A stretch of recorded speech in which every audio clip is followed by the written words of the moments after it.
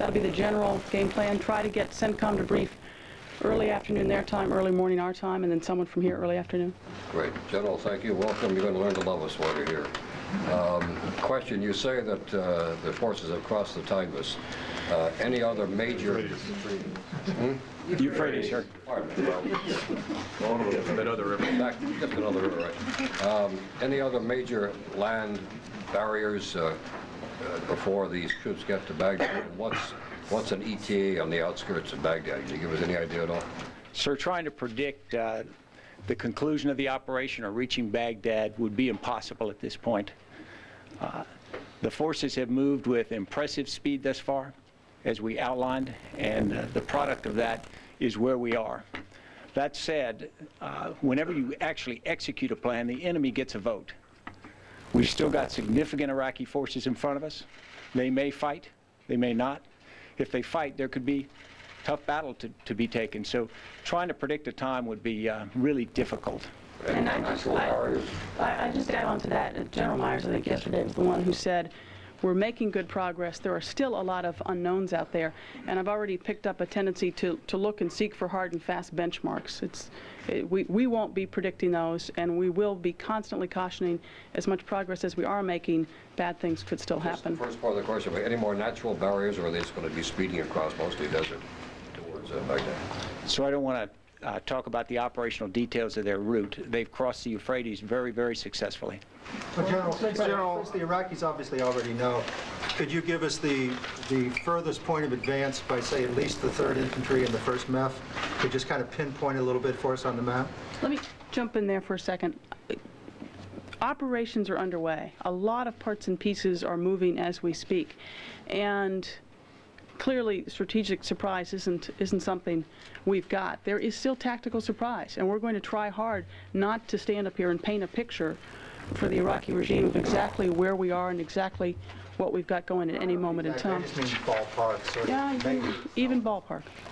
Right. General, you singled out 6 Republican Guard divisions and Special Republican Guard divisions, the most loyal troops, some of those obviously in and around Baghdad. We understand they've been targets, they were on the target list. Is there any assessment on the troops around Baghdad of what you're seeing with that resistance right now? So nothing we can pin down at this point. We're continuing to gather effects of operations to date. If I could follow up, Tori, yesterday Secretary Rumsfeld said that the Iraqi leadership is essentially losing control of the country. Is there more? Can you characterize it further today on command and control, what you're seeing and hearing? It's really more of what he was talking about yesterday. They appear not to have a lot of control over all the parts and pieces you would expect them to. There seems to be confusion in the command and control, and I'll leave it at that. Thelma. All along, Defense Secretary Rumsfeld has, before this ever started, warned that it could take 6 days, 6 weeks, or even 6 months. And this morning in the President's radio address, he had again warned that this could take a long time. I wonder if it's time to remind the American people that this may not be wrapped up any time in the next few days. It could be a considerable period. I wouldn't put a time frame on it because we just don't know. But we've said from the very beginning, even well before the start of military operations, there are a lot of unknowns, there are a lot of bad things that can happen, and we'll take it one day at a time. And the only thing that is of great certainty is what the outcome is, the end of this regime. Tori, regarding the journalists who have been killed, any information that would suggest that they died as a result of U.S. military fire? And are you taking any steps to try to mitigate the risk to journalists who aren't actually embedded with U.S. troops? We've heard several different versions of what may have happened to different sets of reporters, and it's very unclear to us right now what has happened in different places. What is very certain is they are journalists who were not embedded with coalition forces. And as we've warned repeatedly, again, weeks before the start of this operation, it seems like it's stating the obvious, but it is very, very dangerous out there, especially when people are wandering freely between coalition and Iraqi forces. So we have no evidence to suggest what you said. We have lots of evidence to suggest that it is very dangerous out there, and I will say again to news organizations, and I've talked to bureau chiefs today, we really, really urge you to exercise restraint with your journalists that are out there operating freely. But we have no... Has the U.S. military had to go rescue any journalists under fire who were not embedded, and has that resulted in any risk to U.S. troops? We will try to get you more information. I've received some information that U.S. forces may have medevaced one journalist, but we'll try to get you more information as the day goes on. And one last thing about can you bring us up to date on whatever your state of knowledge is on the Iraqi regime, Saddam Hussein or anyone else in control? Do you know where any of those people are? Is there any evidence that anyone is leaving or defecting or making contact with? Don't have information about specific individuals, but I'll repeat what I said before. We continue to see evidence of confusion, of not a real solid grip on the command and control aspects that you would expect at this time. Have you seen any evidence of Saddam Hussein at all? Has he appeared anywhere? Probably heard as many different stories as people in this room have. 5 or 6 different stories, and who knows? Yes. Who knows? General, can I Carl. ask you a question? No, let's go to Carl. Sorry, and General, either one of you, can you tell us how far shock and awe has gone? Is there more shock and awe left? Are we going to see more today? If you don't want to put a specific on it, but is there some left in the barrel there? Yes, sir, there's as much left in the barrel as required. The air campaign has been directed at a number of targets, most importantly at the beginning, the Iraqi command and control capability, the regime leadership, and then weapons of mass destruction and their capability to execute those. And that's tied to command and control as well. It will continue to target additional parts of the force as long as resistance is there, to include Republican Guards and Special Republican Guards, the intelligence. We are waiting to get the feedback on how well that's working, and there's a lag time in that. We are hitting targets effectively and with precision, and pleased with that, but it takes a little while, as Tori just described, to get the feedback on how much we've affected it, because we know they have redundant capabilities in many areas. You should have been able to get some BDA today, though. The skies are pretty clear. You could take a look at it. How successful? Well, sir, we can see whether or not we've hit targets in many cases, and we're still gathering that. But we're running an effects-based campaign that is partially kinetic, partially non-kinetic, partially information operations. And so what we judge effectiveness by is not just whether there's a hole in the roof of a building, but whether or not the function that element did before ceases to be effective. Are we likely to see another show like last evening? So I won't predict the future, but I will say that it will happen as much as required. Tony, can I, the show last night, and the weapons that you outlined... Let me stop you for a second. I know I'm not always as careful with words as I should be. It's not a show. It's not a game. And I just think people should be really, really careful with the words. Right. The campaign we saw in full last night. Show is not my word, by the way. There was a, early on, like over the last month, we've had this mythical 3,000 precision-guided bombs would rain down on Baghdad on the first night. This is the New York Times put that in play. Your math lays out maybe 1,000 weapons at most, if conservatively. Was that the original plan a much greater number, or was this always kind of the state of play, roughly 1,000 or so? Because that set the stage for these expectations of shock, awe, whatever you want to call it. Sir, a couple things. First is, to go back in shock and awe as a concept, the idea is very precise. And some people, I think, misinterpreted shock and awe for a wave of fire and huge destruction. In fact, in an effects-based campaign as this was, we can achieve much shock and awe by hitting just critical points. In fact, a perfect shock and awe would hit as few as possible to create those effects. So the answer is, we believe we are having effect, but it's tough to do that. Whether it will go forward in numbers. Well, then let me just add on one point to that. If you go back to our objectives, our objective very clearly is to break the back of the Iraqi regime while causing as little collateral damage as possible. That's what our objective is. What is so important about the plan is its ability to scale up and scale down. General Franks today mentioned he doesn't think about strategic targets. He thinks about emerging targets. In the long run, might emerging targets, command and control and Iraqi Republican Guard units, might those be more important in the long run than the CNN kind of shock and awe we've been seeing out of Baghdad? It's your fault. I think that's a great question, and it gives an opportunity to discuss flexibility. As we demonstrated the other night, the key to having a very effective effects-based campaign is to be flexible, i.e. not to have a program over day after day that you hit automatically. Instead, what they are doing is seeing what needs to be struck next, either lethally or non-lethally. And so I think that's exactly what you're seeing right now. The role of SOF is the SOF playing the same role it did in Afghanistan? Yeah, no. So the role is different, but the same. They are leveraging combat power. The key role of Special Operating Forces is to take very mature, well-trained people and leverage power, i.e. it's not desirable that they get in direct firefights themselves, but instead they use air, they work with coalition allies, they use information, and a small force has a disproportionate effect on the battlefield. And that's what we're having right now. Pam. Could you, on the map that you showed us, you identified the airfields H2 and H3 and showed special forces near them. Are they in control of both of those airfields? Could you describe for us what that green line is, what that represents? Could you talk to us a little bit about the fighting in Basra? Could you tell us about scud hunting? And could you talk to us about non-lethal weapons? And now I'm done, and I'll remind you as you go through. The non-lethal weapons. My mind is like one of those old computers. They can only take a certain amount. The airfields out in the west, there are H1, 2, 3, and 4, and they stretch into Jordan. I won't comment on what you're under our control now. Clearly, we have Special Operating Forces in the west. You said there was one as of yesterday. Has that number grown? I won't discuss. There are still forces operating, and I think we put them at risk if we talk too much about exactly what they're doing.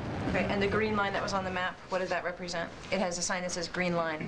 That is the line between the Kurdish control part of northern Iraq and the remainder of Iraq. And I'm sorry, the scud hunting, how's that going? Or have we seen scuds launching, or are we finding scuds? Well, we've seen no scuds launching, and that was what I was involved in during the 1991 war, and it was a combination of ground forces and air suppression over, and then, of course, intelligence. We're doing a different job of it this time, but so far there have been no scuds launched, which is very positive to date. You don't any evidence of that? Basra and So you've got 2.5. But everybody's interested. Go ahead, you can ask her question. Can you talk to us about the strategy of dealing with a large city like Basra and then basically sealing it off once you have destroyed the organized force and then moving rapidly beyond? Same strategy today in al-Nasiriyah. The risk that you take of having potentially a hostile city behind you, several of them, as you stretch out your lines of communication and resupply. High-risk strategy? It depends upon the situation, sir, and I'd let General Franks characterize it in each case. Clearly, we try to avoid combat in cities because of the effect on civilians and potential damage to infrastructure as well. In cases where we can bypass or isolate and continue the operation forward and hope then that that element or that location falls without pitched combat, I think that's in everyone's best interest.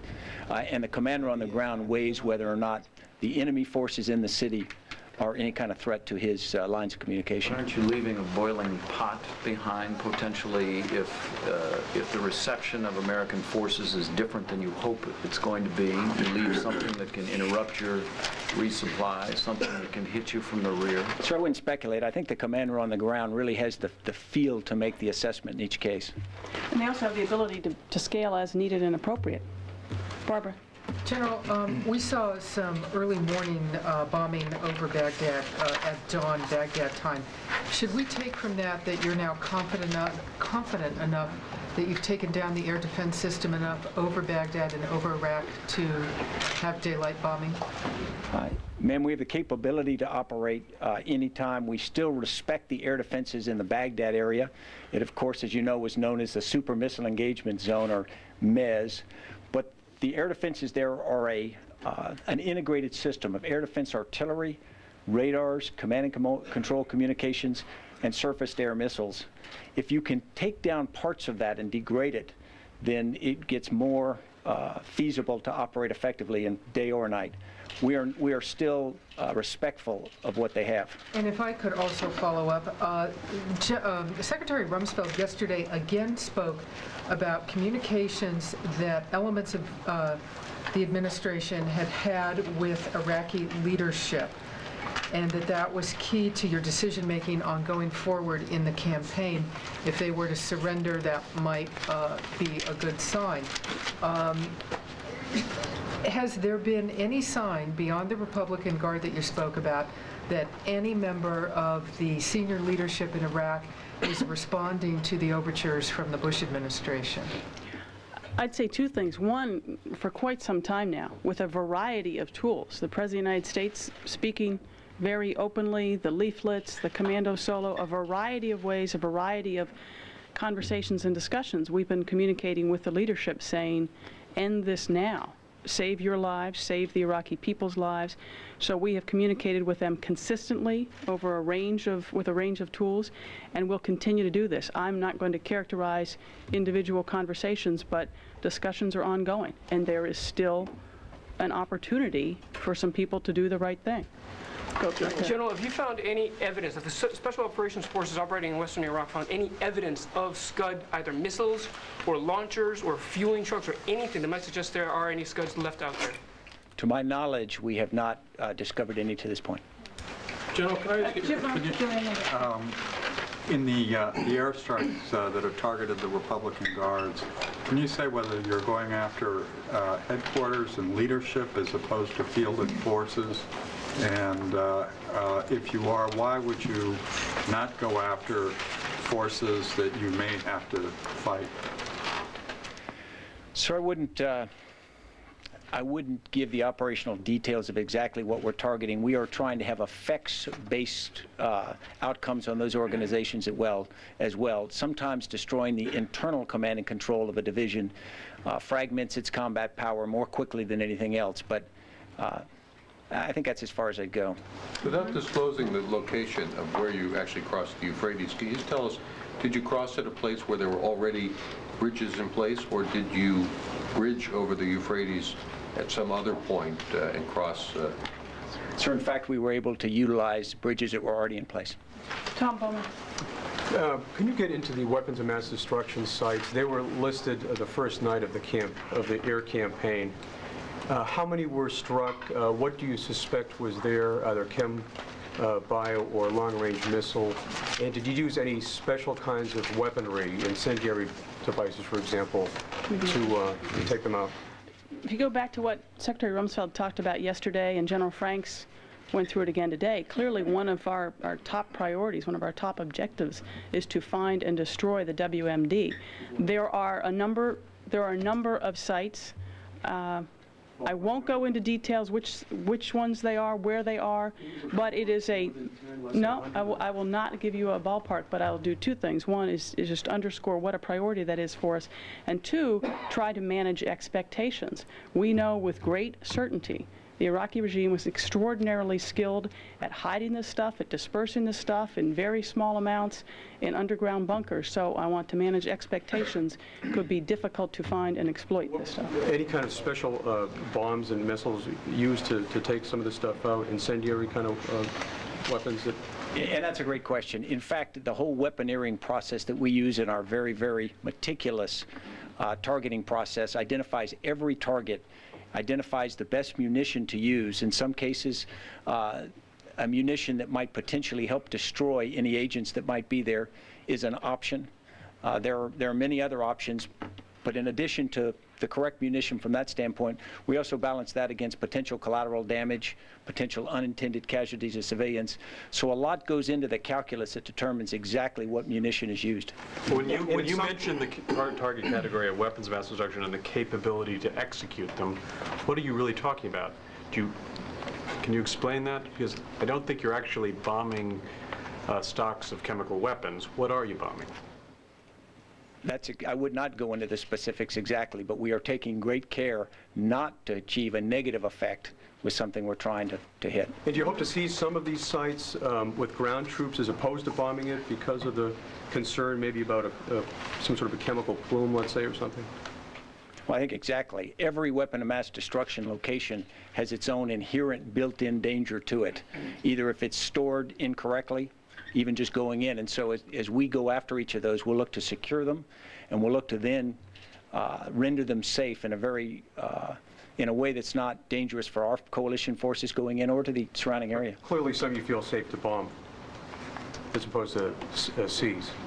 I won't identify which we might feel safe to bomb and which we wouldn't. The Iraqis have set trenches full of oil on fire all around the city today, which is a traditional way that the Russians have tried to create some sort of primitive air defense.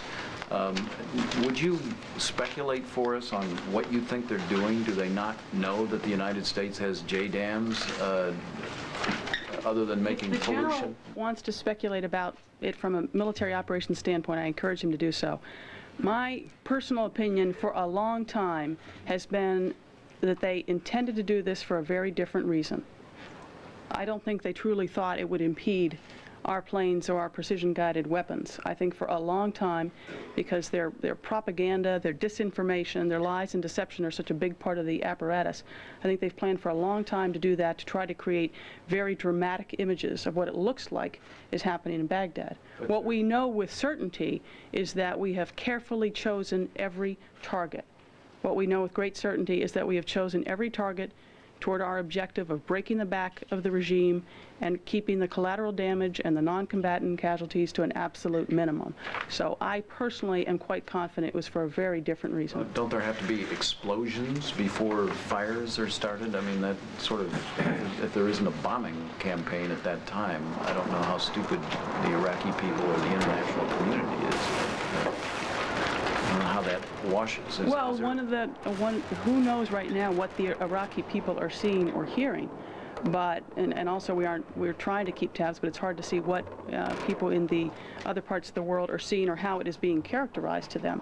But the images in and of themselves can be dramatic. We're trying very hard to explain to people how careful the targeting process was, how we tried to hit certain targets with certain purpose, how we were not doing those things. The very placement of some of these trenches gives you an indication of what they were thinking.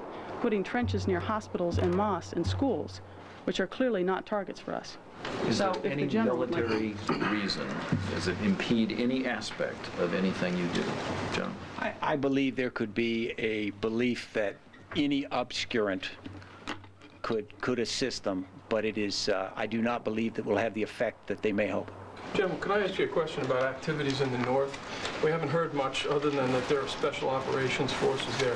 Can you tell us whether the oil fields in the north have been secured, and also any details that you might have on the raids against the terrorist camps up there? At this point, we continue to have special operating forces in the north. In fact, there was a strike as part of last night's operation against the facility that you've written about before, Kerma. We are still gathering battle damage assessment from that. In regards to the oil field, that is not yet in coalition hands. Have there been any sabotage there like we've seen in the south? Not seen evidence of it yet. Let's go over here. General, you said that the troops were making good progress, but by the evidence of the names that were read at the beginning of this press briefing, clearly it's not a complete rollover. Can you give us any idea where the coalition forces are meeting the most resistance, and can you give us any details of what the fighting has been like?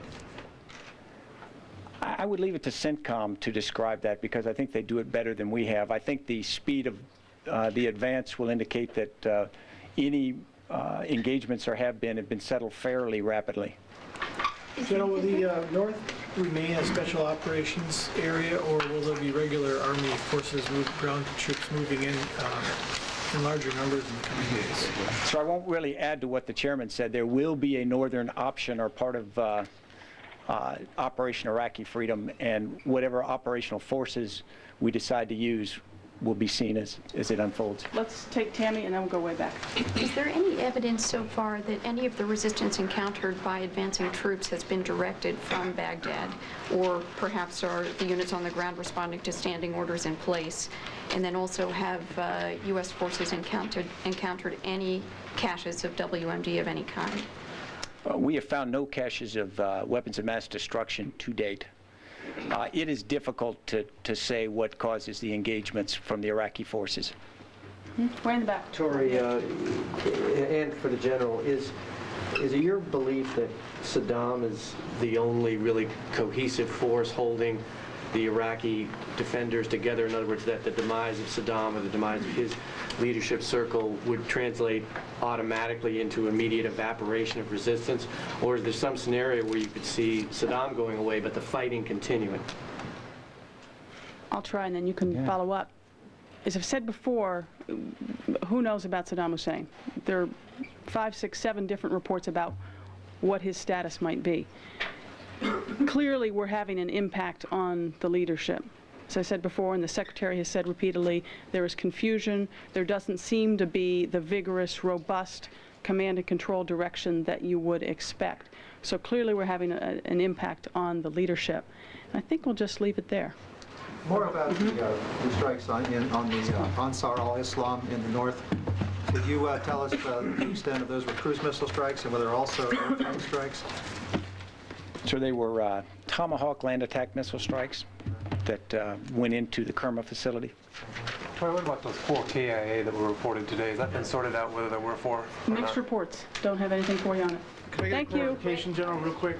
You said, were Special Operations Forces on the ground used to laze targets in any of these strikes? I don't think he said. Do you have any evidence of Tomahawks went into Iran? in Iran? We've been listening to General David McChrystal on the staff of the Joint Chiefs of Staff, and also Tory Clark, who of course is Assistant Secretary of Defense for Public Affairs, answering reporters' questions at the Pentagon. Bottom line here, only thing certain out of this conflict is the outcome. What they're saying is that we can't tell you how long it's going to last. They were unable to give us a number of operational details that, of course, reporters were asking about. I want to quickly turn to retired Army General David Grange. David, I know you were listening too, and I want to ask you what you picked up on. But one thing I do want to pinpoint as I turn to you, and that is this comment by General McChrystal that the success is going to be measured by the effects and not necessarily by how many targets are hit. Yeah, what he's referring to, Ranger McChrystal is referring to effects-based operations. What that means is that you don't have to have bomb damage assessment. In other words, a kinetic item went in and blew up a building or a tank. In other words, you may affect the capabilities of an enemy target through information warfare, psychological actions as an example. And what it means is that you attack not only the physical domain of the enemy, but you attack the organizational domain, which means you sever the command and control. And it also means you attack the moral domain, fear, sense of hopelessness, that you're surrounded, that you should give up. That's what he's talking about in effects-based. What did you hear that, that advanced your understanding of what's going on over there? And just quickly, a reference to when Tory Clark said, we don't have strategic surprise, that element, but we do want to preserve any tactical surprise that we can. Right. There's 3 levels of surprise. You have strategic, which means that we're in war and react, and it's the big picture globally. And they know we have so many forces over there, and there's so many ships in the sea, at the sea, and we are firing these missiles, and it's really kind of the stuff that we're watching on television. Operational surprise is more of some of General Franks's what he puts out in the theater to employ special operating forces or airstrikes or ground fighting. And then tactical surprises within the units themselves, like the 3rd Infantry Division got across the Euphrates River. They announced that after it happened, so the Iraqis couldn't oppose the river crossing. That would be tactical surprise. All right, retired Army General David Grange, who's been consultant to CNN throughout Operation Iraqi Freedom. As I turn to my colleague Wolf Blitzer in Kuwait. Wolf, I would just take note that Tory Clark began by telling us about the deaths of some journalists in Iraq, and she made a point of saying they're not embedded with U.S. or British military units, but she gave a very clear warning about how dangerous it is to be out there.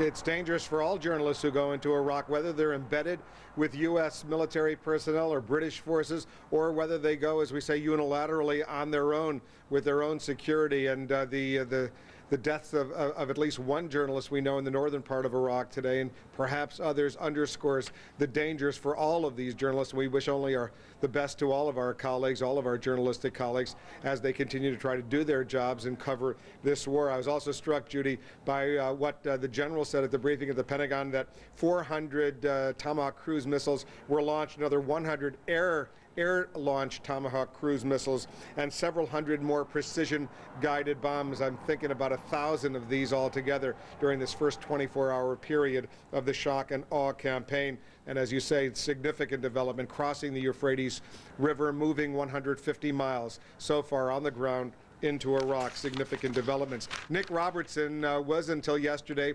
in Baghdad covering this story so excellently for all of us, for all of our viewers around the world. He's now been expelled together with his team from Baghdad. They drove long into Jordan. Nick is joining us now live from Amman, Jordan, the capital there. Nick, first of all, tell us your impressions now as you see what's going on 24 hours into this air campaign.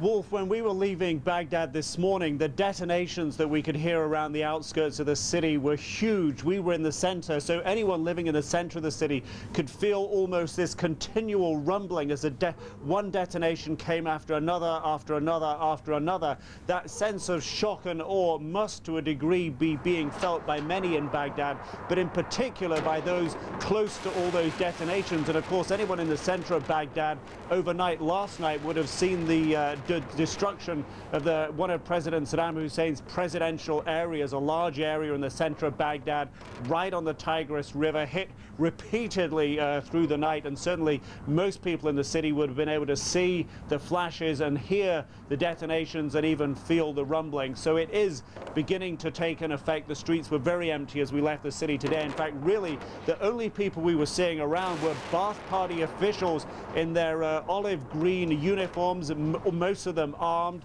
loitering somewhat menacingly on the street corners of the city. They had small bunkers built. Some of the people manning those bunkers appeared to be as young as 16 or 17 years old. But what we noticed, Wolf, the further away we got from Baghdad, the further away we got from the capital, we saw fewer and fewer and fewer military forces until really within perhaps 100 miles of Baghdad, virtually no military forces to be seen whatsoever. A real indication here, perhaps, Wolf, that Baghdad is exactly what Iraqi officials are concentrating on holding, and appear prepared at least to cede relatively easily those areas outside of the capital, Wolf. You were in Baghdad last night, 9 p.m. local time, when the shock and awe airstrikes began. Give our viewers a sense of what it was like to be one of among 5 million people to go through that ordeal. Wolf, I suspect that I was lucky in as much I had a good reason to believe I was in a location that wasn't targeted, and because I understand the nature of these weapons, I had good reason to believe that 99% or a high percentage of the time they would be accurate, and therefore I could watch it without feeling a huge sense of personal danger. I have not witnessed anything on this scale before. The multiple detonations, it almost, to be honest, Wolf, it had an Armageddon-like feel to it, albeit in a limited area. Multiple flashes, detonations that you could impacted your body, that blew the windows open, that blew the plaster off the walls of the room that I was in.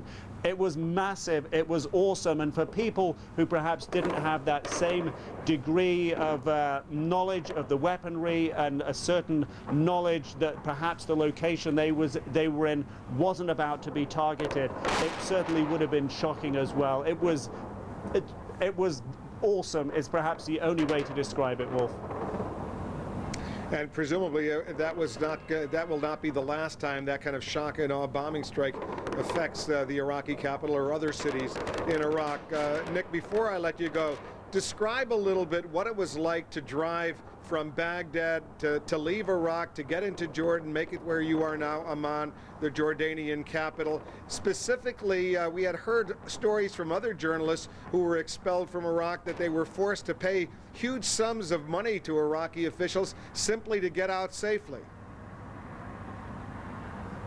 What happens at the border with between Jordan and Iraq is on the Iraqi side there's a customs facility and they search your bags and belongings, and they have very strict foreign currency regulations. So if you try and leave the country with currency that you haven't declared going in, and some people don't do that, then you're in violation of laws. Now normally the searching isn't very strict, and certainly for the other journalists preceding us, they were searched very strictly, even sent back to Baghdad to appear in court, paying astronomical sums to be released from court and leave the country.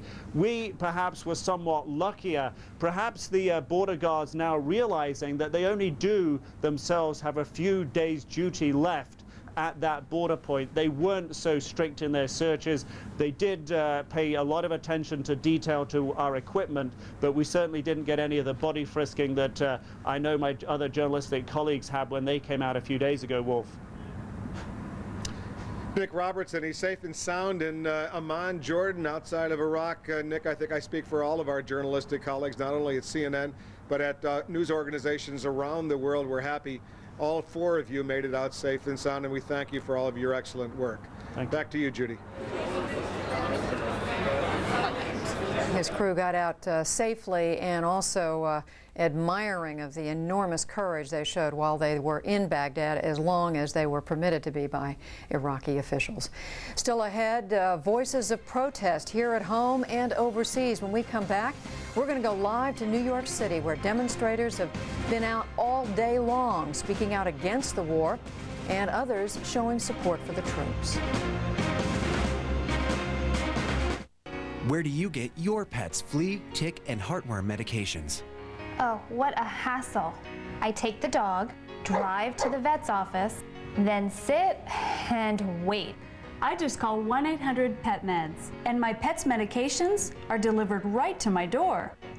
Wow, I paid a lot at the vet's office. And I paid a lot less. 1-800-PET-MEDS guarantees the lowest price on all your pet's medications. Order online or call now.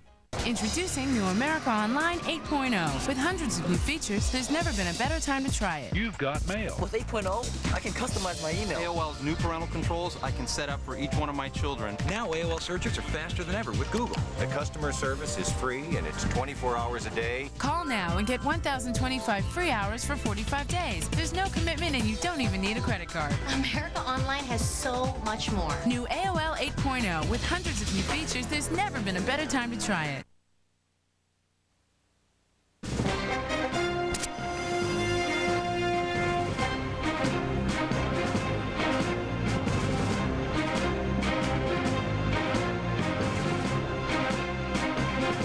As we watch these live pictures from Baghdad, the middle of the night, early morning over there, we want to tell you that the war on Iraq is sending protesters around the world into the streets this weekend. Tens of thousands of them turned out today for a massive demonstration in Britain's capital, London.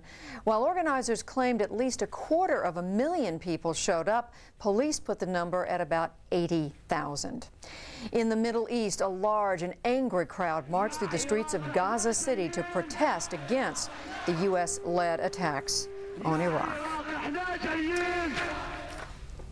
Here in the United States, meantime, demonstrators turned out today in big cities and some small ones. The biggest demonstration of all, though, in New York City, over 100. Police said maybe 200,000 people turning out. Our Maria Hinojosa has been out all day long with the crowd. You can see from this overhead shot. Maria, I don't believe you have access to it, but we're showing our viewers from the helicopter view that shows an enormous group of people. Well, Judy, the organizers here are saying that this crowd is anywhere from 200 to 300,000 strong. The police are saying it's well over 100,000, but certainly tens of thousands of people have come out to the streets of New York to say that they do not support this war in one bit. Their main focus now, they say, is to try to stop the war, to bring the troops home. Now, it was a very orderly demonstration coming down Broadway, but when they came here to Washington Square Park, it began to really just descend into some complications. Now, this is a very large crowd. They were being allowed to go around Washington Square Park for quite a while. But then, soon, began a confrontation with the police, where the police suddenly brought out a van, and we have someone here. Her name is Dana Walters. You saw what was happening, Dana. Take us to the scene. What happened? The police were pushing thousands of marchers this way with backup vehicles, vans, and buses full of police and riot gear. The marchers were being directed back towards them by another set of police that were blocking access to the subway. There was a confrontation. The marchers were chanting, the whole world is watching, and whose streets, our streets. And this woman stepped up to confront the police, to ask why we were being pushed in opposite directions. Okay, now Harriet. Actually, I didn't ask them anything. All I did was stand there, and then we started a chant that peace is for your children too. And they were standing there abreast with their plastic handcuffs. Each of them had their plastic handcuffs and the face shields up and down. And I don't know, I figured I moved toward them because I figured, what are they going to do with an old white-haired lady? So what happened at that moment? Facing them, they stopped, and I didn't know exactly that they stopped when I faced them, but later people were thanking me, so I was a little surprised. Harriet, you're 75 years old. Why are you taking to the streets, even though the war is well underway? It's not a war that's underway, it's a massacre that's underway. It's an invasion that's underway. And the oil companies are going, they've already given out contracts for the reconstruction to American countries like Halliburton. I heard that this morning. Harriet, do you think that the politicians in Washington will be moved by the tens of thousands of people that have come out to the streets here in New York and in other cities around the world? King Bush, the resident of the White House, says he doesn't listen to anybody. And it's true, he may not. But we've got to keep coming out.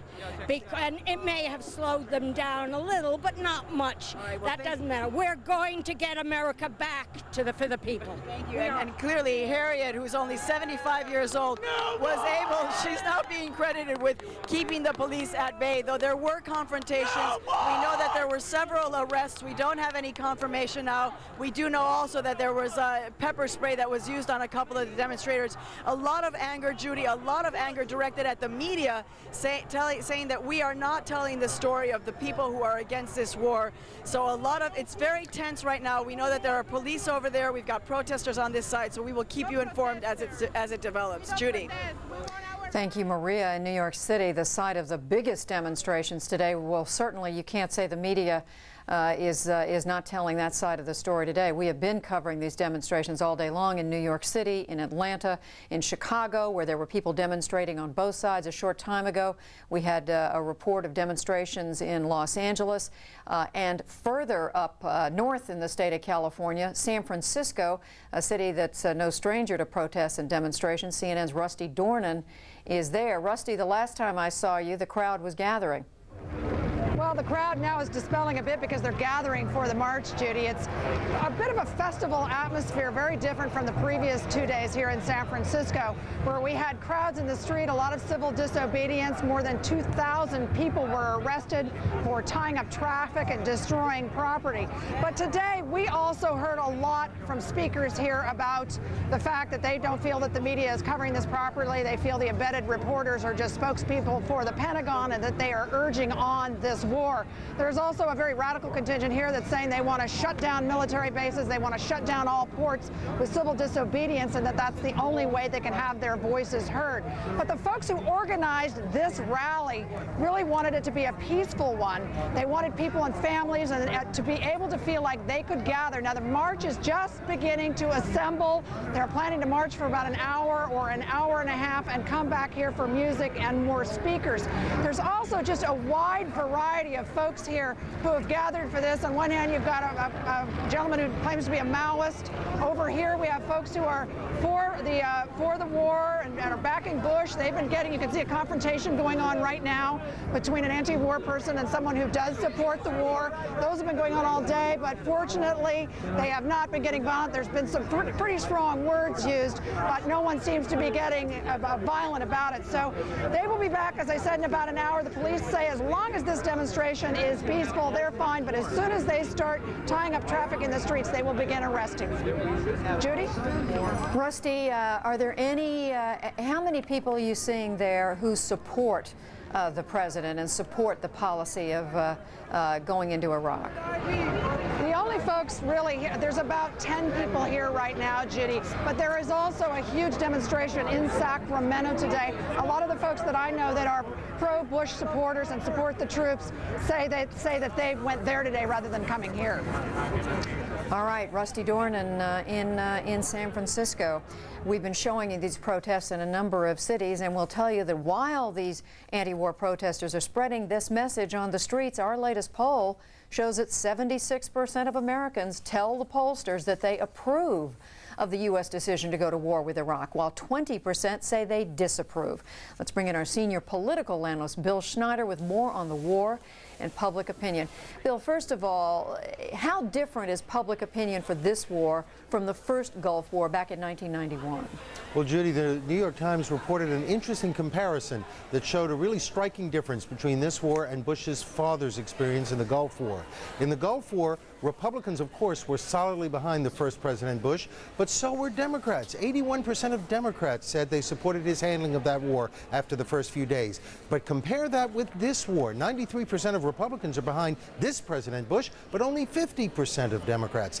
That is an immense partisan difference. We did not see partisan differences that big until several years into the Vietnam War. Politically, I think it's fair to say this is President Bush's war. Bill, what do you think explains the difference? Well, President Bush, he is very unpopular with Democrats, and a lot of Democrats, see this as a politically concocted war. They don't understand the argument for it. They don't see the Iraqi threat. Most Americans believe that what's driving this war is 9/11. But a lot of Democrats say, wait a minute, we don't see any connection between Iraq and 9/11, and we don't see any threat from Iraq.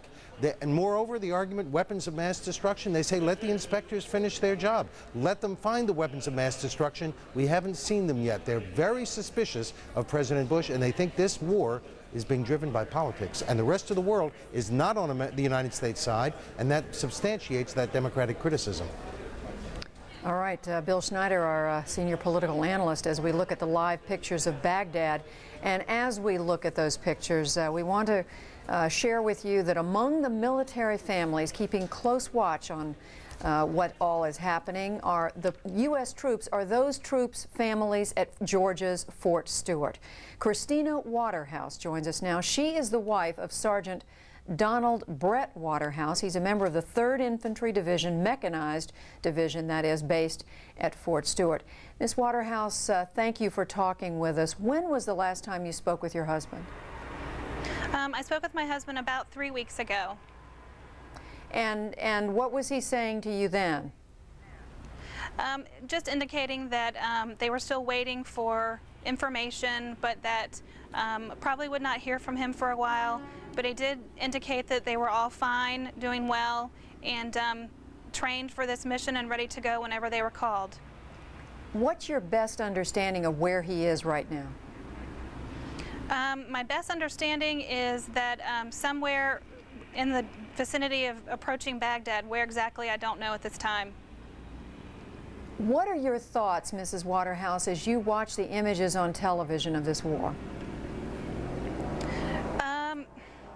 I have mixed feelings, really. I know that it's wonderful. My husband was also a veteran of the Gulf War, the previous Gulf War, and just the media coverage is, great because we can really keep an eye on where they are and how things are happening. But then on the flip side of that, I have, sort of mixed emotions, as I said, because if there is, heaven forbid, an accident, the likelihood of anyone from casualty assistance getting to that family member first are, really slim. So it's a tough situation. How do you feel about this war yourself? You're watching pictures today, I assume, of many Americans protesting the war. They say they support the troops, but they disagree with the war. What do you think? Again, I'm a military wife of 11 years. I support the military, my husband, of course, and I just want to reiterate that they're well trained, ready to do their mission, and just want them to come home safe. Well, that sentiment is one shared by all of us. Christina Waterhouse, whose husband, Staff Sergeant Donald Brett Waterhouse, is with the 3rd Infantry Division, 3rd Infantry Mechanized Division, based at Fort Stewart, Georgia. Mrs. Waterhouse, thank you very much for talking with us. Thank you. All of the men and women in uniform in Iraq and in the entire region are in our thoughts. That wraps up our coverage this hour. Wolf Blitzer straight ahead with more from Kuwait and around the world. I'm Judy Woodruff in Washington. We'll be right back with more live coverage.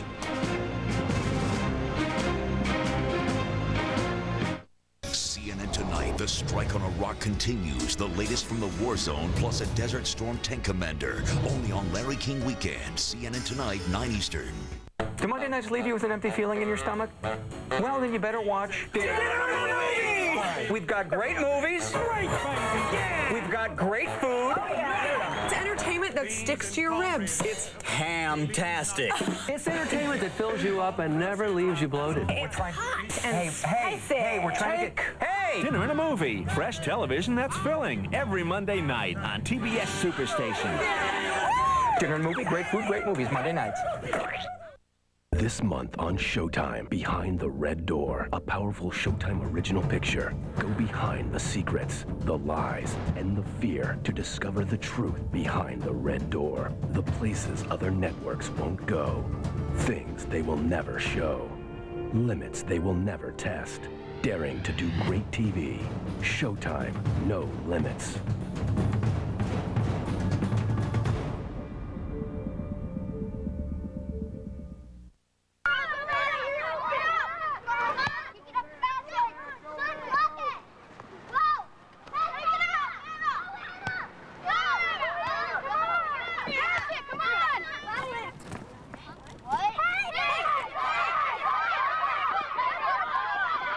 If you're not helping after-school programs, you're really helping to take them away.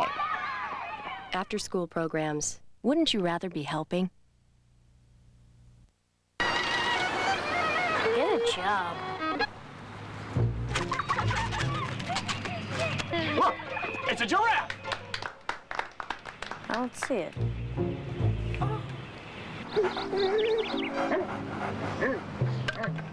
The less art kids get, the more it shows. Are yours getting enough? Art. Ask for more. AmericansForTheArts.org. Demolish abandoned Iraqi military vehicles and munitions. This is Baghdad right now. It's a little past 1 a.m. Sunday morning. Fires continue to fill the skies with smoky haze, as you can see there.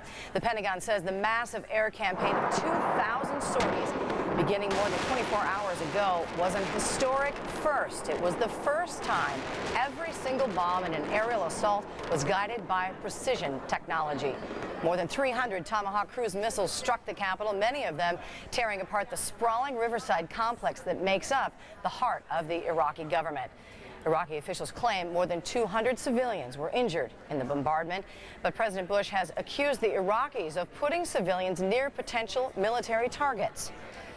These are casualties from a U.S. air assault on an encampment in northern Iraq. The Pentagon and northern Iraqi Kurds say the camp was an extremist Muslim terror group with ties to al-Qaeda. A suicide bombing near an Iraqi checkpoint claimed the lives of an Australian journalist and 3 Kurdish soldiers. New polls show a majority of Americans now approve of President Bush's decision to go to war. But this rally in Chicago in support of the military efforts was not a typical one. Most of today's protests, like this one in New York, were overwhelmingly against the war, involving minor skirmishes with police along the edges. Protesters in the Capitol gathered near the White House and clogged local traffic. And in Atlanta, about 1,000 protesters marched to CNN's headquarters protesting the war and what they called CNN's glorification of it. Those are the headlines making news at this hour. You're watching CNN, the most trusted name in news. Now back to our coverage of strike on Iraq. Wolf Blitzer reports. That city, with correspondents from around the world. Strike on Iraq with Wolf Blitzer starts now. Dramatic scenes at home and abroad. Crowds of angry demonstrators turned chaotic in the United States and overseas. Our CNN crews captured drama on tape. Here's a live picture of Baghdad, where air raid sirens have been sounding off all night long. And here, live in Kuwait City, citizens heard their share of sirens earlier today. It's now 1 a.m. in this part of the Persian Gulf. Hello, I'm Wolf Blitzer reporting tonight live from Kuwait City. The war raged on in Iraq today, resulting in stunning scenes of battle along several fronts. A day after Baghdad was rocked by the Pentagon's so-called shock and awe assault, air raid sirens sounded again and thick clouds of smoke rose over the capital. Some of it may have come from oil-filled trenches set ablaze by Iraqis in an effort to hinder U.S. airstrikes. U.S. Marines called in Cobra attack helicopters as they battled Iraqi forces near the southern city of Basra. Demolition teams used tow missiles to blow up abandoned Iraqi tanks and other armored vehicles buried in earthworks. While some oil wells were left in flames, U.S. and British forces have gained control of oil fields in southern Iraq and the nearby port of Qasr. Before we go on, let's take a quick look at the big picture.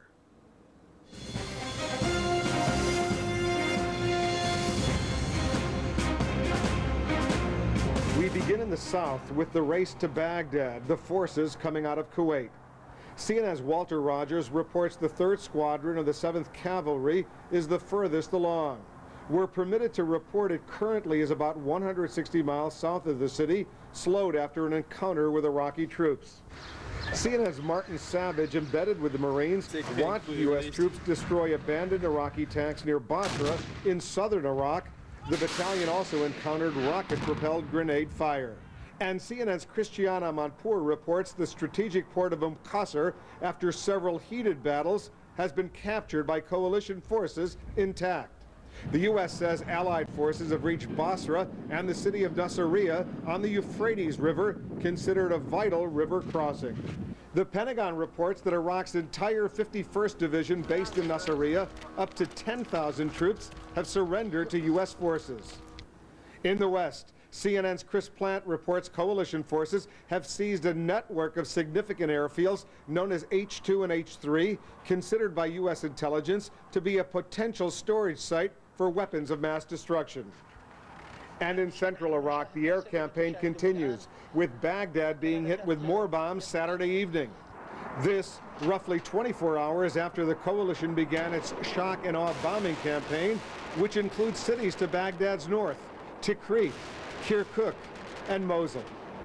In all, the U.S. says it has flown more than 2,000 sorties, half of which were strikes by sea and air-launched cruise missiles. The punishing U.S.-led air attacks on Baghdad have reduced many of Saddam Hussein's showcase palaces and key government buildings to rubble. U.S. military officials say there have been 2,000 sorties flown since the start of this shock and awe campaign. Key targets include palaces that U.S. officials say are military command centers. Iraqi residents describe the bombing campaign as simply terrifying. Thick clouds of black smoke are rising over the city of some 5 million people. There also are reports Iraqis may have started some fires to confuse Allied warplanes. The Iraqi government says more than 200 civilians were wounded in yesterday's bombing raids. American officials say they still do not know if Saddam Hussein is alive or dead.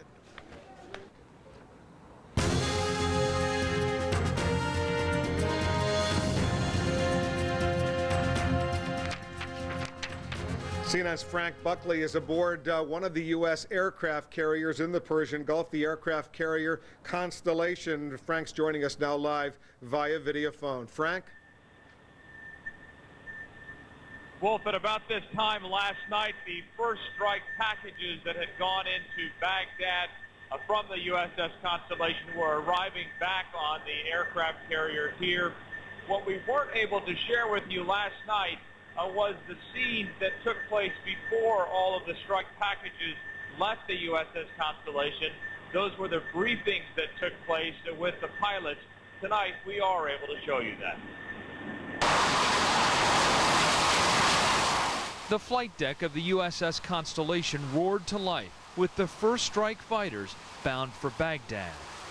We are the Oscar Bravo Sierra package. Earlier, a briefing, embedded journalists getting a front row seat to a moment in history. Some of you have already flown once or twice, but this is the package now that's going to be going downtown here, and it's kind of a once-in-a-lifetime opportunity here, gentlemen. I don't think that any of us will ever step away from this and not remember this particular day. Ordnance from strike fighters and Tomahawk cruise missiles rained into Baghdad.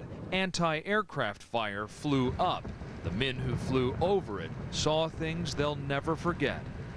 Just continuous, constant explosions going off all over the place. You saw the AAA coming up.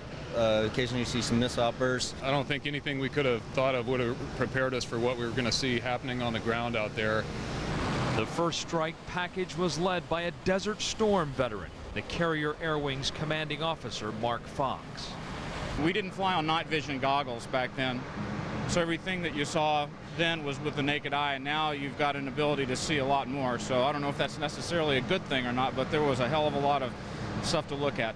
Mike Herbert remembers watching missiles like this one crash into targets on TV during Desert Storm. He was only a teenager. And to actually do that myself for the first time, when I remember in high school seeing it on TV, on being able to see that, now to actually do it, it's a whole different world. And in addition to the airstrikes that came from carrier-based aircraft and land-based aircraft, there were also Tomahawk cruise missile launches that came from U.S. Navy warships. We are told by Rear Admiral Barry Costello, the Constellation Battle Group commander, that of the 30-plus ships and submarines in this theater that are capable of launching Tomahawks, all of them launched Tomahawks last night. Wolf? Part of about 400 or so Tomahawk cruise missiles that were launched. Before I let you go, Frank, what's the scene right now? How much activity is there on the USS Constellation in terms of planes, warplanes taking off and landing? Well, as you noted earlier, Wolf, air operations are continuing into Iraq. They are also continuing off of other aircraft carriers, and here aboard the Constellation, there have been air operations. They are continuing. It's 1 o'clock in the morning, and we expect that at some point aircraft will be taking off and landing. You can probably hear the jets behind me. So the level of activity is pretty intense at various times, other times quiet. So yes, their airplanes are taking off and landing on this aircraft carrier tonight. All right, Frank Buckley, he's aboard the USS Constellation, one of 5 U.S. aircraft carriers participating in this war against Saddam Hussein and the Iraqi regime. Let's go to CNN's Gary Tuckman now. He's embedded with the U.S. Air Force at a base in the Persian Gulf region. He's joining us now live via video phone. Gary? Well, Wolf, the bombs that will be falling in Iraq in a very short time period are about to leave here. This air base where we are right now, on the border of Iraq. We can't tell you the exact locations because of the rules set up by the Pentagon for embedded journalists, but we can tell you that this is a very busy air base where planes are continuously taking off to go to Iraq. Behind me, the A-10 attack plane, it's known as the Warthog, partly named the Warthog because it's a rather ugly plane, but it's solidly built. It can survive direct hits from armor-piercing explosives and projectiles. This plane is used to provide air support for the ground troops in Iraq. They have bombs and missiles. They drop them if necessary. They don't always drop them. But there are other aircraft here, the F-16. They are the fighters that always drop the bombs and missiles. The F-16s are the aircraft that were used the most during the 1991 Gulf War. We want to give you a look at one plane that has just come in, from Iraq.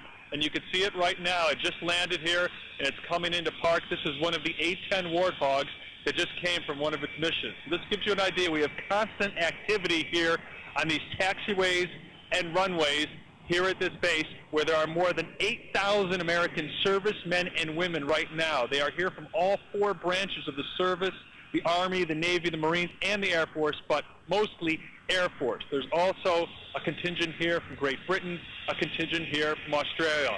You can see one of the planes taking off right now also. You can just see it's 1 in the morning here, 1:11. Activity on the runways and the taxiways here at this air base. A short time ago, we talked with the pilot of an A-10 attack Warthog who just completed a mission to Iraq a short time ago. I was sent to a particular location in Iraq near the city of Nasiriyah and worked with many other airplanes, A-10 Thunderbolts, and ground troops. And our number one job is to keep our ground troops safe that are on the ground and make sure that their way is clear as they move forward. What kind of ammunition do you carry? What armaments? What kind of bombs and missiles? The A-10 is built around a 7-barrel Gatling gun. It carries 30-millimeter bullets. We carry almost any flavor of bombs you can imagine, and infrared and electro-optical Mavericks. On this mission, you don't always use them. Did you use them on this mission? On most missions we don't, but on this mission I cleaned off the jet, so to speak. We found a military compound that had not surrendered, and after 30 to 40 minutes of very significant delays to ensure that there was no collateral damage and that the target was positively identified, there were no friendlies or any non-combatants in the area, we were given permission to engage and destroy. Colonel Webb is from Boise, Idaho. He also told us that he had audio evidence in his cockpit that an Iraqi missile was fired in his direction. He took measures to avoid that missile. He acknowledged to us he was scared. He also told us he would have another mission tomorrow. Wolf, back to you. All right, Gary Tuckman, he's at an air base near Iraq here in the Persian Gulf. Let's move on. We have reporters covering this story around the world, certainly around all parts of Iraq. CNN's Ben Wiedemann is in the Kurdish-controlled northern part of Iraq. He's joining us now via video phone as well. I understand, Ben, there's been some significant U.S. military activity in the northern part of Iraq earlier today. That's correct, Wolf. Actually, just about an hour ago, we were watching as tracer fire was coming up from the direction of Mosul, which is about 28 miles from here. In fact, I think I'm hearing some thuds as well. Just a little while ago, we also saw flashes from just north of Mosul as well. So that city once more coming under bombardment by coalition airplanes. We also are hearing reports that Kirkuk, another major northern city, was also under fire. Now, according to Kurdish intelligence sources, and of course the Kurdish groups have their own spies in the northern cities, several targets were hit earlier in Mosul. Oh, I'm hearing an airplane also overhead as well. The targets hit in Mosul include a palace belonging to Iraqi President Saddam Hussein, a major army barracks, as well as the headquarters of military intelligence. Now, in other action in northern Iraq today, apparently a good number of cruise missiles were hit the area that is currently occupied by the fundamentalist group Ansar al-Islam, that area near the Iranian border. Apparently there were some casualties there, and among the casualties was a journalist, an Australian cameraman, who was killed not as a result of those cruise missile attacks, but rather in a suicide bombing at a checkpoint where the journalists were waiting to talk to people who were fleeing the area that was hit by those cruise missiles. Apparently one taxi was rigged with explosives, and when it reached the Kurdish checkpoint there, it blew up, killed this Australian cameraman, in addition to 3 Kurdish soldiers and a Kurdish civilian. Wolf? This group Ansar al-Islam, a lot of our viewers have heard about it. They know it's loosely aligned with Al-Qaeda, but give our viewers a sense specifically what their goal is. Just to tell you, we're hearing some planes overhead and more thumps in the background, so it would appear more bombs falling in the area of Mosul. Now, as far as Ansar al-Islam goes, it's basically, it's a breakaway from a Kurdish Islamic party. It holds ideals very much along the lines of the Taliban in Afghanistan. They have had links, also alleged links to Al-Qaeda, the terrorist network of Osama bin Laden, and the United States has repeatedly made indications that they would be involved. They would also be hitting Ansar al-Islam when they began their military campaign against Iraq as well. And we've heard from Kurdish officials that they intend to also be involved in a ground offensive, that is the Kurdish groups, against Ansar al-Islam as soon as the bombing campaign was to begin. Wolf? Ben Wiedemann, he's in northern Iraq, not far from Mosul, where there seems to be heavy U.S. bombardment unfolding even as he's delivering his report. Ben Wiedemann, stay safe over there. We'll be getting back to you, of course, throughout the night. Two British Royal Navy Sea King helicopters collided today over the Persian Gulf, killing all 7 crew members. The helicopters involved in the accident were like the one in this picture. The victims included 6 Britons and 1 American. It's tragically that the aircraft hit each other. They were over the sea at the time, and I can say that it was not as the result of enemy action. The collision of the 2 British helicopters happened before dawn today. Meanwhile, the Pentagon has identified the 2 Marines killed in combat in Iraq yesterday. They are Second Lieutenant Thurell Childers of Harrison, Mississippi, and Lance Corporal Jose Gutierrez of Los Angeles. The number of reported U.S. combat deaths stands at 6. There have been 19 accidental deaths in Operation Iraqi Freedom, resulting from 2 helicopter crashes. 14 of the dead were British and 5 were American. Among them, Marines Major Jay Aubin, Captain Ryan Beaupere, Corporal Brian Kennedy, and Staff Sergeant Kendall Watersby. The fathers of 2 of the Marines are sharing some of their grief. One questioned the helicopter that was involved. He was flying a 30-year-old helicopter, and they've been grounded many, many times. And it was maintenance that killed him. It wasn't his flying or the other boys flying. And I feel bad for all the others that got killed in the helicopter. It's just... George Bush, take a good look at this, man, because you took my only son away from me.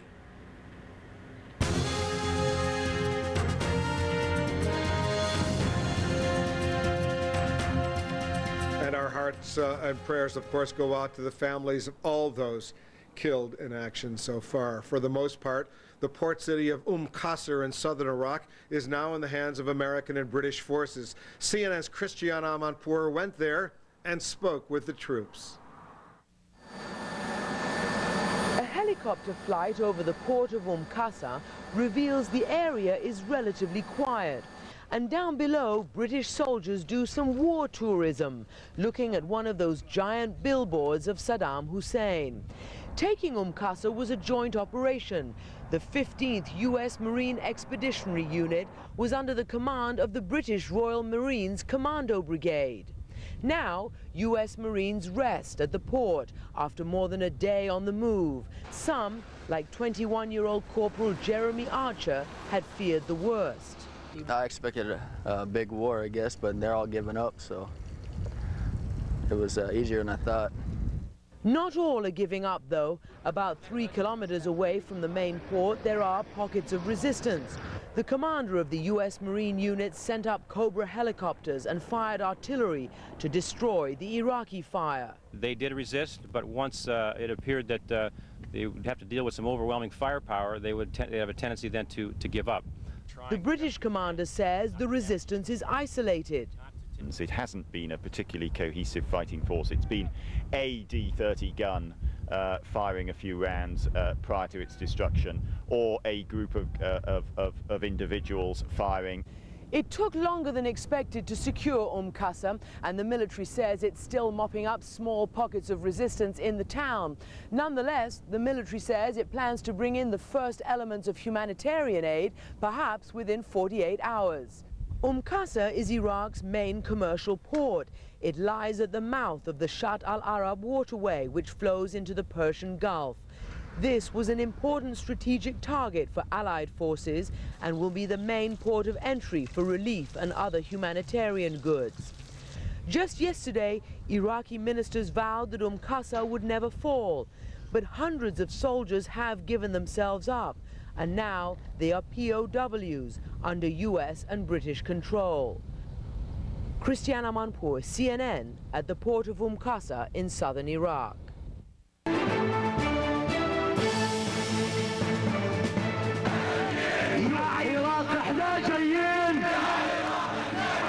Thousands of Palestinians marched in Gaza to protest the strike on Iraq. Some called on Iraq to attack Israel. Protesters scuffled with police outside the U.S. Embassy in Manama. Manama is the capital of Bahrain, where the U.S. Fifth Fleet is based. In northwestern Africa, Mauritian protesters chanted "Bush is a butcher." Police dispersed them with tear gas. Thousands of Muslims staged marches in India. The Indian government had supported a peaceful resolution to the Iraqi conflict, but it's resisting pressure to condemn America. In New Zealand, thousands of protesters marched on the U.S. Embassy. They also demonstrated outside the mission of Australia, which has some 2,000 troops in the Gulf.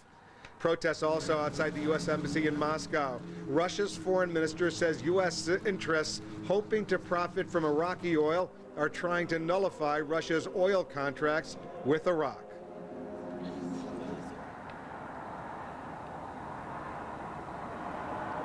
Thousands of people, both for and against the war, are taking to the streets across the United States. We're taking you live to 3 major demonstrations. Maria Hinojosa is in New York. Rusty Dornan is in San Francisco, and in Chicago, our bureau chief there, Jeff Flock. We begin with Maria in New York. Maria? Well, this started as a demonstration, really a march that began in Midtown Manhattan that was very calm, very peaceful. Of course, organizers and police are having different opinions on the numbers of people out here. The organizers, some are saying well over 250,000. I have heard a lot of people coming up and saying that they have heard 1 million. But the police are saying that they will concede that it is well over 100,000. Now, it was a very calm and peaceful march. A lot of family members. The march was really led off by a group called September 11th Families for Peaceful Tomorrows. These are all people who lost their families on September 11th. They were heading off the march, and behind them the children's contingent, and behind them the religious contingent.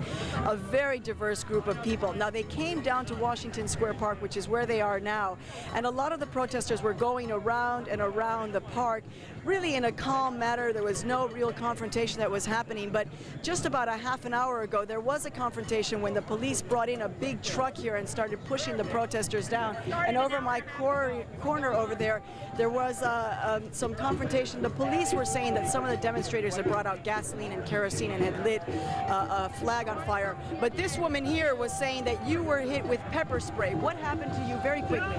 I was holding my brother's arm so we didn't lose each other. We were both sprayed directly in the face by cops, and I pulled this over my face, but this thing I had on my head over my face, but it got in my eyes, and then these medics came and cleaned it out of my face.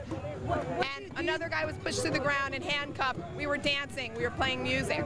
What do you think? What do you think that this message of this demonstration, when there's confrontation with police like this, what kind of a message do you think that sends to the broader American public? It tells me that the police are in the pocket of the administration right now, and that they're acting the same way they're acting internationally, that they're acting irrationally, and they're not listening. And when people would say that you coming out to the streets and doing this would be considered somewhat unpatriotic because there are young men and women who are putting their lives on the line? Patriotic thing I can possibly do. This is the most patriotic act I can possibly do. I read the First Amendment again yesterday. Thank you very much for joining us. So, as you can see, a lot of heated emotions here, a lot of tension. The police are trying to get the people to move from this area. They, it seems, are very, very much stuck on staying here. And once again, there is a lot of anger at the media. There is just a lot of anger. They are continuing to see these protesters just saying that the media is not telling the truth on the issue of these people wanting to get their perspective out of being against the war. Back to you. Thanks very much, Maria Hinojosa in New York City. The huge anti-war protests in San Francisco have been going on for the past 2 days. CNN's Rusty Dornan is right in the thick of things, and she's joining us now live. Rusty? Well, Wolf, it's a bit of a festival atmosphere right now because the marchers did take off about a half hour ago. This is the 3rd day of protests here in San Francisco. Now, there were some pretty radical speeches right before the march condemning U.S. media, saying that they were just spokespersons for the Department of the Defense. They also said that it was necessary to start shutting down ports, shutting down military installations in order to really have their voices heard. Now, this rally was intended, this march, to be peaceful, to include families who just want to have their voices heard about peace. But the previous 2 days were something else. There were signs of civil disobedience where 2,000 people were arrested. Now, here with us today, they've stayed behind from the march, is a family, Sri and Vidya Srinkant, and they did participate in the protests in the last 2 days. Why did you feel you needed to go into the streets? An act of civil disobedience. We needed for people to understand that it can't be business as usual when there are people who are being bombed and children who are dying in Baghdad. And so we wanted to make the people feel like, you know, you have to wake up and realize what's going on there. Now, I understand you did bring your young son as well. Is that right, Sri? Why did you, I mean, there was some violent things going on in the streets. Did you? No, we believe that we couldn't sleep last night thinking about the children in Iraq and how they must be terrified by bombs being bombed in their city. Just the thought of something similar to our son, we couldn't stand it. We strongly believe in the non-violence of Thoreau, Gandhi, and King, and we are here to express our civil disobedience. Thank you very much for joining us. The marchers should be back. It looks like so far there have been no arrests, and things are going peaceful so far, Wolf. All right, Rusty Dornan in San Francisco, thanks very much. In Chicago, huge crowds are in the streets voicing support for and against the war. Our Chicago Bureau Chief Jeff Flock is, of course, right in the middle of things over there. Jeff? It was quite a day in Chicago today, Wolf. A great day for democracy and for freedom of speech. We heard from both sides. When I show you the pictures, it's all over now on the Federal Plaza in Chicago. But for much of the day, both those opposed to the war and those who support not only the war but the troops, they say, were separated by only about 40 or 50 feet. And Chicago police in riot gear for a time, although it never was in any danger of turning nasty. People content to make their views known with their words and with their signs and with their flags. Two separate demonstrations, both several thousand people, I guess, when you put them all together. Everyone got their word out, and perhaps we can take a listen to some of the more articulate of the protesters. We don't want there to be a loss of life, but in order for freedom to take place, sometimes there must be a loss of life. And we support whatever America is trying to do. I will not believe a murderous dictator over my own government. And this war is illegal. United Nations already say it, and I don't like what they're doing. I don't like the evil. Because I think that America has the right to do what it's doing. Bush is right. No, I don't support the troops in their actions. Do I want any of them to be harmed? Hell no. You know, no way. Wolf, the most poignant moment for me was when one side began chanting USA, USA, and the other side started chanting USA, USA. It seems that both sides are on the same team. They just disagree about what place to run. That's the latest from Chicago. To you. All right, Jeff Flock in Chicago, thanks very much. Here's your chance to weigh in on the strike on Iraq. Our web question of the day is this: when it comes to the strike on Iraq, whom do you side with most, President Bush or the anti-war protesters? We'll have the results later this hour. Please vote at CNN.com/Wolf. While you're there, I'd like to hear from you. Send me your comments. I'll try to read some of them on the air each day at the end of this program. That's also, of course, where you could read my daily online column, CNN.com/Wolf.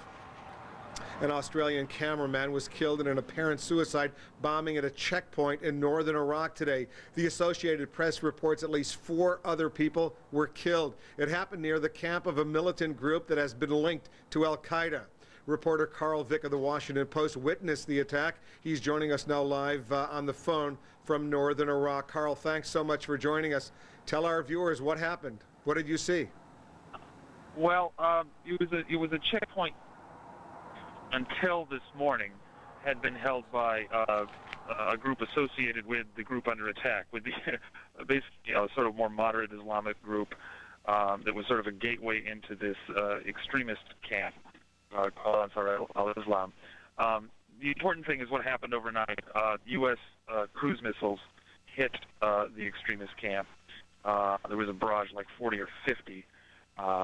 Over the space of a couple hours, and then a warplane came on in the morning and hit him as well. So things were kind of fluid. We were sort of the checkpoint was at a road that led into Ansar's territory, And we were there, several journalists and this Australian team as well, just to gather information about what was going on inside that territory from the people who were pouring out, who didn't want to be bombed again. So we were there, but it all felt kind of weird. It felt kind of dodgy. It wasn't a stable situation. I mean, the Kurdish militia there was in charge, the U.S. allies, but it just felt like it was all a little sour. And the journalists who were there, the American journalists I was traveling with, we all decided it wasn't a good place to be and to get out of there. We were doing that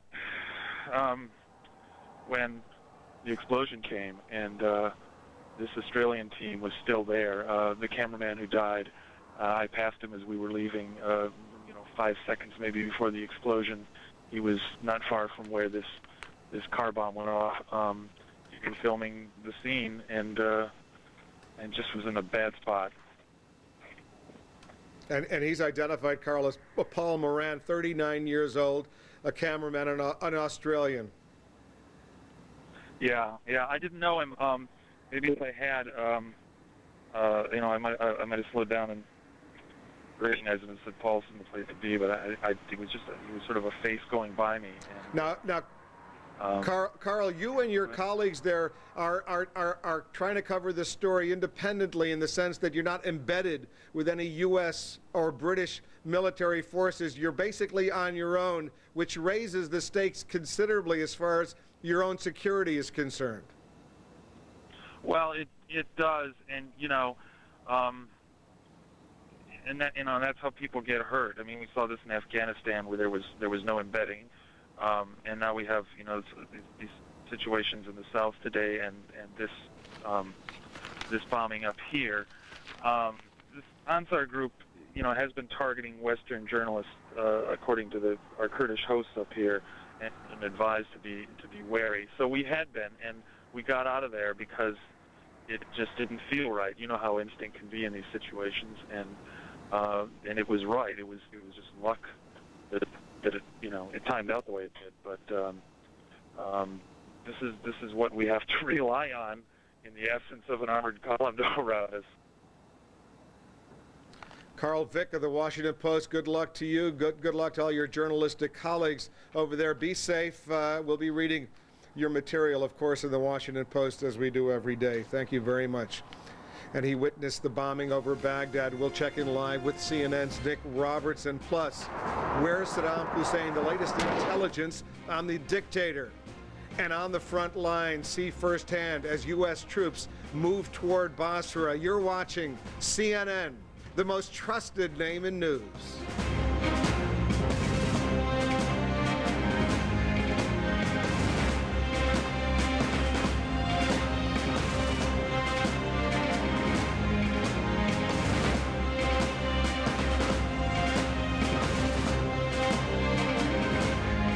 Your pet's same exact heartworm and flea medications delivered to your home, saving you time and money. 1-800-PET-MEDS. We deliver savings and convenience on HeartGuard, Advantage, Frontline, and all other pet medications. Call to order now or order online. CNN Tonight at 7, a special report. The fallout from airstrikes. Live reports from troops headed for Baghdad. Updates on talks of an Iraqi surrender. Join CNN's team of correspondents live from the front lines. CNN Tonight, 7 Eastern. CNN puts you alongside the troops with soldiers. Walter Rogers, Dr. Sanjay Gupta, Ryan Chilcote. With sailors. Frank Buckley, Kira Phillips, Gary Stryker. With airmen.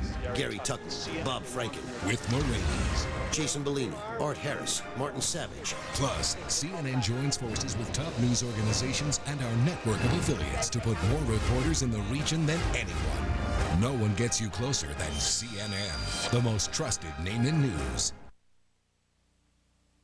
CNN Live this hour, Wolf Blitzer reports from Kuwait City. With correspondents from around the world, Strike on Iraq with Wolf Blitzer starts now. Welcome back. I'm Wolf Blitzer reporting tonight live from Kuwait City. Let's recap the latest developments over the past several hours. officials saying 7:12 a.m. CNN's Barbara Starr reports from the Pentagon that one U.S. Tomahawk missile may have missed its mark during Friday's attack and fallen on southwest Iran. 8:30 a.m. CNN's Baghdad team crosses into Jordan from Iraq after being thrown out of the country by Iraqi officials yesterday. 9:45 a.m. Eastern Time. U.S. Commander General Tommy Franks tells a briefing in Qatar he doesn't know if Saddam Hussein is alive or dead, and it wouldn't change the U.S. mission either way. 10:12 a.m. CNN's Walter Rogers reports the 7th Cavalry's advance toward Baghdad is stalled about 160 miles south of Baghdad after an encounter with Iraqi troops. 11:21 a.m. Eastern, 7:21 p.m. in Iraq. In the skies over Baghdad, aircraft are heard and tracer fire begins to flash. 12:15 p.m. Sources tell CNN U.S. troops will escort Kuwaiti firefighters to Iraqi oil fields to put out blazes set by the Iraqis.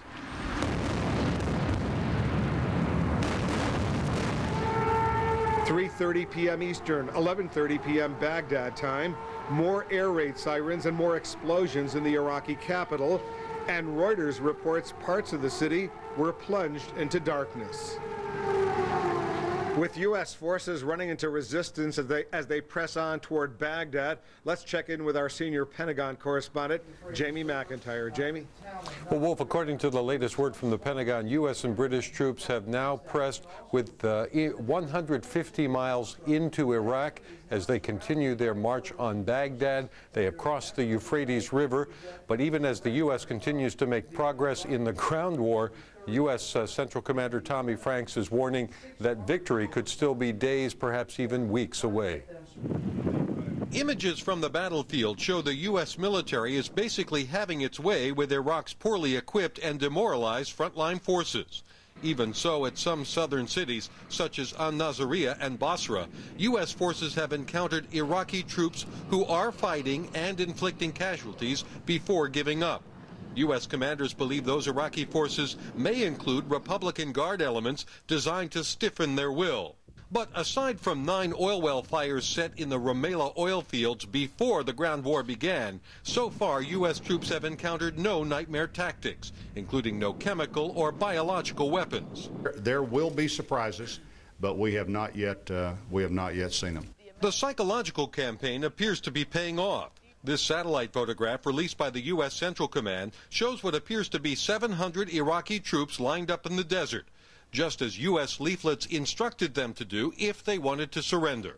Leaders from several regular Army divisions surrendered to coalition forces, and their units abandoned their equipment and returned to their homes, just as the coalition had instructed. More details have been provided on how the war unfolded, with U.S. and British special forces taking down Iraqi military outposts and seizing key oil terminals where weapons and explosives were found. This photograph shows an Iraqi ship that was discovered attempting to lay mines in the northern Persian Gulf, while here a U.S. AC-130 gunship sinks an Iraqi patrol boat with a devastating blast of cannon fire. But one part of the war plan is lagging behind. In the north, there is still no northern front, and aside from a small number of U.S. special forces, the U.S. lacks any real northern option, any capabilities to secure the Kirkuk oil fields like the oil fields in the south have been secured.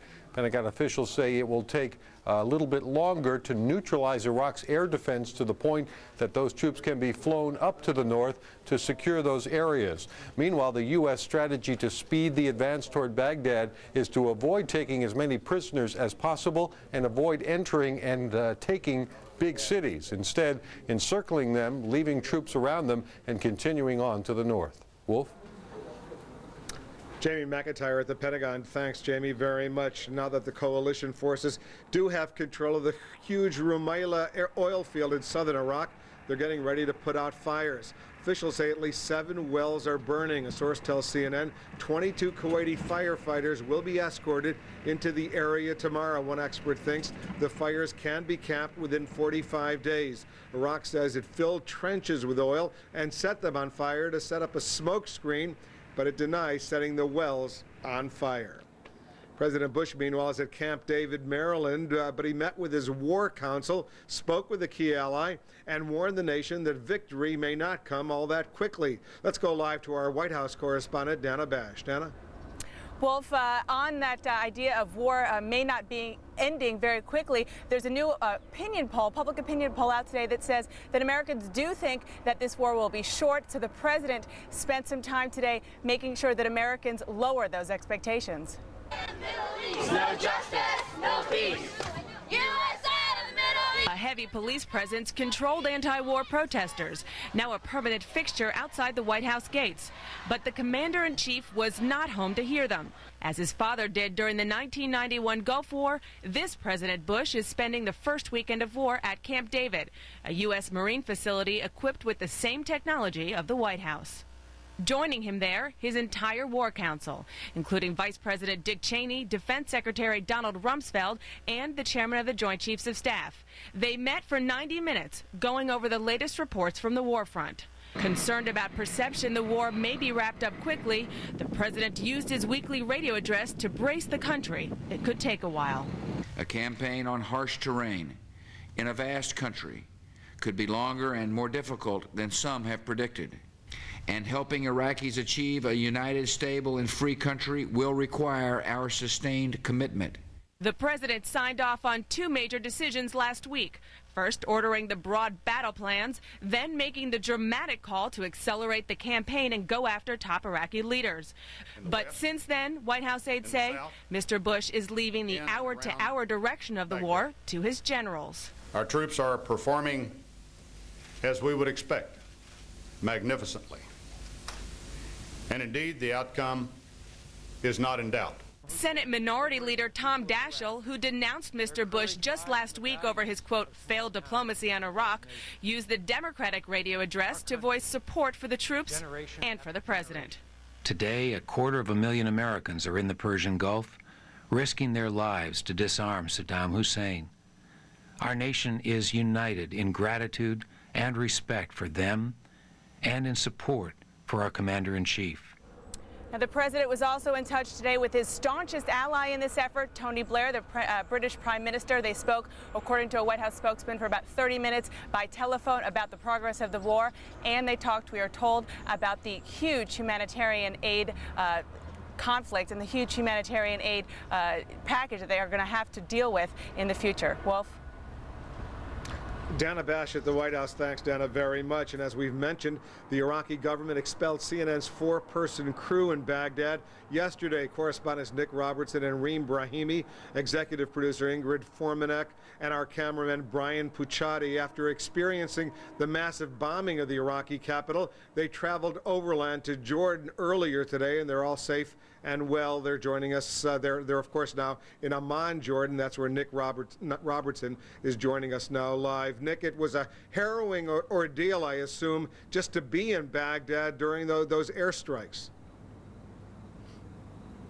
It certainly was a very interesting situation, Wolf. Obviously, we'd heard so much about shock and awe. We really didn't quite know what to expect, and it certainly was, when it came, very powerful, very impressive, and apparently very destructive as well. At one point, multiple high explosive impacts in a presidential area in downtown Baghdad, barely a mile from where we were, and it literally shook the building, rattled the windows, knocked plaster off the wall and opened some of the windows. Didn't actually break the windows there. About a quarter of a mile away in some shops very close to that presidential area, it did blow out some of the windows there. Very interesting today to get around the city and look around and see what's happening there, Wolf. A lot of Ba'ath Party officials armed with Kalashnikovs and other weapons are around the streets of Baghdad, particularly in the residential suburban areas. They're at main traffic intersections. They're at some of the smaller road junctions around the city. They have small bunkers built. They have small trenches built. Some of the fighters are quite old and some of them quite young, perhaps 15, 16, 17 years old, clearly in control of the street. streets, but once you get out of Baghdad and on the way to Jordan, which is the way we travel today, you just don't see that many soldiers or fighters or gun positions at all on the road, and it really makes it look as if, Wolf, that Iraqi officials really are planning to only defend in any substantial way Baghdad. We just didn't see those heavy defensive measures that's stretching a long way outside of Baghdad. They do go perhaps 50, 60, 70 miles outside of Baghdad, but after that, we saw nothing substantial, Wolf. And under normal circumstances, when you drive outside of Baghdad, drive from Iraq into Jordan, you would normally see a lot more extensive military capability on that road. Is that what you're suggesting? Really, no, Wolf. What I'm suggesting here is that Iraq is concentrating its current forces and troop deployments, and the positions that we saw today where they do have them on the roads outside of Baghdad, and there aren't that many positions, and the positions aren't that strongly fortified. Those are new positions. Those are positions put in because of the current conflict. But we're just not seeing that extended out. We're not seeing heavy defensive positions up against the Jordanian border. We're not seeing heavy defensive positions on all the high bluffs along the side of the main road that you might expect if you were expecting a military force to progress towards Baghdad down that 3-lane highway, a big road that could easily be used by a large, sizable military force. You would expect to see perhaps some heavy machine gun positions, heavy artillery positions ranged on that road. Perhaps, Wolf, they were away. Perhaps they were out of sight where we couldn't see them. But we certainly didn't see troop movements that might indicate that those positions were being supported or resupplied, Wolf. Nick Robertson in Amman. Nick, thanks very much. And when we often say CNN is the most trusted name in news, it's thanks to reporters, journalists like you and your 3 colleagues for allowing us to make that claim. Thanks very much, Nick Robertson. We're glad you're safe and sound. Turkey, meanwhile, is proving to be a complicating factor for war planners. It has refused to let U.S. forces open a northern front of the ground, although it's now agreed to overflights. And the Ankara government now may be sending its own troops into Iraq against U.S. wishes. CNN's Frederica Whitfield is joining us now live from Turkey, not far away from the Iraqi border. What's the latest over there, Frederica? Well, hello there, Wolf. I'm about maybe 15 miles from the Iraqi border. And the latest here from Turkey is, as you said, it's a very complicated issue for the U.S. military operations. But as you know, the U.S. military is trying to make whatever kind of adaptations it can. For one, since the U.S. is now giving up on any hopes of being able to move any heavy artillery via roads through Turkey, they are now sending about 30 of those cargo ships that were in the Mediterranean carrying heavy artillery, particularly for the Army's 4th Infantry Division. Equipment such as the Abrams tanks, very sophisticated equipment that would have allowed a lot of those troops to be able to talk among themselves from tank to tank, as well as be able to talk to CENTCOM. Well, now all of that is being moved away from the Turkish coast and through the Suez Canal, where it will then eventually meet up with those troops from the 4th Infantry Division. However, the Turkish government is allowing, and re-emphasized again today, that it is allowing airspace to be open to U.S. military operations. But the U.S. military, as far as we know, has not taken advantage of that invitation still. We've heard nothing, we've seen nothing, and there have been no reports of U.S. military flights either from Europe, where the bombers would be coming from, or any of the fighter jets that may be in the carrier, coming from the carriers in the Mediterranean, have not crossed through Turkish airspace in order to begin that northern assault in Iraq. Now, another bone of contention, though, however, continues to be keeping American and Turkish officials talking, and that is the issue of the Turkish troops who want to cross the border. Earlier, the Turkish ambassador tried to clarify earlier reports. He says 1,000 troops have not crossed the border. Instead, they're gathering at the border to anticipate what could be a Kurdish refugee crisis. Wolf? Frederica Whitfield in Turkey. Thanks, Frederica, very much. Iraq has asked the United Nations to help bring a halt to the Allied onslaught. In a statement to the UN Security Council read on Iraqi television, the Foreign Minister Naji Sabri called on the UN to condemn the invasion, moved to stop it immediately, and asked the, quote, U.S. and British aggressors to withdraw their forces. Commenting on the Iraqi request, a U.S. official at the UN said, and I'm quoting here, there are 12 and a half years too late. The Iraqi President Saddam Hussein showed up on state television once again today, meeting with top officials, but there's still no definitive word on his fate, and American officials are starting to focus on other concerns. Also, no indication whatsoever that that tape that was shown on Iraqi TV earlier tonight was authentic. It may have been days old, if not weeks or months old. Let's go to our national security correspondent, David Ensor in Washington. He has more. David? Wolf, as you say, U.S. officials would definitely like to get Saddam Hussein, but for the moment, they say, there are also a lot of other issues to deal with. With another tape of Saddam Hussein, Iraqi television sought to emphasize that he remains alive and in control. True or not, U.S. intelligence and military leaders say it matters less and less. I don't know if he's alive or not, but interestingly, the way we're undertaking this this military operation, it would not be changed irrespective of the location or the life of this one man. U.S. intelligence officials say communications from the Iraqi leadership are dramatically down since the first airstrikes of the war, including the one that targeted his compound, suggesting to some Saddam is probably alive and most worried about staying that way. He doesn't know if it was a human who betrayed him or it was a technical system that betrayed him.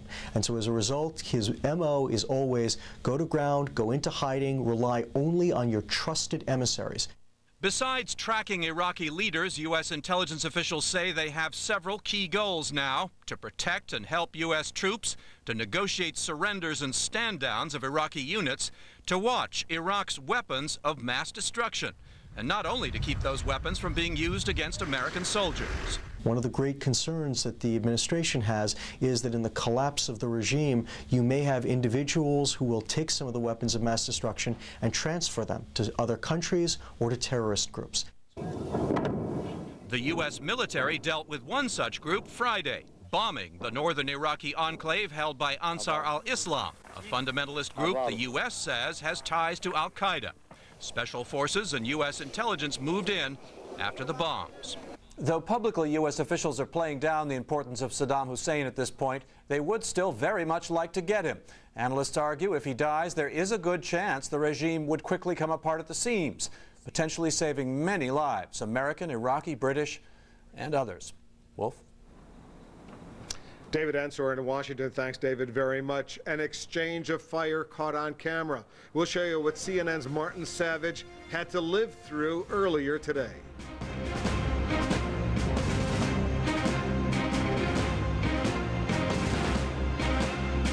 The strike on Iraq continues, and no one takes you closer than CNN. Live throughout the day, stay with CNN, the most trusted name in news.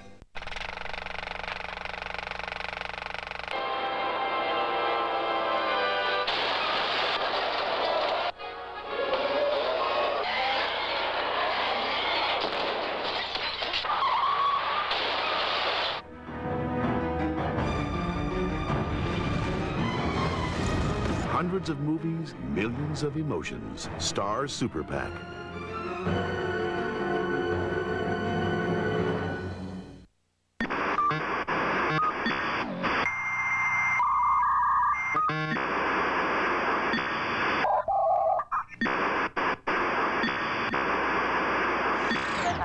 Go with Comcast high-speed internet. It's fast, and it's the perfect way to enjoy everything the internet has to offer. From shopping to sharing videos, downloading music to online gaming. You name it. Comcast high-speed internet. Call now for this special offer. There's never been a better time to lose the weight.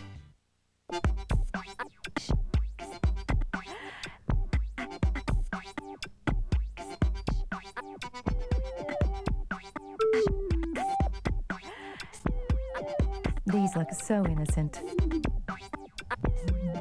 But when they belong to a teenager, they can be a sign of ecstasy use. Ecstasy is a drug that can cause brain damage, heart failure, and even death.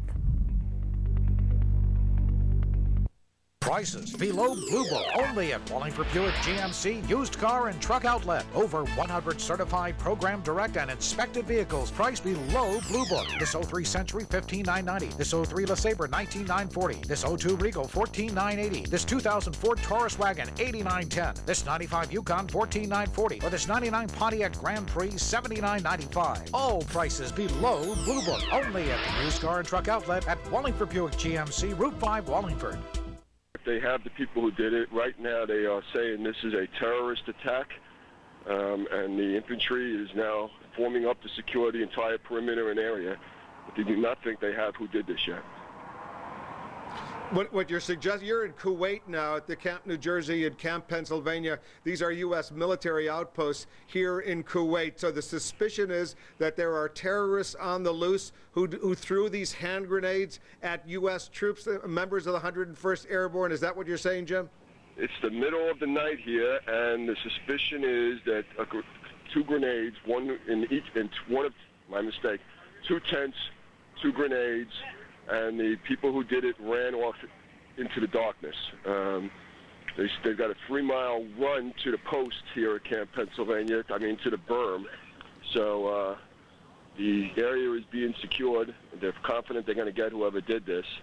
But the carnage inside of those tents is pretty severe. They are still smoking. I had been in one to carry 2 soldiers out on a stretcher. The wounds on those 2 cases look very severe. They are still loading the ambulance right in front of me, and there's still a bunch of chaos going on here as they try and get a perimeter set up. Jim, before I let you go, Jim, review once again how many U.S. soldiers have been injured? They are now counting 8.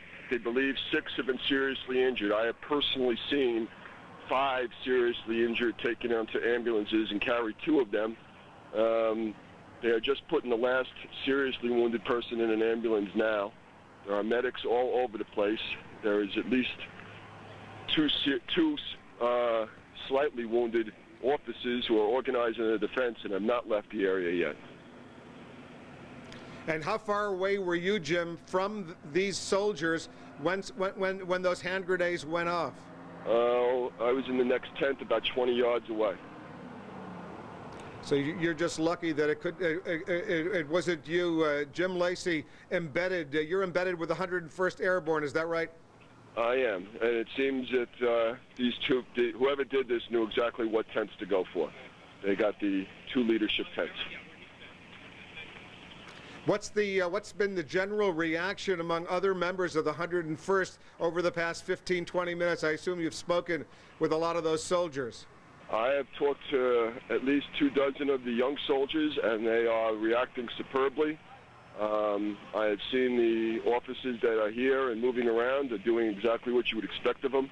There's a strong sense of urgency, but no sense of panic whatsoever. As a matter of fact, in the last 5 minutes, things have calmed down measurably. From my perspective, the battalion intelligence, the brigade intelligence officer is now running the show. And from my perspective of having been in the service, it seems like he is doing everything he is supposed to be doing. Did you get the sense, Jim, that there was significant, what they call force protection, security surrounding those 2 camps, Camp New Jersey, Camp Pennsylvania, in Kuwait, which is not far, of course, from the Iraqi border? Right. Until now, I would have said that we had substantial security. We still do. There is at least a full infantry company manning the perimeter of this camp at all times.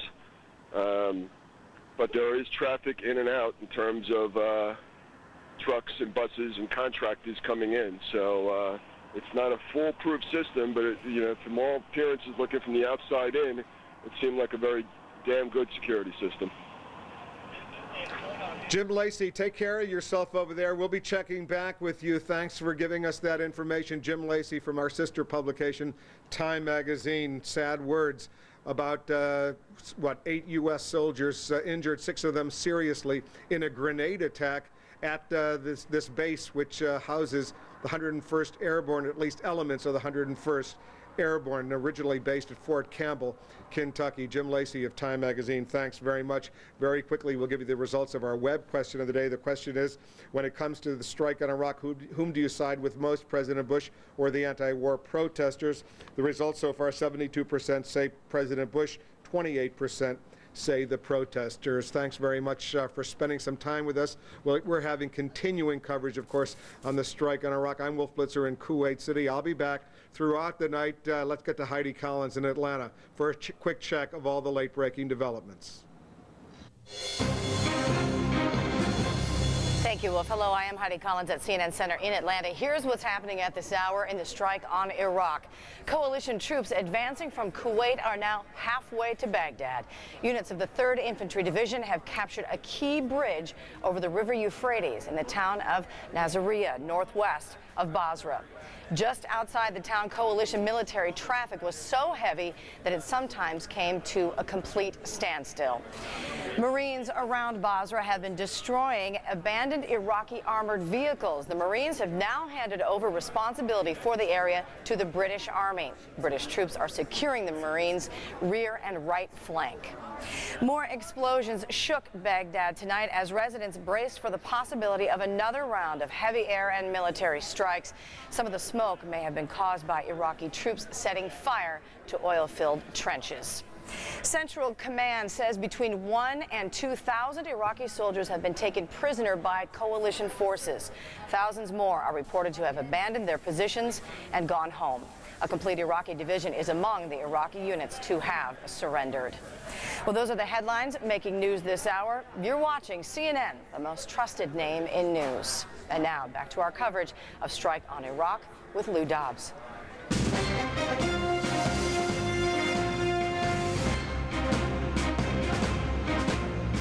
Good evening. Tonight, U.S. and coalition forces have advanced at least halfway to Baghdad. They have also taken control of a number of key Iraqi cities. Units of the 3rd Infantry Division captured a key bridge over the Euphrates River in the town of Nasiriyah. U.S. and British aircraft tonight have complete control of the skies. They are carrying out continuous bombing raids. The 3rd Infantry's attack on Nasiriyah was supported by artillery units equipped with multiple launch rocket systems. The overall commander of coalition troops, General Tommy Franks, today said his forces are using munitions on a scale never before seen in warfare. Marines fighting near Basra in southern Iraq today destroyed abandoned Iraqi tanks and armored vehicles. They also captured the city's airport after overcoming resistance from Iraqi troops and armored personnel carriers. British troops have now taken over the fight for Basra so the Marines can continue their advance to the north. General Franks said between 1,000 and 2,000 Iraqi prisoners are being held by coalition forces. General Franks said thousands more have laid down their weapons and simply left the battlefield. The surrenders include an entire Iraqi division near Basra. New explosions tonight shook Baghdad. Residents prepared for another round of heavy bombing and missile strikes. News agency reports say Iraqi troops have been filling trenches with oil and setting them afire to try to disrupt coalition attacks. U.S.-led forces today captured the southern Iraqi town of Nasiriyah. Marines are also racing across the desert toward Baghdad. Coalition forces have been meeting some resistance, particularly around the southern city of Basra, and the Pentagon warns that the situation in Iraq remains extremely dangerous. Senior Pentagon correspondent Jamie McIntyre has the report.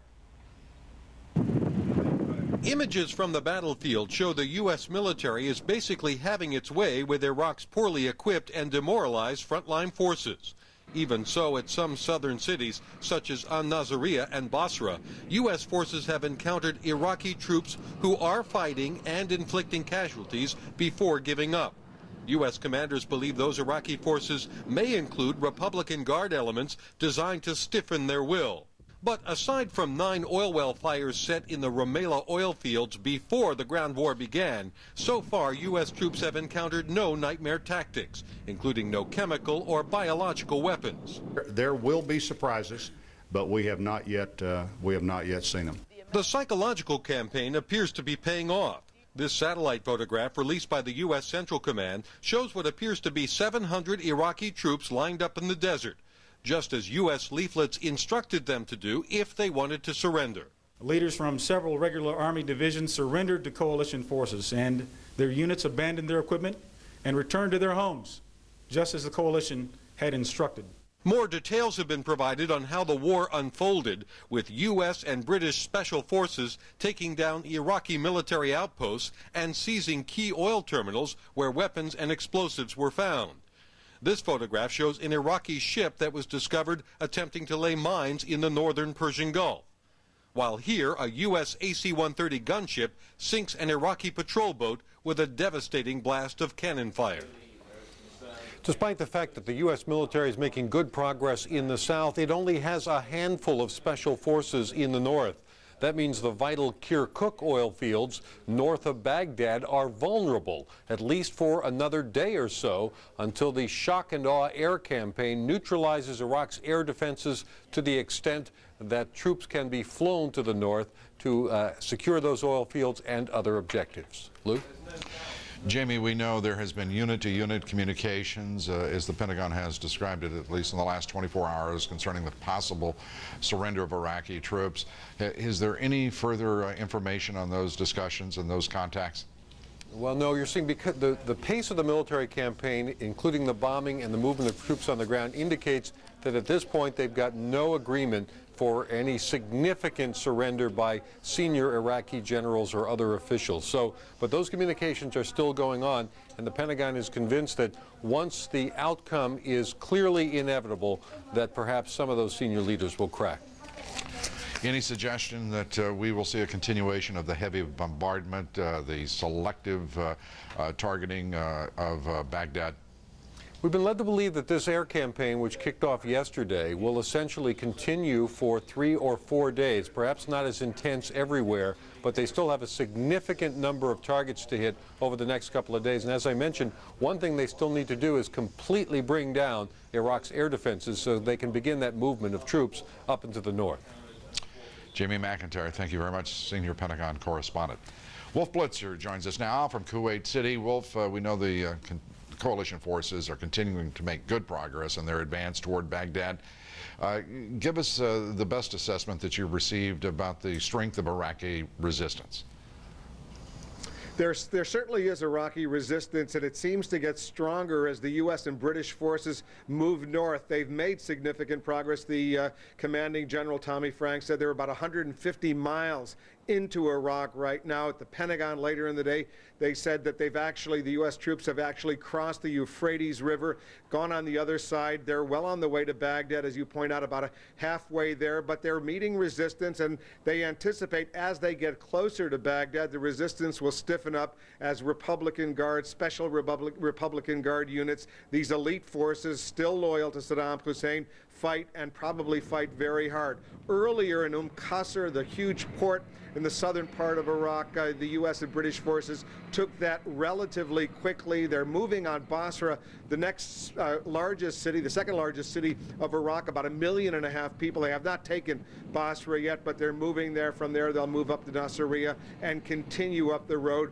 towards Baghdad. There's also some progress, we're told, in the western part of Iraq, having taken those 2 airfields, strategic airfields, an area used by the Iraqis a dozen years ago to launch Scuds at the Israelis. The Israelis presumably breathing a lot easier tonight than would have normally been the case. In the northern part of Iraq, we're told special operation forces are also moving there. No clear indication what's going on. We do know, Lou, that extensive U.S. airstrikes continue in and around Baghdad, in Mosul, Kirkuk, and in Tikrit, the hometown in Iraq of Saddam Hussein.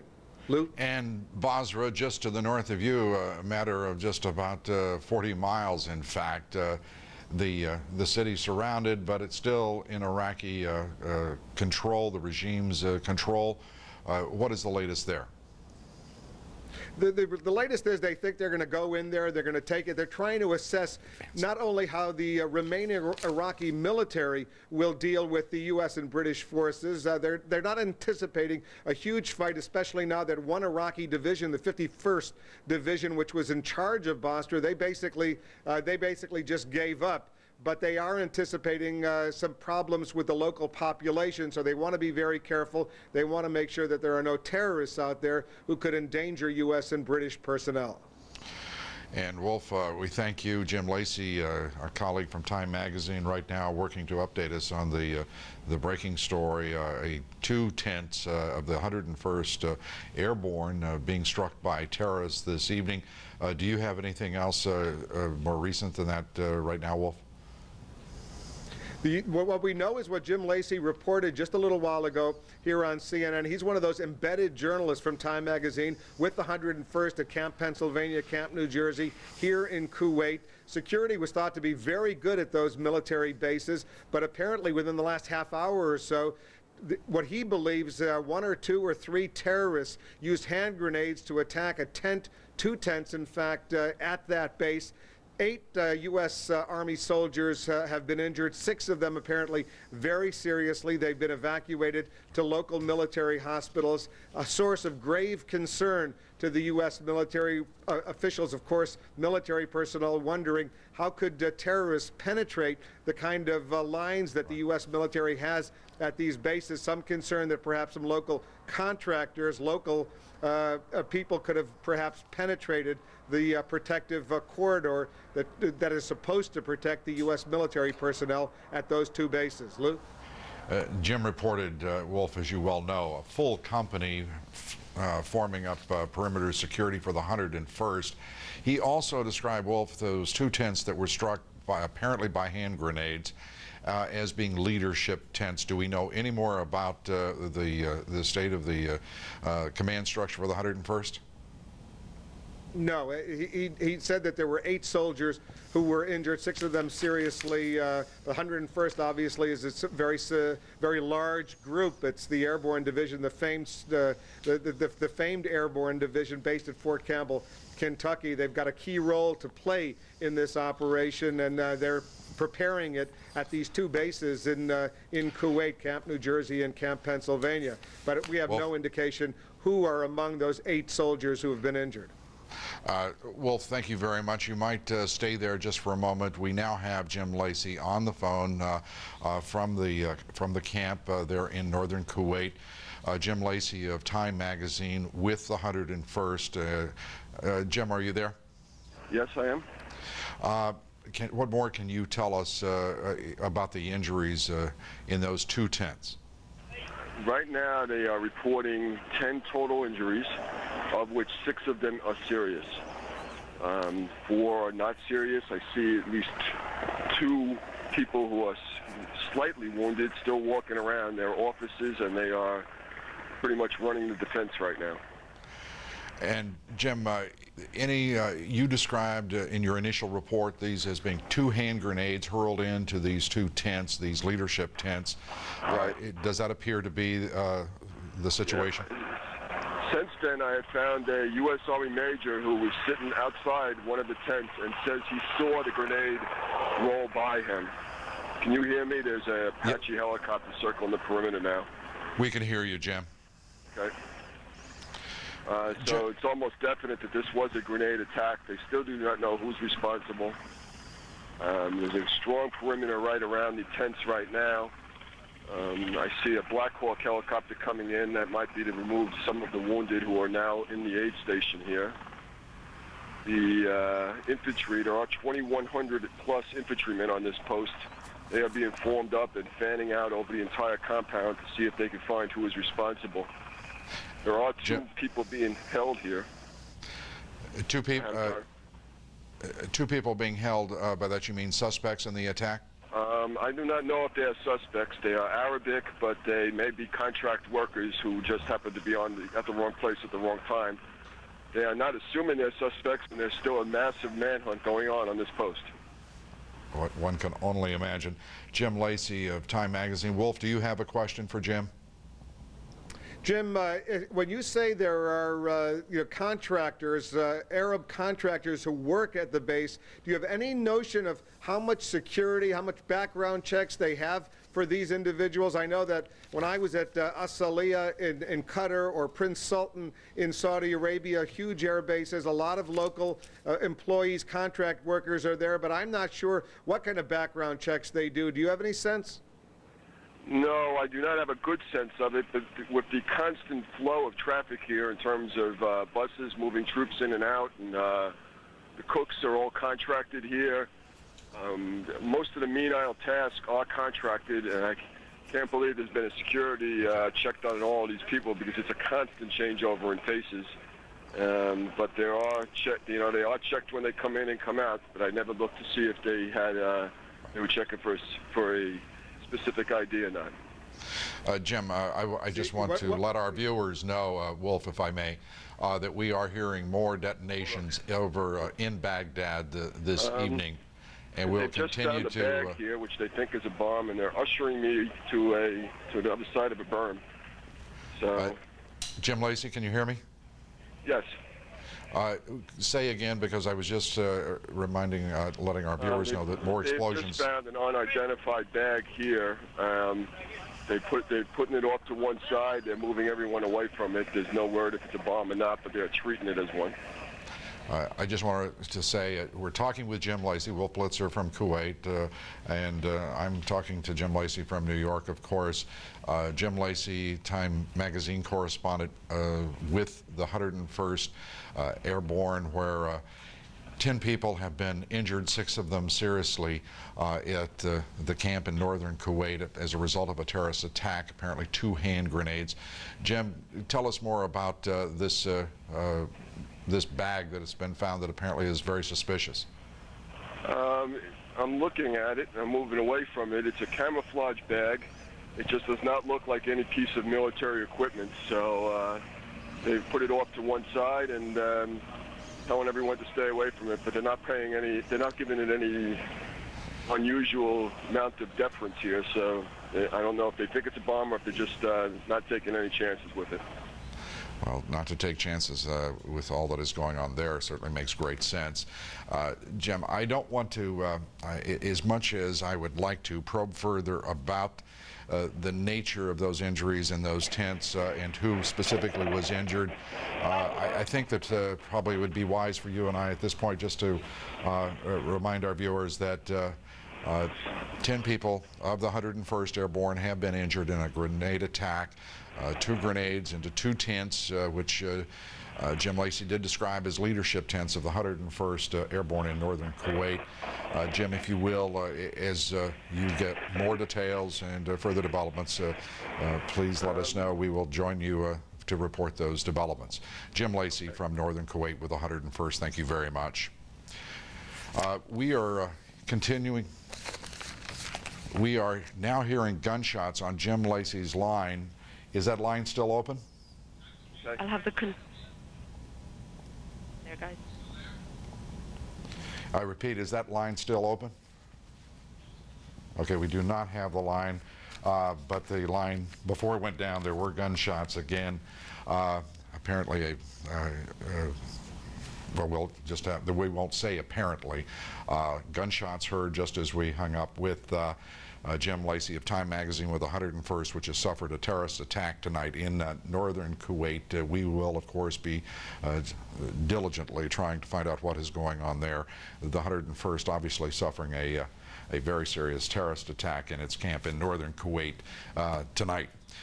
I want to turn now to 4 CNN journalists who arrived safely in Jordan after Iraqi officials expelled them from Baghdad. Correspondent Nick Robertson, whom you have been watching and listening to for days, indeed weeks, among the group that had been reporting from Baghdad and joins us live tonight from Jordan. Nick, first, good to have you safe and near home.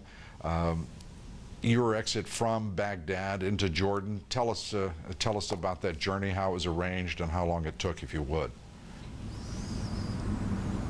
Lou, really the journey, a very interesting opportunity to get a view outside of the capital of Baghdad now the war is going on, and also a real opportunity to report it outside of the confines of normally having to videotape events with Iraqi officials and have them present whenever we talk to people. So some remarkable insights, I think, today. As we were driving out of the city of Baghdad, the team, of course, myself, Reem Brahimi, my colleague correspondent, our executive with producer Ingrid Formanek and our cameraman Brian Puchati. We traveled out in some GMC vehicles out of the city, marked up with big TV letters on them, giving an indication to anyone who might see us coming that we are a friendly force, if you will. As we left Baghdad, we could see members of the Ba'ath Party, young and old, armed and out on the streets. They were patrolling the streets at key traffic intersections. They had sandbag bunkers built, sometimes small trenches. Some of the people manning those trenches as young as 16 or 17,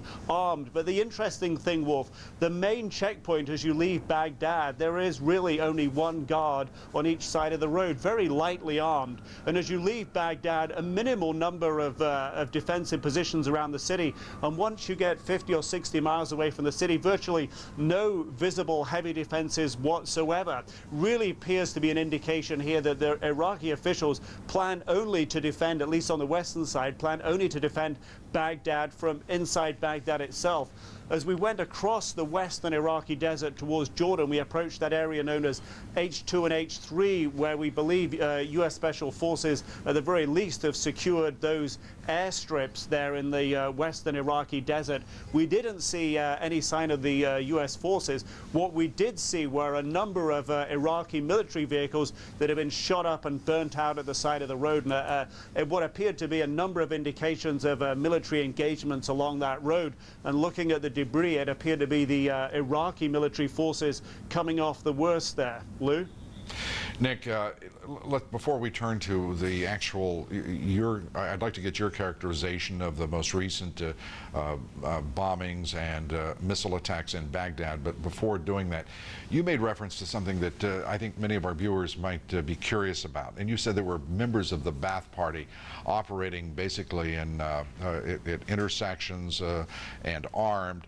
And throughout Iraq, the Ba'ath Party is, of course, the dominant political party and has a unique structure. I thought maybe it'd be interesting for us to hear how you recognize them as Ba'ath Party members and what their likely role is and how much of a problem you would assess their presence as being for U.S. military and coalition military as they advance toward Baghdad. To the casual observer, Lou, they might look like soldiers, but when you look at their olive green uniforms, they don't have any ranks and they don't have any anything on their epaulets, on their shoulders. That's the uniform of the Ba'ath Party, and the membership, and it can be at local level, at local elements of the political party, young and old. They don't look particularly fit, and they certainly don't look like a regular fighting force. They certainly don't look like the better equipped Republican Guard members who we occasionally see around some of the presidential palaces. They are, if you will, a home guard, a home defensive force designed to enforce the curfew, designed to keep only people the government wants or allows to be out on the streets at any given time, to keep control of the streets. They do not appear to be a strong military force that could likely and seriously, over any period of time longer than an hour or so, engage a heavily armed, well-trained and highly mobile United States or British force in the city of Baghdad. However, those were the elements we saw in the streets. That's not to say there aren't other Republican Guard or Special Republican Guard units in barracks or at other locations around Baghdad who can be brought into the city and deployed for use in the city. We didn't see any armored vehicles on the streets. Again, that's not an indication they don't exist in Baghdad. They just weren't on display. But this home guard of the Ba'ath Party, very much to keep control of the streets, send a message to the people of Iraq and to Baghdad that the Ba'ath Party, that the leadership of Iraq still are in control, and that their rule of law should be followed at this very critical time, Lou. Nick, thank you very much. Nick Robertson reporting from Jordan after being expelled along with Ingrid and their two colleagues. We're delighted that you and Ingrid are safe, and your two colleagues in Jordan. I know that you certainly did not want to leave Baghdad, but we are delighted that you are safe. And we welcome you, as I said, nearer home. Thanks a lot, Nick. Frank Buckley, along with photographer Greg Keynes, is aboard the USS Constellation, one of 3 aircraft carriers operating in the Persian Gulf. More sorties today flown from the Constellation. Frank joins us now live via video phone. Frank? Good evening. evening, Lou. The air operations do continue here aboard the USS Constellation, and in fact today some of the sorties flown were flown by members of VF2, the Bullets. They fly the F-14 Tomcat, and this is their commanding officer, Andrew Whitson. Commander, first of all, you flew today into the vicinity around Baghdad. Tell us what the scene looked like. Well, it was, Frank, it was actually, the weather was nice and clear. We were actually a little bit concerned about that. They've had quite a bit of weather coming through in the last day or so, but the strike actually went pretty well. We were just striking a military complex just west of Baghdad, and overall it was a good strike. So last night, some of the men we talked to coming back from their sorties talked about the spectacular fire show that they were watching. Was it a similar scene today, or less so? Give us a sense. It was much less so. We did see a couple of SAMs that came up. They looked like they were unguided. We didn't see any AAA, but that doesn't mean it wasn't there. We're pretty high and fast, so most of the AAA is not going to reach us, and certainly daytime. Perhaps the sense is if you don't see it, it's not there. But certainly, most of us that have a little experience know that it is going off underneath us. Just you have to keep maneuvering the airplane, assuming that it is there. So, you're a Gulf War veteran, 1991 Desert Storm. You were flying the Tomcat then more in an air-to-air capacity. Now you're in a strike role. Tell us about the difference that you see in flying, both different roles, and what the difference is this time in combat. Well, I think in Desert Storm, our role as an air-to-air fighter, primarily we were doing mixed sweeps. We were roughly, certainly several minutes out in front of the strike package. They obviously didn't have a lot of airborne fighters, but certainly more so than we've seen this time. Most of the time, at least for the flights that I was on in Desert Storm, we would get radar contacts, but generally once you got within 30 or 40 miles, they would dive for the deck and run away. This time, obviously, our focus is more on the strike role, and that's what we primarily trained to for this kind of environment, since we know that the Iraqis generally are not going to be doing a lot of flying, as what we've seen, throughout the course of OSW. So we feel fairly comfortable with what we've the tactics that we've trained to up to this point, and we do carry air-to-air ammunition and missiles, but we haven't heard of any air-to-air engagements, and you were just telling us that they do have a robust air force, that the Iraqi forces do have a robust air force. To what do you attribute the fact that there hasn't been an air-to-air engagement? Well, I would say probably they're smart enough to know that if they do get airborne, it's probably not going to be for long. So we've got quite a few airplanes up there. The strike airplanes are air-to-air capable. Self-escort strike is what we call it, but we've also got quite a bit of defensive counter-air assets, F-15 Eagles and F-16s. So we've got more than enough capability airborne to take care of anything that does get airborne from their airfields. If I may intrude on a personal level and ask you, in releasing your munitions, you know what they're going to be doing. Destroying buildings, potentially killing people. On a personal level, tell me how you deal with that, if you would. Well, that's a tough question. It's actually one of the things that I sat down with my guys before this thing started and told each of them that after it starts, you'll be changed forever, because this is what we train to our entire lives. But once you've actually pressed the pickle button and real bombs are falling away and real lives are being impacted, that's going to change you. Now, it affects everybody different ways. I think the training that we've received all the way up to this point prepares us mentally to be able to put aside our feelings and be able to carry out the task at hand and get the job done. I think there'll be plenty of time later for reflection and deciding about how it really did affect you. But right now, that's really something we don't think about too much. We're just doing what we're trained to do. Commander Andrew Whitson, thanks very much for being candid with us and for spending so much time with us. Welcome. Thanks, Frank. Lou, the view of one skipper here aboard the USS Constellation, someone who just flew into Iraq today. Lou? Frank, thank you very much. Frank Buckley from the USS Constellation.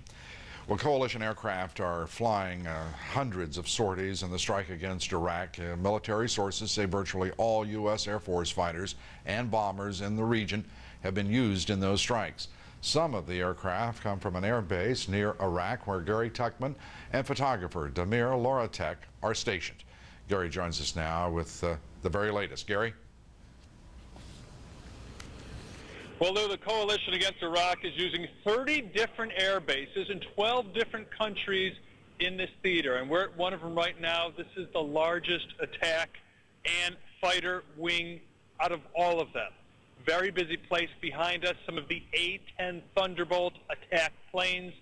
You can see them. They're also called the Warthogs, so named because they're not a particularly attractive plane, but very solid and do the job very well. All night long, these planes have been going out on the tarmac, taking off, along with the F-16s that are also here. The F-16s are fighter planes that drop their bombs and missiles on targets. They had the most sorties in 1991. So it's the F-16s and the A-10s that do a lot of the work here. In addition, at this base, which is just near the Iraq border, but we can't tell you the exact location because of Pentagon rules for embedded journalists, there are also Marine aircraft, including F-18 Hornets and Harrier jets. But we've seen a steady stream of airplanes all leaving, not quite as busy as last night. But here it is right now in this region, 2:32 in the morning, and this is a very crowded airfield. Here is the latest news we have heard from highly placed Air Force officials. They are telling us that between the beginning of this campaign and tomorrow at 1 o'clock Eastern Time, a total of 3,500 aircraft sorties. There were 2,000 in the first 24 hours, 3,500 after 48 hours, so not quite as many in the second 24 hours, but still very busy. We are told that these aircraft are pounding on Republican Guard forces in Iraq. We're also told that there's a concentration this evening in western Iraq, as well as Baghdad and the other cities that were hit in the first night. What's notable for us is the amount of security here at this base. We've been listening with you, Lou, the story about what's happened at the Army base in northern Kuwait. Security here is very elaborate, as it is at many bases. We here are embedded journalists. We have proper credentials, but we can barely walk anywhere without being checked several times. There's also a lot of tension here. Earlier in the evening, a few hours ago, we had another siren go off, a missile warning. People here get very tense when that happens. It's now happened 11 or 12 times. They get their gas masks ready. They have their chemical suits on. But that's a way of life over the last couple of days at the bases in the Persian Gulf region. Lou, back to you. Gary Tuckman reporting from a U.S. Air Force base near the Iraqi border. We have just received word from Central Command that in Qatar that indeed the 101st has suffered 10 people injured in the terrorist attack at their camp in northern Kuwait. Jim Lacey of Time magazine reporting the story. The grenade attack, 2 grenades striking 2 tents, 10 people injured. Jim Lacey reporting that 6 of them seriously, and we will continue to update you on this story. What some thought was gunfire as we were hanging up with Jim Lacey as he was reporting the story coming from Kuwait was gunfire emanating from Baghdad, apparently anti-aircraft fire. Well, last October, we were honored and pleased to have the opportunity to spend some time with the commander and the crew of the warship, the USS Higgins. The guided missile destroyer was just days from deployment to the Persian Gulf, and its commander, Mike Gilday, told us then his crew was prepared, well prepared for battle. And over the past few days, we have, of course, extended our best wishes to the crew and the commander and the executive officer, Yvette Davids, for their safety. And the crew has sent us here some video and a photograph of their work in the shock and awe campaign against Iraq. And from these pictures, we can see that indeed, as the captain said, the crew of the USS Higgins indeed ready. We send our very best to our friends on the Higgins, and we continue to wish them Godspeed. Coming up next, we'll have the latest developments from CNN Center. Also coming up, U.S. Marines under fire while destroying enemy tanks. Martin Savage is with them, and he will have the report. The Pentagon says victory in Iraq may not depend on capturing or killing Saddam Hussein. Middle East expert Ken Pollack, CNN analyst, is our guest. Demonstrations for and against this war carried out around the country, around the world today. We'll have that story, and we'll tell you a little bit about who's behind the demonstrations. Stay with us.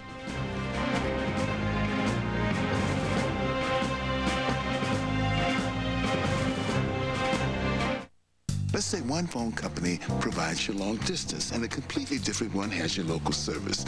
Now, you probably pay too much for both of them, but you let it slide until you discover that with the neighborhood, you can get unlimited local and long distance together for one low monthly price. And just for good measure, extras like caller ID are included. Get 50% off your first month in the neighborhood. Call 1-800-JOIN-MCI before May 1st. Over 1 million have joined. How about you?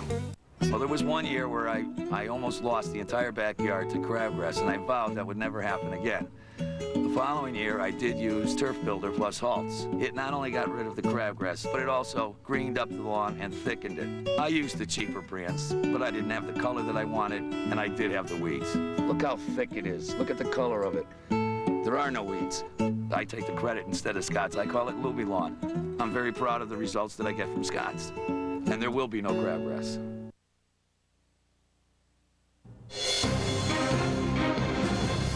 Hello, everyone. I'm Heidi Collins at CNN Center in Atlanta. Here's what's happening at this hour in the strike on Iraq. A possible terror attack on a U.S. camp in Kuwait has injured at least 10 people. Time magazine reporter Jim Lacey tells CNN military officials say 2 hand grenades were thrown into 2 tents, which Lacey says contained leaders of the 101st Airborne Division. At least 6 of the victims are said to have serious injuries. Coalition troops advancing from Kuwait are now halfway to Baghdad. Coalition forces have captured a key bridge and airport near Basra. That's Iraq's 2nd largest city. Just outside the town, coalition military traffic was so heavy that it sometimes came to a standstill.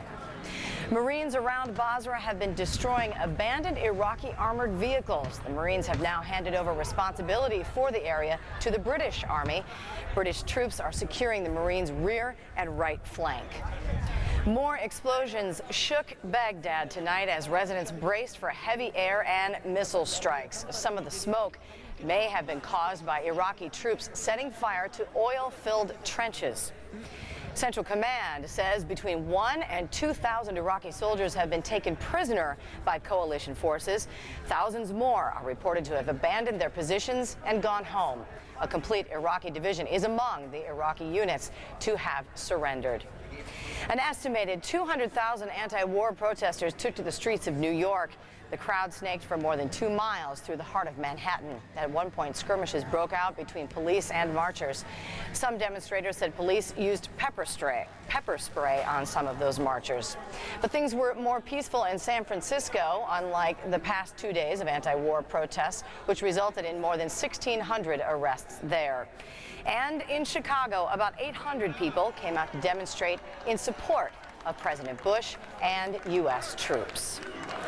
Those are the headlines making news this hour. You're watching CNN, the most trusted source for news. Now back to our coverage of strike on Iraq with Lou Dobbs.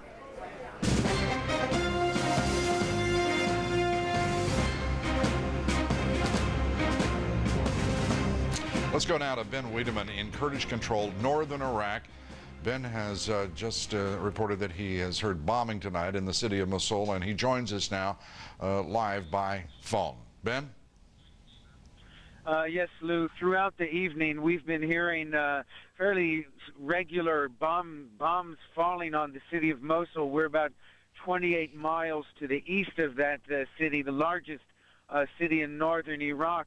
Not only are they hitting targets in and around Mosul, but also to the north as well as the south. It's been fairly regular. We've heard aircraft flying overhead.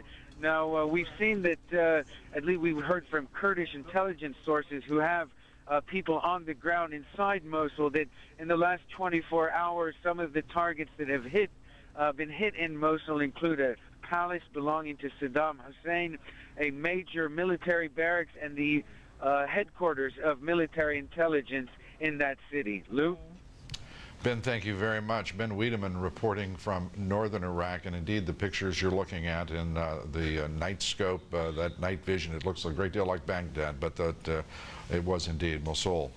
As we reported, coalition forces have now advanced halfway at least toward Baghdad. For more on that advance now, we're going to Miles O'Brien at CNN Center, and he's with CNN military analyst General Wesley Clark and General David Grange. Miles. An illustrious panel indeed, Lou. Thanks very much. We're going to talk about that advance toward Baghdad, as we say, about halfway there. And we're going to talk a little bit about what they've been doing along the way. Let's check in with our generals standing in front of the map table, David Grange, Wesley Clark, both of them retired generals in the United States Army. Generals, first of all, let's take a look at a big, wide picture of the region. And I'll show you exactly how far they've gotten, if we can put that picture up there, from Kuwait to the border of Kuwait to where they are is approximately there, that blue arrow. First of all, General Clark, is that expected progress given the terrain as you know it? I'd say that's very good progress, Miles. We didn't expect any significant Iraqi opposition on the western move there for the 3rd Infantry Division. They hit the security zone, a couple of outposts. They hit their first resistance apparently around the town of Nasiriyah, and that's pretty much what was anticipated. I think as far as we can determine from all reports, the movement was done well. The unit is in full command, and the battle action they had there, it brought in all the principles and all the correct doctrinal practices of combined arms, using the artillery, the helicopters, and the air. All right, now as you've been talking, I zoomed in on Qasr, the port, and ultimately I'm moving into Basra. Now Basra is a city that is not technically under the control of U.S. forces right now. What is under the control of U.S. forces is the Basra airport, which I'm going to take you to right now. General Grange, why that decision? Why not secure that town? Why just grab the airfield and run? Well, the airfield is a key piece of terrain. You can use that for follow-on operations. You can refuel helicopters at that location. The town has about 1.2 million people. And you remember what they said in the Pentagon briefing today. This is effects-based operations. In other words, if you can get the effect you want without going into a city and engaging people house to house, you still get the effect, let's say, of people surrendering. That's better. Why not go that way? All right, let's go up toward Nasiriyah. Nasiriyah is an important spot because there is a bridge near there across the Euphrates River. At some point they had to cross the Euphrates River. The Pentagon has confirmed that now. We don't know that they use this bridge. Certainly relatively logical to think that is the case. The terrain changes after that point. General Clark, will things get slower now that they're not in quite the open desert we've been seeing as we move to that point at 150 miles from here? Well, they may get slower in terms of the movement of the individual vehicles. It depends really on the division commander's plan for the operation. If he wants to push up the tempo of the operation, he can. What's really going to slow it down is less the terrain than the degree of enemy resistance. And I think we're going to continue the kind of advance that we've seen before. We're going to be probing on the ground. We're going to be looking for the enemy. But when we find the enemy, we're not necessarily going to do a tank frontal assault and overrun him. We're going to use artillery and air against him. I'm looking at the area at that 150-mile point, and it doesn't look like that clean baby powder talcum desert that we saw from so many of those images from our embedded journalists. General Grange, what are the concerns as they get into this part of the country? Well, take what General Clark said about the enemy resistance. If the enemy resistance is tied into some of the restricted terrain that was apparent on the map that you just showed, with canals, the lines of communication, in other words, a road network moving north, a few more built-up areas you'll start encountering. You're not going to have the formation that you're looking at right now on the screen. It's not going to be an armored unit with nice dispersal spread out. You're going to start getting choke points. And when you get choke points, you slow down, and that's when you're vulnerable to enemy fires and also just bringing the forces in tight against terrain features. Choke points are something to be concerned about when you're up against an adversary that potentially has chemical weapons. General Clark, how big a concern is that as we look at that approach here. We're going into the Saddam International Airport on the outskirts of Baghdad and then ultimately in. As these forces reach the ramparts of Baghdad, they slow down. That makes it a much more tempting target for the use of chemical weapons, does it not? That's exactly right, Miles. There were two theories about the possible use of chemical weapons. The first theory was he'd use them on the American troops in the staging areas in Kuwait, or that he would use them after that as we bunched up our forces near Baghdad. That's still a possibility. What do you think, General Grange? You agree? Well, the same thing. Their doctrine calls for using chemical weapons where it gives an advantage to slow down in advance, and when you can do that, you don't give your enemies an option of going an alternate route. So if it's only a few choices, that's where you'd want to use your chemical weapons. All right, before you gentlemen get away, I've got to ask you about this incident we've just been reporting about. Members of the 101st Airborne camped out in Kuwait and apparently grenade blasts there. Just a word or two from you about securing these rear echelon bases. General Clark, you want to go first? Well, it is doctrinal we secure these bases. We have, in this base, I think, a full infantry company there doing this security mission. I'm sure there's checkpoints where all the civilian workers who come in are, to some degree, searched. They're cleared.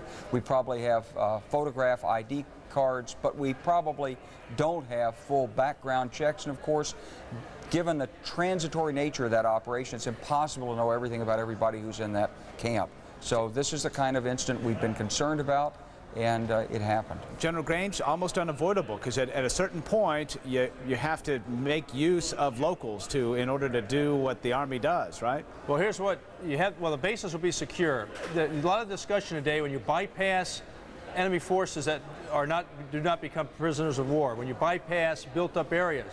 Who secures these roads? Who secures this rear area? And actually, forces are assigned to do that. But you have to take a little bit of risk. You can't secure every square foot of ground all the way up to Baghdad. So you have to use mobility, use air and ground security forces to support you in that regard, and you got to keep moving. Can that come to bite you on the back fender? It can. I mean, again, it's a risk that you take, but there are assigned forces to cover the rear areas as you move forward. General Clark? That's exactly right. It is a matter of sort of where do you economize on your forces. But in the case of this incident in Kuwait, this is an area we knew was a sensitive area. It is doctrinal that we would have it secured, but the question is, how much can you secure it with? How much of your force can you pull offline and put back in a rear area for security? And, you know, we'll do a complete after-action review on this, and if we have to change the procedures, we will. This airport screening for these camps, I mean, that doesn't sound like a practical thing, does it, General Grange? Or General Clark, go ahead. It isn't a practical thing, and so you make compromises. But now that we know what the risks are, as unfortunately we've learned in this case, obviously the United States Army will have to do better. General Grange, anything they should do to look at security here? Well, you can bet they'll look at security and they'll take that into consideration. I just can't imagine this unit not having good security. So we'll find out once, we'll give them a chance to see what happened here, and then they'll take the appropriate actions. David Grange, Wesley Clark, both of them retired generals, United States Army. Thanks both for being with us, and we appreciate the insights. Lou. Miles, thanks very much. Miles O'Brien. President Bush praised our troops fighting in Iraq today, saying they are doing their jobs with skill and bravery. The president also promised the United States will achieve a decisive victory. The president is at Camp David, Maryland, where he met this morning with his war council. White House correspondent Dana Bash reports. No justice, no peace. A heavy police presence controlled anti-war protesters, now a permanent fixture outside the White House gates. But the commander-in-chief was not home to hear them. As his father did during the 1991 Gulf War, this President Bush is spending the first weekend of war at Camp David, a U.S. Marine facility equipped with the same technology of the White House. Joining him there, his entire war council, including Vice President Dick Cheney, Defense Secretary Donald Rumsfeld, and the chairman of the Joint Chiefs of Staff. They met for 90 minutes, going over the latest reports from the war front. Concerned about perception the war may be wrapped up quickly, the president used his weekly radio address to brace the country. It could take a while. A campaign on harsh terrain in a vast country could be longer and more difficult than some have predicted. And helping Iraqis achieve a united, stable, and free country will require our sustained commitment. The president signed off on two major decisions last week. First, ordering the broad battle plans, then making the dramatic call to accelerate the campaign and go after top Iraqi leaders. But since then, White House aides say Mr. Bush is leaving the hour-to-hour direction of the war to his generals. Our troops are performing as we would expect, magnificently.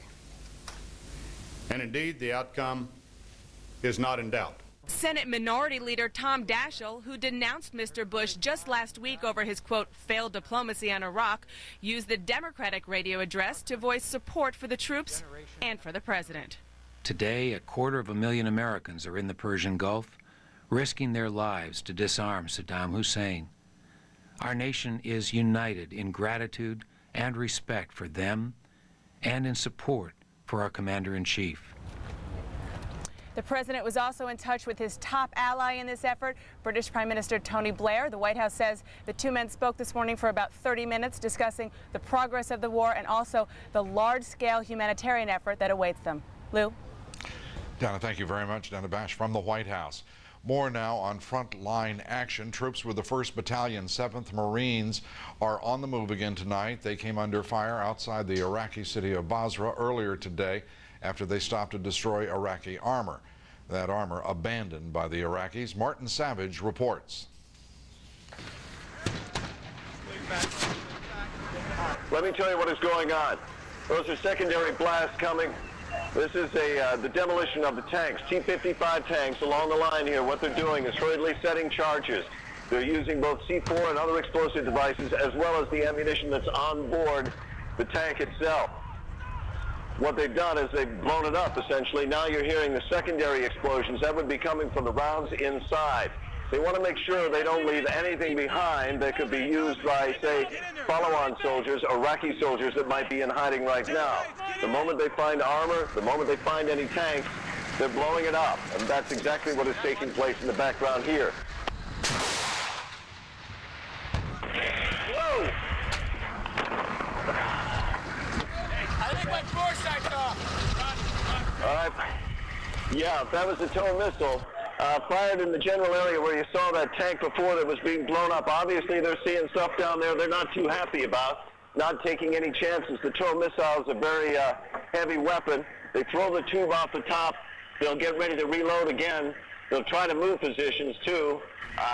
We're not exactly sure what they're seeing up there at this point. I mean, obviously, we're still trying to keep our heads up around ourselves. At the same time, the demolition crews are preparing the other tanks, and we'll try to bring that to you.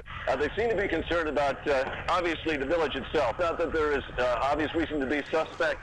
It's just that that's an area of population. You keep an eye on that. You want to make sure that any Iraqi soldiers, anyone that might want to do the U.S. military harm is not using the village as shelter, as cover, a place where they can easily melt their way into. So that's their concern there. Well, there you go. It's getting hot. Let's go. That looks like the armored personnel carrier. We're going to keep moving back because these also have ammunition inside of them. There goes your tank down the end. And the secondary explosions that are about to follow. You're all right, Gerard. Keep coming back. Let's pull back.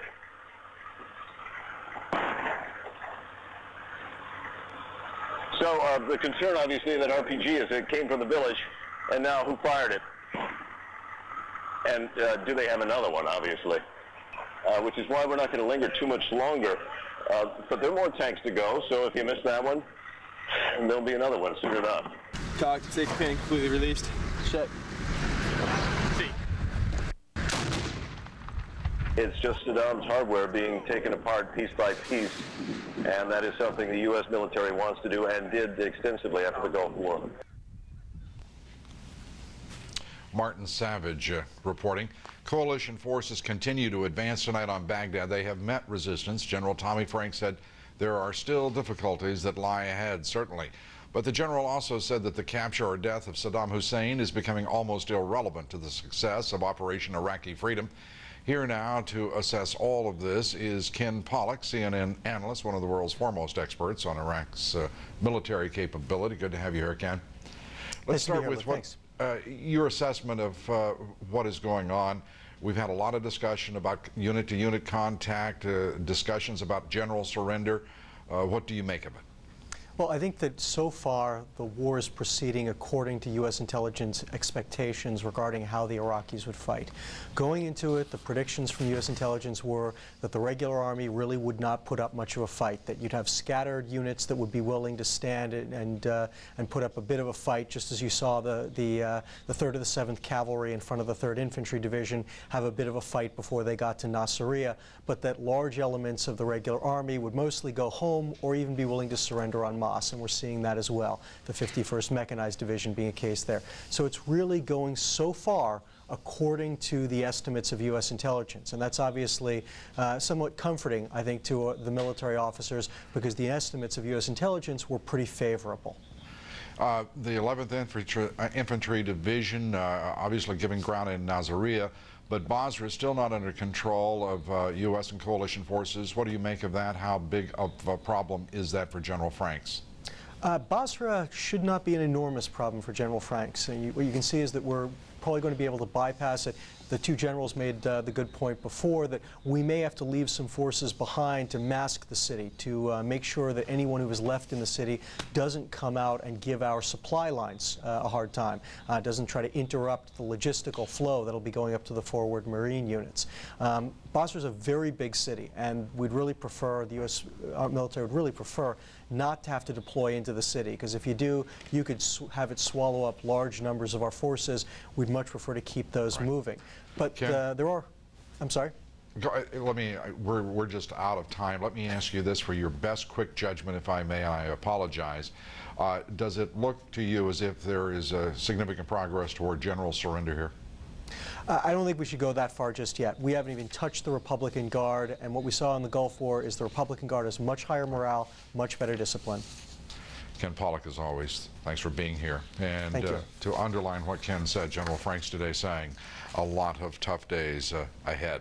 Tens of thousands of Americans in support of and opposed to the strike against Iraq took part today in demonstrations around the country. One of the largest here in New York City. Peter Viles reports. In New York, tens of thousands clogged Broadway for a 2-mile anti-war march. Protesters took aim at the president, also accused the news media of a pro-war bias.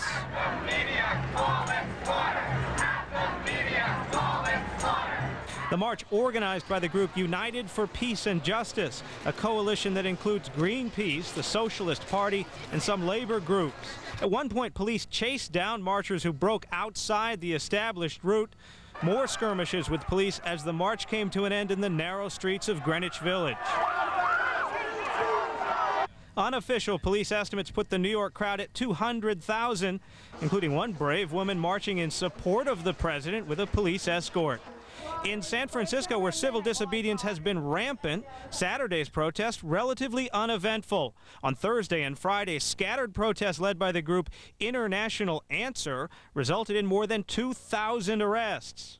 It was day 3 of protests as well in Chicago, where police and riot gear separated about 500 people protesting the war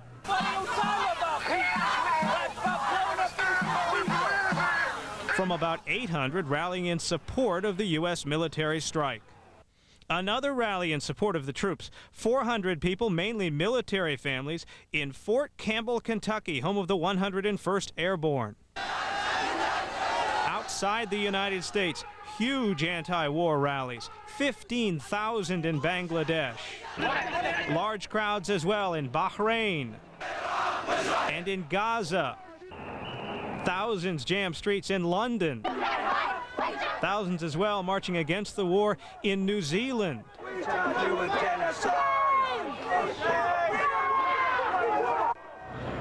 Here in New York, Lou, these protesters now have officially overstayed their welcome. Their permit to use the park behind me expired at 3:30, now going on 7 o'clock in New York. Police here being extremely patient. Several officers telling me the last thing they want to do is arrest thousands of these demonstrators, sort of what happened in San Francisco. They do not want to do that. New York police very patient during crowd control. Their patience may be running thin, though. They have arrested 47 people, including the former head of the ACLU, Norm Siegel. 47 arrests so far, and 11 police officers officers have suffered minor injuries. None of them were told were serious. One was hit in the head with a rock.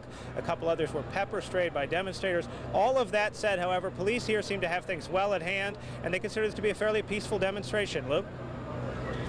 Very good. Peter Viles from New York.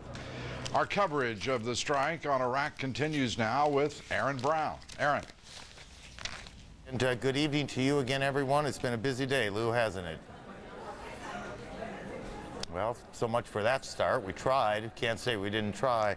To this point, the war has been taken to the Iraqis, but that changed late today when the war came to the Americans. We'll have more on that as we go. We first, as always, want to get you caught up on the day's headlines. Heidi Collins is tasked, as they say in military talk, with doing that. Heidi? Good evening, everyone. Good evening, Aaron. I am Heidi Collins at CNN Center in Atlanta. Here's what's happening at this hour in the strike on Iraq. A Time magazine correspondent is reporting injuries at the 101st Airborne Camp in northern Kuwait. Jim Lacey with Time magazine says as many as 10 people were injured, some of them seriously, after someone tossed 2 grenades into a tent. Lacey says the attack was apparently aimed at the commander of Camp Pennsylvania, home of part of the 101st Airborne. The military is said to be calling it a terrorist attack. It was not immediately clear whether the attacker was caught. The Pentagon reports significant gains in the war with Iraq. Invasion forces continue putting down pockets of resistance in Qasr. They also say Iraqi resistance is crumbling around Basra. That's Iraq's second biggest city. And U.S. forces have claimed the vital Euphrates crossing of Nasiriyah. Marines in Qasr today continued processing Iraqi POWs. The city is an important port just off the Persian Gulf coast. Iraqi soldiers were still putting up a fight outside Basra today. U.S. Marines exchanged fire with Iraqi forces, but rolled them up enough to capture and demolish several Iraqi armored vehicles along with their munitions. Troops to the northwest captured the town of Nasiriyah, site of a 1991 Muslim revolt against the rule of Saddam Hussein. This is what happened to some of the palaces in the Iraqi leadership's massive riverside complex during the massive aerial bombardment of the previous 24 hours. The Pentagon says this was the first such barrage in history, relying exclusively on precision-guided munitions, although it is investigating a possible accidental bombing of Iranian territory. U.S. officials said virtually every air and sea combat element was employed during the barrage. And this is what that Iraqi government complex looks like today. The sculptures of Iraqi President Saddam Hussein are still standing. Whether he is too remains unclear. In Iraq's northern territories outside the region controlled by the government, the U.S. and U.K. bombed what the Pentagon called a terror camp. The fatalities were said to be extremist Muslims with ties to al-Qaeda. Also, in the north, Turkey admits it has had troops there but denies sending in any new ones. In other countries, vivid signs of opposition to the U.S. invasion of Iraq. Tens of thousands protested in the British capital against their government's participation in the war. Protesters in Bahrain clashed with police near the U.S. embassy there, a clash of rocks versus tear gas. Several thousand Palestinians protested the war in a march through Gaza and declared their support for Iraqi President Saddam Hussein. Those are the headlines making news at this hour. You're watching CNN, the most trusted name in news. And now back to our coverage of strike on Iraq. A campaign on harsh terrain in a vast country could be longer and more difficult than some have predicted. Racing across Iraq toward Baghdad and the unknown. There will be surprises, but we have not yet seen it. In the desert, dismantling Iraq's defenses, one tank at a time. From Baghdad, a reporter's diary of a harrowing night and day. There was no air raid siren. It was clear to us this morning that Iraq's air defense capability, its early warning system, was not working properly. And in streets around the world, protests. Live from Baghdad, Kuwait, Washington, New York, Chicago, and cities around the globe. The strike on Iraq, live from the front lines. 3 a.m. now in Baghdad. There have been explosions throughout the night in the Iraqi capital. The last we heard about 45 minutes ago. Good evening again, everyone. I'm Aaron Brown at CNN Center in Atlanta. We have shown you some of the pictures of this war as it has been unfolding, but it is pictures we can't show you that lead this hour of our coverage. Wolf Blitzer is in Kuwait City, where that news broke a short time ago. Wolf, good evening to you. Good evening to you, Aaron, as well. The U.S. Central Command has confirmed 10 people were injured in an attack on the U.S. Army's 101st Airborne Division in Kuwait. It happened about 90 minutes ago. Our colleague from Time Magazine, reporter Jim Lacey, was an eyewitness to the explosions. He has this report. Lacey is telling us that as an eyewitness, 6 of those 10 people were seriously injured. Lacey also tells us that intruders apparently lobbed 2 grenades into a pair of tents housing top officers of the Army's frontline 101st Airborne Division. Lacey himself was only about 20 yards away in a separate tent when the blasts occurred. He helped move 2 of the wounded to an ambulance, and he later told us that the carnage inside those tents was pretty severe. We'll bring you more on this breaking story as soon as we can. We'll also try to get Jim Lacey back on the phone. In the meantime, let's go to Jamie McIntyre at the Pentagon. He has a bit more on this developing story. Jamie? Well, Wolf, we can't add much more at this point, except, as you said, the U.S. Central Command is confirming that 10 people were injured. Still no reports of any death in this hand grenade attack by some sort of intruder at Camp Pennsylvania. These are those camps that are named after states in the United States that dot the northern Kuwaiti section as troops there pre-positioned to wait to go into Iraq. U.S. troops are continuing to make a lot of progress moving through southern Iraq, even though there's only a few troops up in the northern section. But again, the Pentagon simply says that despite the very, very tight security, it's impossible to defend against every possible kind of terrorist attack, especially if the terrorist or the intruder is willing to sacrifice his own life.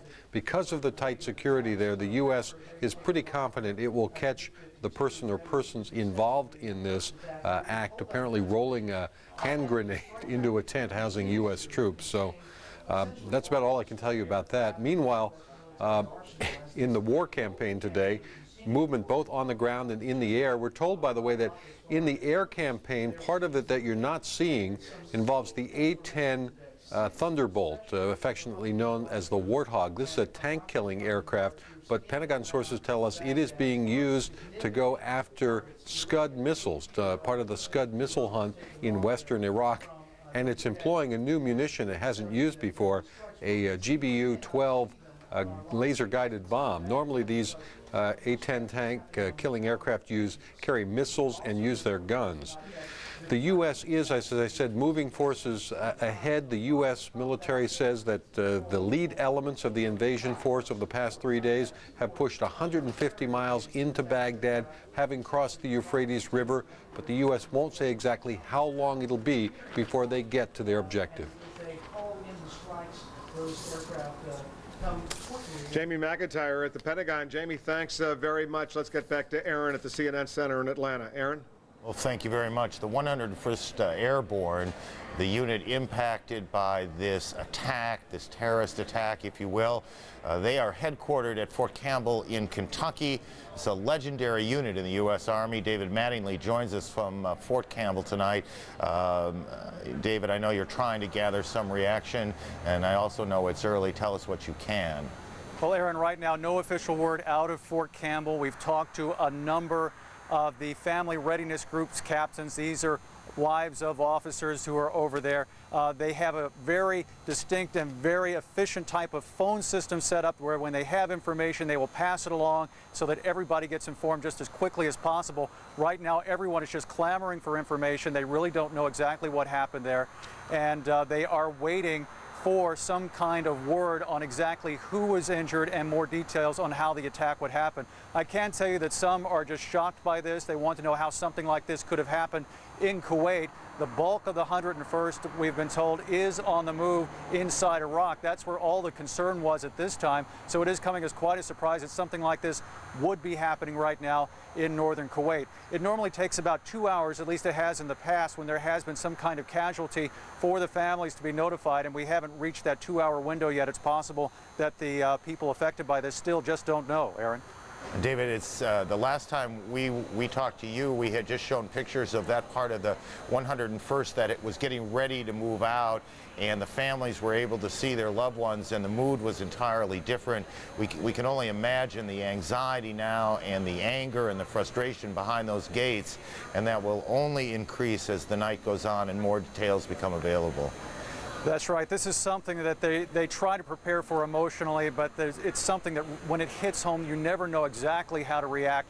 The 101st, part of their claim to fame is that they are always ready to deploy anywhere in the world, so they are in a constant state of readiness. Their families constantly ready for their loved ones to be going overseas and always prepared, at least in the back of their minds, for something to happen. But when it happens like this, you still don't have that information. It can be quite maddening at times.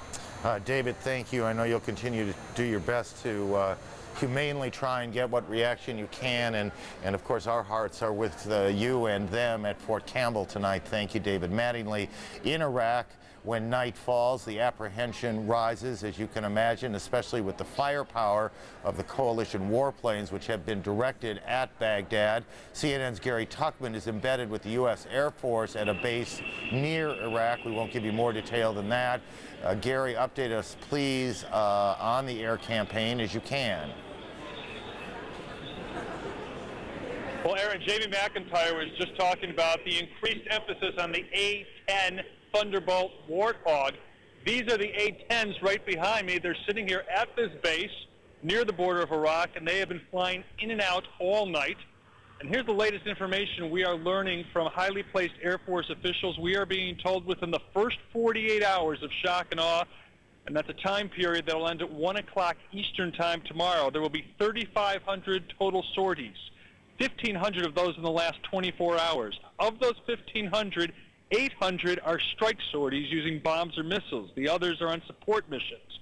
A total of 500 aim points in this 24-hour period. Now, aim points are different than targets. One target can have more than one aim point. A presidential palace could have dozens of aim points. So they're looking for 500 aim points in this 24-hour period. According to these sources, aircraft tonight are pounding, this is a quote, pounding on Republican Guard forces. And there's increased emphasis on the western portion of Iraq in the last 24-hour period. The atmosphere here at this base, where there are about 8,000 American servicemen and women, also British military personnel and Australian military personnel, is very professional but also very subdued. We were in the mess hall a few hours ago. That's a plane taking off right now. That's why it's so loud here. This is, of course, what we're hearing constantly while we stand here. But we were in the mess hall a few hours ago. There are probably 300 to 400 military personnel inside. Never have I been in a room where people are eating, where it is so quiet. They talk very quietly. There are very few smiles. Most of the smiles you do see are from pilots who have successfully completed their missions. Aaron, back to you. Gary, thank you very much. Gary Tuchman at an Air Force base in Kuwait as the air campaign launches from there. Wolf, you're not that far from Camp Pennsylvania, probably an hour or so by drive on a normal day. I can't imagine it is anything but the most difficult of circumstances tonight. You know, this was one of the things that the U.S. military was very concerned about, not necessarily the Iraqi formal military presence, but the possibility of terrorism. I don't think they anticipated it would develop as quickly as it apparently has. That's the working assumption, according to Jim Lacey, our colleague from Time Magazine. We're going to continue to update our viewers on precisely what happened with those 10 soldiers injured at this base here in Kuwait, 6 of them apparently very seriously. But for the first time since the shock and awe bombing campaign began, the U.S. general in charge of the coalition forces is giving his take on the war. General Tommy Franks is also addressing the uncertainty over the Iraqi president and what that could mean for the fighting. Here's CNN's Tom Mintier. The commander of coalition forces in Iraq, U.S. General Tommy Franks, says he waited until the third day of operations before facing reporters because he feared it might not only compromise the mission, but endanger the lives of those conducting the war on the ground. The session also included a stern warning for Iraqi soldiers who either have weapons of mass destruction or control their possible use. We would be hopeful that, that those with their triggers on these weapons understand, don't use it. Don't use it. There were also images of oil wells in southern Iraq on fire, apparently sabotaged by fleeing Iraqi troops. But General Franks told reporters the well fires were far fewer than they feared. Just 9 out of a possible 500 were set on fire. The U.S. commander also says that between 1,000 and 2,000 Iraqi soldiers are now surrendering to coalition forces. This satellite photograph, he says, shows more than 700 who had lined up as instructed before the conflict started. They were told to lay down their weapons and form a line that could be identified by coalition forces. General Franks also says he has no idea where Saddam Hussein is, nor whether he is dead or alive. He also quickly added that this war is not about one man, but a regime, one that the general promised would soon be gone. Tom Intier, CNN, Doha, Qatar. So there you have it. In the opening moments of the war, the question is this: where's Saddam? But lately, the question has often been among some specialists, does it really matter? The U.S. military's top commander says coalition forces will continue their push into Baghdad regardless of whether Saddam Hussein is dead or alive. CNN's David Ensor reports. With another tape of Saddam Hussein, Iraqi television sought to emphasize that he remains alive and in control. True or not, U.S. intelligence and military leaders say it matters less and less. I don't know if he's alive or not, but interestingly, the way we're undertaking this this military operation, it would not be changed irrespective of the location or the life of this one man. U.S. intelligence officials say communications from the Iraqi leadership are dramatically down since the first airstrikes of the war, including the one that targeted his compound, suggesting to some Saddam is probably alive and most worried about staying that way. He doesn't know if it was a human who betrayed him or it was a technical system that betrayed him. And so as a result, his MO is always go to ground, go into hiding, rely only on your trusted emissaries. Besides tracking Iraqi leaders, U.S. intelligence officials say they have several key goals now: to protect and help U.S. troops, to negotiate surrenders and stand-downs of Iraqi units, to watch Iraq's weapons of mass destruction, and not only to keep those weapons from being used against American soldiers. One of the great concerns that the administration has is that in the collapse of the regime, you may have individuals who will take some of the weapons of mass destruction and transfer them to other countries or to terrorist groups. The U.S. military dealt with one such group Friday, bombing the northern Iraqi enclave held by Ansar al-Islam, a fundamentalist group the U.S. says has ties to al-Qaeda. Special forces and U.S. intelligence moved in after the bombs. Though publicly U.S. officials are playing down the importance at this point of Saddam Hussein, they would still very much like to get him. Analysts argue if he dies, the regime could quickly come apart at the seams, potentially saving many lives: American, Iraqi, British, and others.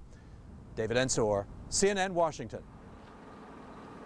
But the bottom line right now here in the Persian Gulf is clearly no one knows whether Saddam Hussein is alive or dead, and if he is alive, how much control he has right now.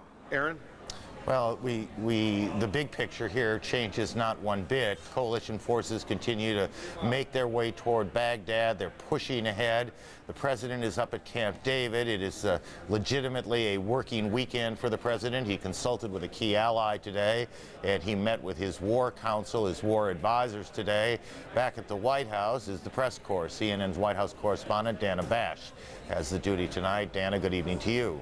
Good evening, Aaron. Well, you're right. The president is at Camp David at this hour and will be there all weekend long. And the president really, we are told, enjoys Camp David. He likes to get there, especially on beautiful weekends like this, to exercise. We are told that he was planning to exercise there, but as you said, it is a working weekend. He met with his War Council, as it is now called, his national security team. He met for about 90 minutes with them this morning. There you see a photo. It was a full crowd there, almost the entire War Council was there, including the Vice President, the Secretary of State, his National Security Advisor, Condoleezza Rice, all meeting, discussing the battlefront, what is going on there. And the President, we are told, after that, did stay in close contact through his National Security Advisor with what is going on in Iraq throughout the day. But the president also made it very clear today in his weekly radio address that there is a little bit of concern about the fact that Americans might think this war will be very short. He tried to sort of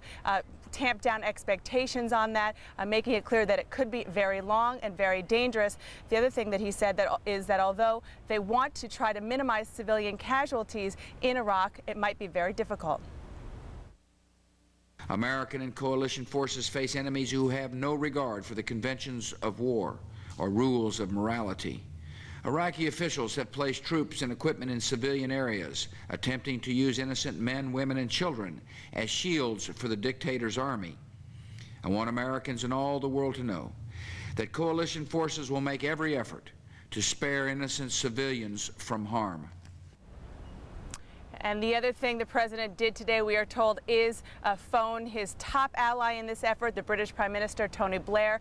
We are told by the White House that the two men spoke for about 30 minutes about the progress on the war front. They also discussed, we are told, the huge humanitarian effort that awaits them. Aaron. Dana, thank you. Dana Bash at the White House. Wolf, the president underscoring again the need, or the attempt at least, to avoid civilian casualties. There were some pictures on Arab TV, as I'm sure you saw there, that would be very inflammatory. That's the kind of thing the White House worries about. They're deeply worried about it, and especially concerned that these kinds of pictures, the huge airstrikes, the reaction in the Arab world from what happened in Baghdad, they're concerned that it could generate perhaps more terrorism. That's a source of great concern. Everyone is going to be watching that. By the way, CNN, of course, will have all the latest developments on the war, including reaction from the highest levels. Tomorrow, I'll talk to the top man at the Defense Department, the Defense Secretary Donald Rumsfeld. I'll ask him all the latest. I'll ask him about the latest developments in the war. What are the next steps? We'll have him on a special late edition, Strike on Iraq. That will begin, of course, tomorrow, Sunday, noon Eastern. Across the United States today, freedom of speech led to urban gridlock. Coming up, Broadway and a cast of thousands. It's a much different sentiment on U.S. military bases. Next, anxious families share the burden of waiting.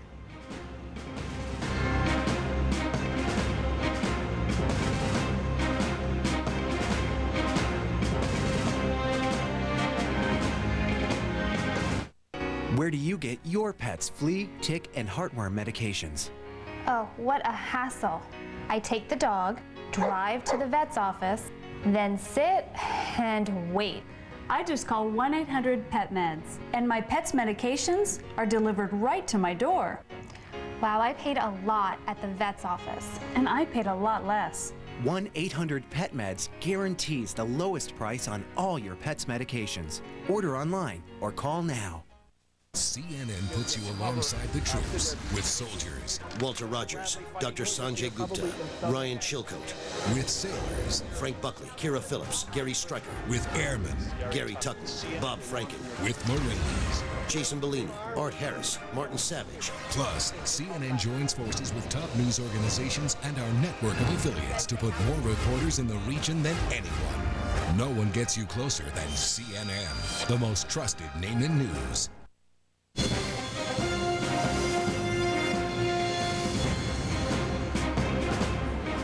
Well, Camp Pendleton, California, military families have been clustering around TV sets. They are anxiously awaiting whatever news they can get from the front lines.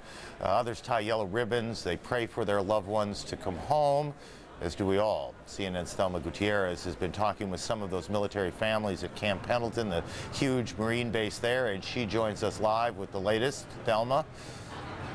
Yes, you're right, Aaron. It is a huge base. There are about 40,000 Marines who are based here during peacetime. Family members, as you had mentioned, Aaron, sitting here on pins and needles waiting for any news. And of course, lately, the news has not been very good. Today, things have been relatively quiet. I've talked to some of the Marines here right at the entrance of the base, and you get a sense of how somber the mood is. After all, this is the base, which is home to the 1st Marine Expeditionary Force, which is among the first to cross into Iraq. And now news that 5 of 7 U.S. deaths were actually based here. That brings the total coalition U.S. death toll up to 21. You can see right there the flag flies at half staff. The Department of Defense released the names of those who were killed in action on the 21st. They are 22-year-old Lance Corporal Jose Gutierrez of Los Angeles and 30-year-old 2nd Lieutenant Theral Childers of Harrison, Mississippi, both based here at Camp Pendleton. Family members of the Marines, 2 Marines who were actually killed in the CH-4.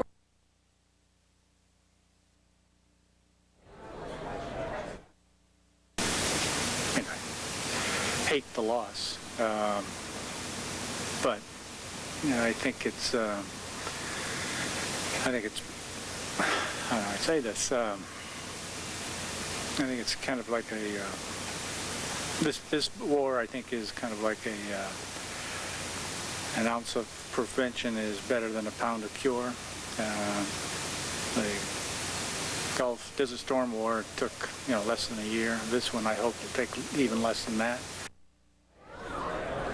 Well, that is, we lost Thelma out there, but the essence of that is pretty clear. These are difficult days, and there are more difficult days to come out at Camp Pendleton and Fort Campbell, Kentucky tonight, and a lot of other places where American families of servicemen are stationed and they are worried.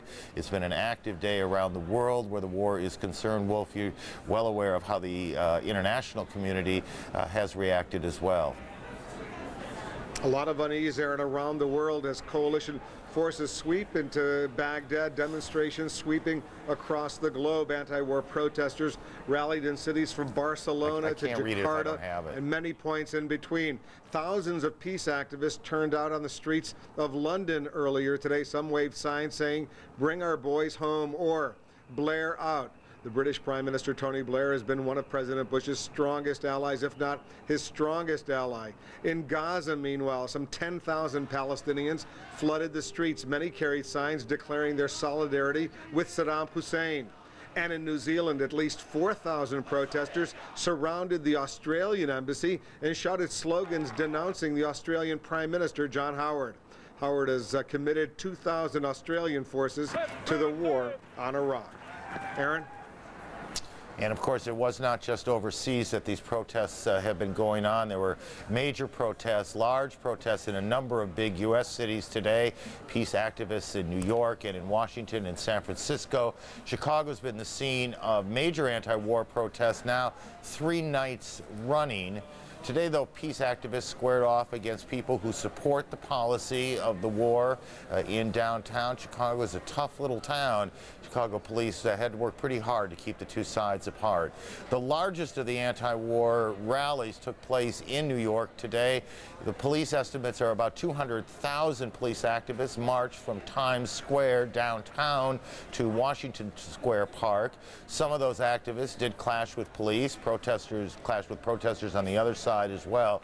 It was, in fact, in many respects, a very nasty day in Midtown and downtown New York. We're joined now by Whitney Casey, who was covering that for us in New York. Whitney, good evening to you. Good evening, Aaron. Well, behind me right here, Chief Esposito and some of the police officers here in New York, they're just now deciding that this protest is over. There are about 300 people that are still here in Washington Square Park, a much smaller number than started today. The police estimates that you said about 200,000. Some of the protesters estimate about 300,000. I'm just going to show you a little bit across the street right here. This is where some of the protesters, there are only a few of them here now, about 200 to 300 in Washington Square Park, still remain. The police here are just starting to disperse. disperse. They say that if they leave, they feel that maybe the protesters will go home. But it was started out as a much more peaceful day. There were those 200,000 people walking 40 blocks all the way from Midtown down here to Washington Square Park. At about 4 o'clock, when the protest was supposed to end, there were only 2 arrests. But after they stayed here in Washington Square Park, up until tonight now, those numbers have increased to 84 arrests. And also, I had a police officer just tell me over here he was hit in the face. And so it started out very calm earlier today. Let's take a look at that. A slew of arrests and scuffles with police as anti-war demonstrators grow impatient with their resistance. A march through the streets of New York down Broadway ends 30 blocks into Washington Square Park. Myra Howard came today with her husband and 16-month-old daughter. I think we're in the war for oil. I think we want to monopolize the oil, and that's why we're over there. Student Lena Eberhardt is visiting from Portland, Oregon. I'm really concerned about the long-term effects of what we're doing, and how the global effects, and how we're taking so many steps back that all the work that people are doing, it's like they have to start over all the time. Some demonstrators using satire to make their point. You know, he's the tin man after oil, and you have Bush, who, you know, I hate to disparage a public figure, but he's not the brightest president we've had. The march that started midday proceeded down dozens of blocks without conflict. But police made arrests at the end of the route when some protesters wouldn't leave. As you can see, the police behind me right here, this is the chief. He's just told me right now that they are pulling out of here. As of right now, 84 arrests have been made and 11 police officers were mildly injured, Aaron. But again, those numbers from 200,000 to 300,000 very peaceful protesters earlier in the day. Back to you, Aaron. Whitney, thank you. Whitney Casey, who's in New York City tonight. We note that most, if not all of the protesters at these anti-war demonstrations very carefully pointed out that their complaint is with the policy, with the president, but not with the troops overseas. And some rallies, like one that took place in North Carolina today, are organized specifically to support the troops. This is Raleigh, North Carolina. The crowd gathered outside the state capitol in Raleigh in what was billed as a rally for America, some of them singing "God Bless America."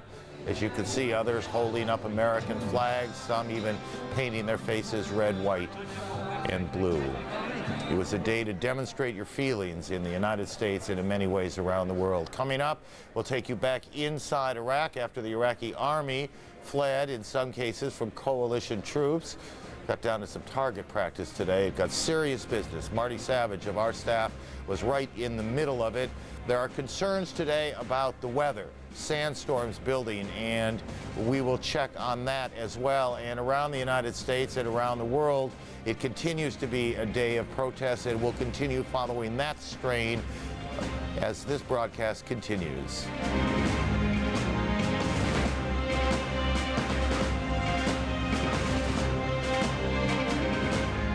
The strike on Iraq continues, and no one takes you closer than CNN. Live throughout the day, stay with CNN, the most trusted name in news.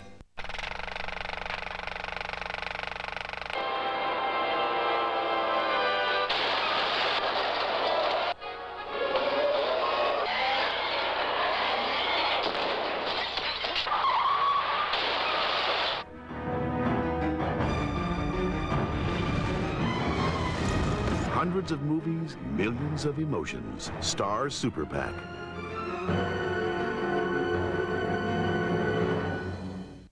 Executive Jeep announces incredible savings at our state-of-the-art facility on Universal Drive in North Haven. Now get rebates and discounts up to $5,000 and low finance and lease rates on our entire inventory. Get a new 2003 Liberty Sport for under $20,000 or a new 03 Grand Cherokee for under $24,000. Plus, get free lifetime oil changes with every new Jeep. The best values in America are here now at the totally new Executive Jeep. Exit 9 off I-91, North Haven.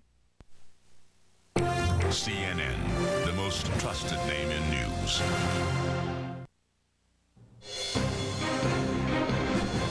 Good evening, everyone. I'm Heidi Collins at CNN Center. Checking the latest developments now at this hour. A reporter for Time magazine says intruders lobbed grenades into 2 tents housing top officers of the Army's 101st Airborne Division in northern Kuwait.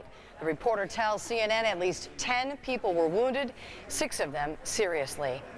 Meanwhile, in Baghdad, and you are looking at a live picture now, 3:34 a.m. there. Aside from scattered explosions heard the last several hours, it has been relatively calm in the Iraqi capital. Coalition troops have pushed 150 miles into Iraqi territory now and have moved beyond the Euphrates River. They've reached the outskirts of Basra, the second biggest city in Iraq.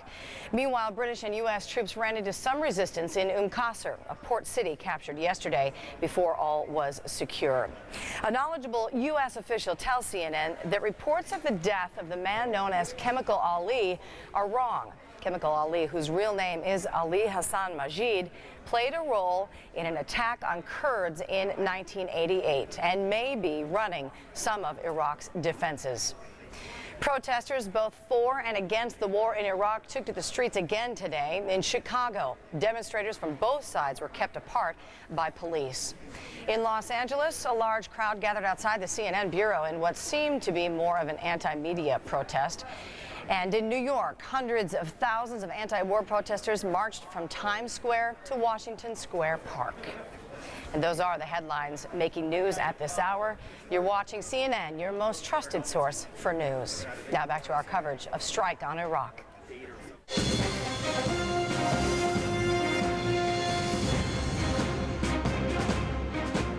There's been a grenade attack at a U.S. military base in northern Kuwait, not far away from where I am right now. I'm Wolf Blitzer reporting live from Kuwait City. We're told by the U.S. military's Central Command 10 U.S. Army soldiers from the famed 101st Airborne Division have been injured, 6 of them seriously. They've been moved to a military field hospital for treatment. No word on the perpetrators. There is a suspicion among U.S. military personnel at Camp New Jersey and Camp Pennsylvania, where these attacks occurred, at 2 tents housing senior officers of the 101st Airborne. There is a suspicion of terrorism, but no official word yet on what was the cause of this attack. Grenades involved. Let's go to CNN's David Mattingly. He's at the home base, the headquarters of the 101st. They're called the Screaming Eagles at Fort Campbell, Kentucky. David? Wolf, here at Fort Campbell, still our attempts to contact the post-public affairs officers have been unsuccessful. We have talked to a number of organized groups of wives and spouses here at the camp, all expressing a great deal of surprise that something like this would happen in northern Kuwait when the bulk of the 101st seems to be in more danger on the move in Iraq tonight. Joining me, though, are a couple of wives who are from the 1st Brigade. Your husbands are with the 1st Brigade, and the last you heard, your husbands were at Camp Pennsylvania. What have you heard tonight? Just the news that there were the grenade attacks, and that's it. And we feel pretty confident that our husbands are safe, that they weren't anywhere near there, but we feel for this. This brings into focus the issue of the media coverage. You're finding out in the media and not from official sources yet. Does that bother you, or does it make it more stressful for you in times like this? Just the specifics, you know, because you hear, like, when the missile was launched, and I was like, well, what, it said Kuwait, I was like, well, what camp? You know, there are several different ones, and, you know, our husbands were at Camp Pennsylvania, and with the grenades, we don't know who it was or... The 101st is always prepared to move out. You're always prepared for your husbands to have to get shipped out somewhere. You're prepared for this mentally, but when something like this happens, can you truly be prepared? No, you never can truly be prepared for what's going to happen. It happens, and I think you just have to take it as it comes, and you have to deal with it, and you have to rely on your family and your friends in your community, in your family support community. Since the Gulf War, the Army's done a great deal of work to try to support families. Do you feel like you're getting the support that you need right now in this time when you need this kind of information? Absolutely. Oh yeah, I have a great support system, family and friends, and there are thousands of wives here that are going through the same things that we are. And we're all waiting for that information tonight. So ladies, thank you very much for joining us. Wolf, back to you. All right, I'm sure there's a lot of anxious families over there at Fort Campbell, Kentucky. We'll continue to follow the story, bring the latest. We're attempting to get back in touch with Jim Lacey of Time Magazine, our colleague there. He's embedded with the 101st. He's the one who called us with first word of this grenade attack at these two tents at this camp just north in the northern part of Kuwait. Aaron? Thanks, Wolf. Just listening to those two young women talk about their support system, given the nature of modern communications and how we have been able to literally show the 101st and a lot of other units as they go about their business. I suspect they have an entire nation of support who must feel like they know the men of the 101st. We also have come to know the fighter pilots who are based all over the Gulf and in the Red Sea too. In this case, the USS Abraham Lincoln. Those pilots have been flying round-the-clock missions, unleashing significant doses of damage. How do you like the way that we said that one? Kira Phillips is on board this aircraft carrier with its crew of 5,700 planes dropping bombs and firing off missiles based up there in Everett, Washington, north of Seattle. Nuclear-powered aircraft carrier with about 5,700 men and women on board. As we said, CNN's Kira Phillips is embedded with that unit, and she has filed for us today. Well, welcome to Shock and Awe from the USS Abraham Lincoln. Let's take a look at these pictures from not long ago when the first strikes began. Now, pilots tell me they were fired upon constantly, a number of threats in the air that they faced. Threats such as SAMs, surface-to-air missiles, old Soviet MiGs, also lots of AAA fire. It looked like Star Wars out there when we were going in. Mainly we're above the AAA threat, so that was nice to stay above that. But there was a lot of stuff coming up at us tonight, and F-14D Super Tomcat with the systems it has to offer, that keeps us safe while we're doing this job. Steve, how about you? What did you see? What were you feeling as soon as you got in country? I was amazed at the sheer size of this operation, the number of people talking on the radio, but also for the hour prior to us getting in country and dropping our bombs, explosions, as far as I could see, going off probably 2 or 3 every second for a full hour. It was quite amazing. I've never seen anything like it. As we pressed in, like Lucas said, we saw a number of SAMs, some ballistically launched, and then as we pressed in close to Baghdad, some that were actually guided. Fortunately, thanks to the people that were out there with us who helping to keep us safe from those threats while we were flying in that threat envelope. They did their job and our systems worked, and thanks to our maintainers who gave us good systems in the first place. They work long hours, and they you don't get to see them very often, but they're with us there too. And it's awesome, the product that they gave us, and we all appreciate that. Kadar, Lieutenant Steve Uries, gentlemen, thank you. Thank you. And we'll continue to stay here aboard USS Abraham Lincoln, continuing to cover the campaign as it goes down through the day and through the night out here in the Persian Gulf. Back to you. That's Kira Phillips aboard the USS Abraham Lincoln. These embedded correspondents are able to give us these snapshots, if you will, of various aspects of the war. It's our job here to try and take all these puzzle pieces and give you the broad look at what is happening in Iraq. Miles O'Brien joins us now to help look at that, to take a look at where, after these first few days, the coalition forces are. Miles? Yeah, let's put as many pieces together as we can here, and then to help me do that, we have some good help. General Wesley Clark, retired U.S. Army, former NATO Supreme Commander.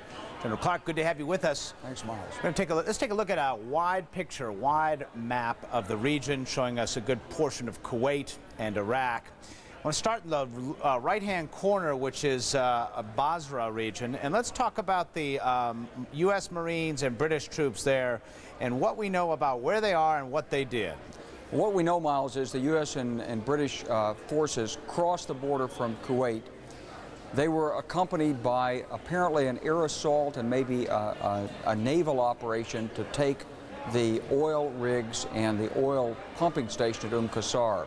But the British Marines, the British forces seem to have been on the right flank. The Marines seem to have been on the left flank. The Marines took the oil fields, the part of the Ramallah fields near Basra. They secured the airfield. They began destroying vehicles. They met some tough resistance from some hard-nosed Iraqi security elements inside Basra. They backed off after securing the bridges, and the British forces have been left to negotiate the surrender of Basra while the Marines have regrouped and are preparing to head north toward Baghdad. All right, that gives you that right-hand quadrant there. Let's talk about some of the heavy armor here. They started right about here. Where do we know about where this heavy cavalry unit is right now, General? Well, it's been released that they're somewhere up near Nasiriyah, which is right about there. And we believe that they have secured, one of the elements of that division has secured the bridge over the Euphrates River there. Now, where they go from there, of course, is speculative. We don't have any knowledge of the plans, but it is about halfway to Baghdad, and they're clearly putting pressure on the Iraqi defensive elements there. All right, now let's move a little bit further over to the left here. We'll give you a sense of an airborne unit, the 101st Airborne specifically. You could give us a sense of where we think they may be. Well, what we know of the 101st Airborne right now is that at least one brigade has been moving in trucks and in Humvees up probably to the west flank of the 3rd Infantry Division, probably moving up toward those captured air bases at H2 and H3. That would put them right up in there, right? And then probably not there yet. But they're not there yet, but where would they go from there? Probably straight into the north and straight to Baghdad? Probably would be the force in the north. There's got to be a way to get that northern element in there, and as you know, the 4th Infantry Division has been officially pulled off the mission of going through Turkey to come in from the north. All right, let's move the map down now to Nasiriyah, because you were telling me some interesting things about armored doctrine. In other words, the rules of engagement, according to the U.S. Army, on how you move armor. In this case, what you do when you come to a river and how you deal with bridges. Give us a sense of what happened on the ground here, General.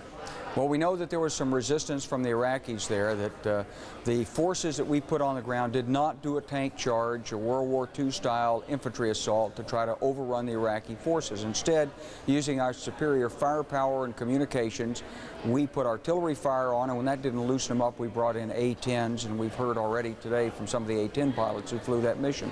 And they were successful in breaking the resistance, and apparently we've moved at least some elements of the 3rd Infantry Division across the Euphrates. Now, we don't know whether the whole division will go across or whether the division will split and go up on both sides of the Euphrates, but at some point, to get to Baghdad, you got to get across the Euphrates. So it's possible you might have tanks going up both sides of that riverbank. What's the reason behind all that? You might, because you might get greater depth. On the other hand, you could also make the argument in classic military strategy, never allow a river to split your avenue of approach. So it can be played either way, and we just don't know, and that's the commander's call. All right, one final point before we get away. There is a report we're trying to chase down that there may have been a skirmish as close as 95 miles from Baghdad in a place called Najaf. We're trying to get you some more information on that. That's Najaf. That would put U.S. forces a lot closer. General Clark, just briefly, that seems like rapid advance. It does, but again, this is open terrain, and if there's no resistance from the enemy, there's nothing to stop you from moving at 20, 25 miles an hour.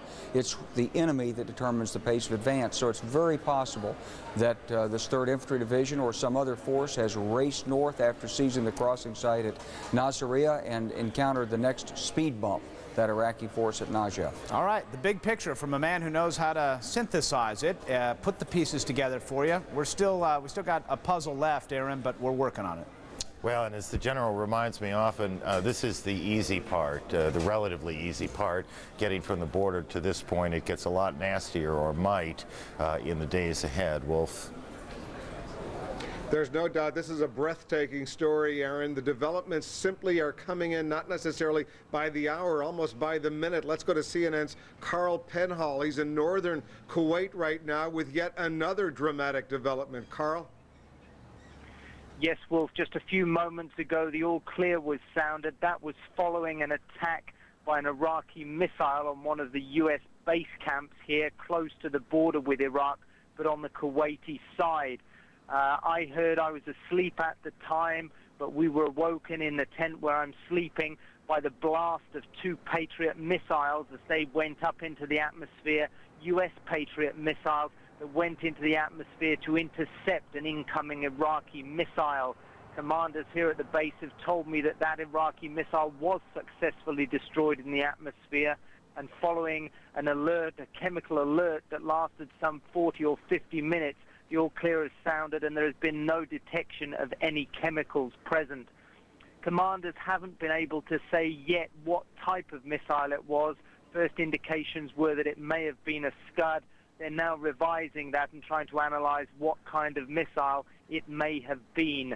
But certainly, Wolf, that missile didn't impact the ground. It was successfully intercepted by the Patriot missiles. Wolf.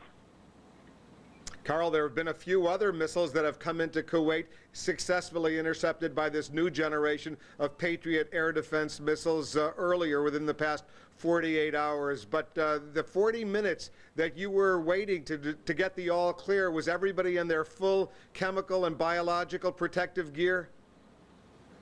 No, Wolf, because we're underneath tents, because we're underneath canvas, there was no need to put on the so-called MOP suits, the biological chemical suits that are packed with charcoal. Those are primarily for use when one is out in the open. The first order is to get under cover. Since I myself and most of the American troops here were asleep at the time, there was no need to get under cover. We were simply woken by the sound of the Patriot missiles, put on the mask, and waited there. And as you correctly say, yes, there have been previous Iraqi missile attacks in this region of northern Kuwait, but my recollection is that the last of those was before the start of the ground war, before American troops crossed the berm into Iraq. And I think the fact that Iraqi missiles are still coming in now is not taken anybody by surprise. Obviously, the Patriot missiles were on standby, but has left some of the commanders here scratching their heads, trying to figure out what kind of range these Iraqi missiles are and from what position they may have been fired, considering American forces are so far into Iraq now. Wolf. Carl Penhall, we were showing our viewers some details, some graphics showing the Scud missile. Unclear at this point whether or not that was a Scud missile. They're continuing to investigate. The Iraqis have other kinds of missiles still in their arsenal, including, as all of our viewers remember, those El Samud 2 missiles, half of the arsenal was destroyed by UN inspectors, but others presumably were not. We'll continue to follow that story, and we're going to get back to Carl when he gets some more information. We're going to take a quick break, but up next, the road to the Final Four in full swing. But is March Madness taking on a different meaning this year? Stay with us.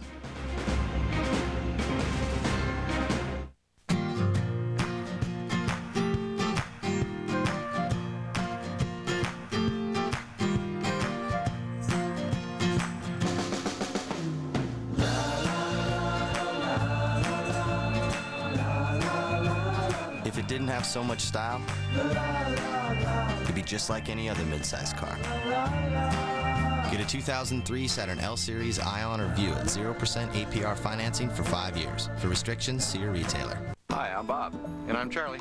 We're neighbors. And our wives figured if we couldn't grow hair on our heads, we'd work on our lawns, and look what happened. This lawn is a work of art. I use Scott Premium Grass Seed. You put anything else on there, Bob, and you'd just be wasting your time. See how thick this is? There's no weeds in that grass right there. The inferior brands have weeds, but the seed that Scott has is the purest seed you can get. Healthy, lush, green. It comes up quick. You interrupted me. The lawn is only as good as the seed you start with. Bald is beautiful. That's right. Except in your yard.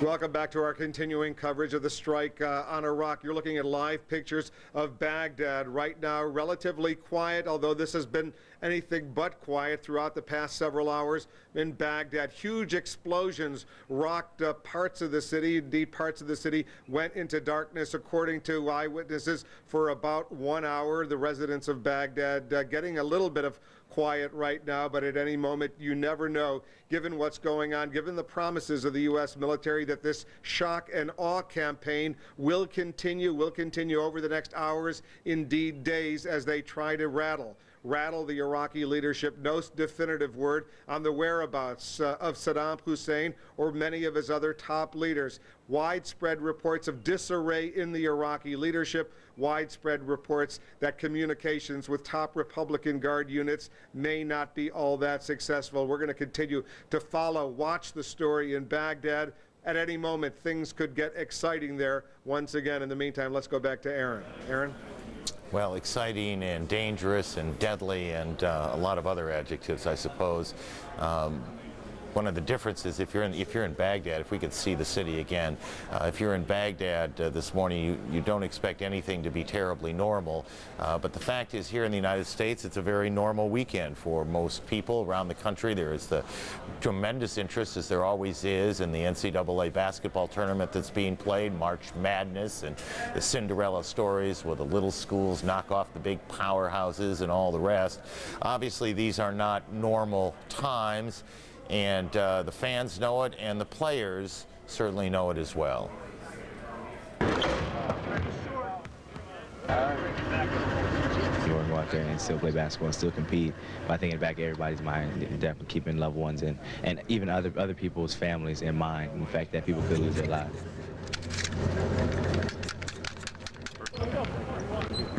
It's a weird experience to be over here playing basketball and them to be over there fighting for our country and us be the same age. After hearing comments on TV from the military people, they saying, we picked all the brackets and stuff like that, and they actually looking forward, seeing us playing. I mean, it just makes me feel good actually right now. I mean, I'm kind of changing my mind right now, and I'm actually accepting it. And if it makes him, better, just by playing us, I mean, that's what we should do then. For this to keep going, I think is a good sign for us. I'm excited to play, to tell you the truth. And I know my brother's sitting down in North Carolina cheering me on, so happy about that too. They're fighting the real war. We think we're fighting the war in here on the basketball court, but in real life, there's no death on the basketball court. But they're out there with the guns and the ammunition and stuff, and they're protecting us right now. One coach told his players, he said there are right now guys your age, 18, 19, 20-year-olds who are out there fighting for your country so that you can play this basketball tournament. That was his motivation speech, and that is literally true at this hour. American B-52s, those giant workhorses of the Air Force, have taken off from an air base in England.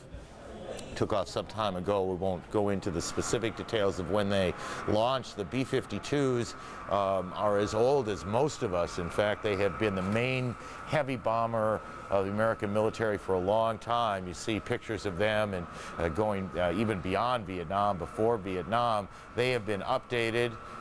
In the old days, in Vietnam, they would have been used for those massive carpet bombings. These days, they have those precision weapons, but they are essentially the same airplane, and they are taking off, or they have taken off towards Iraq, whether it's Baghdad or somewhere else in the country, we don't know. But as they take off, it's about a 6-hour flight, Wolf, as I recall, and we hope that they all get back safely.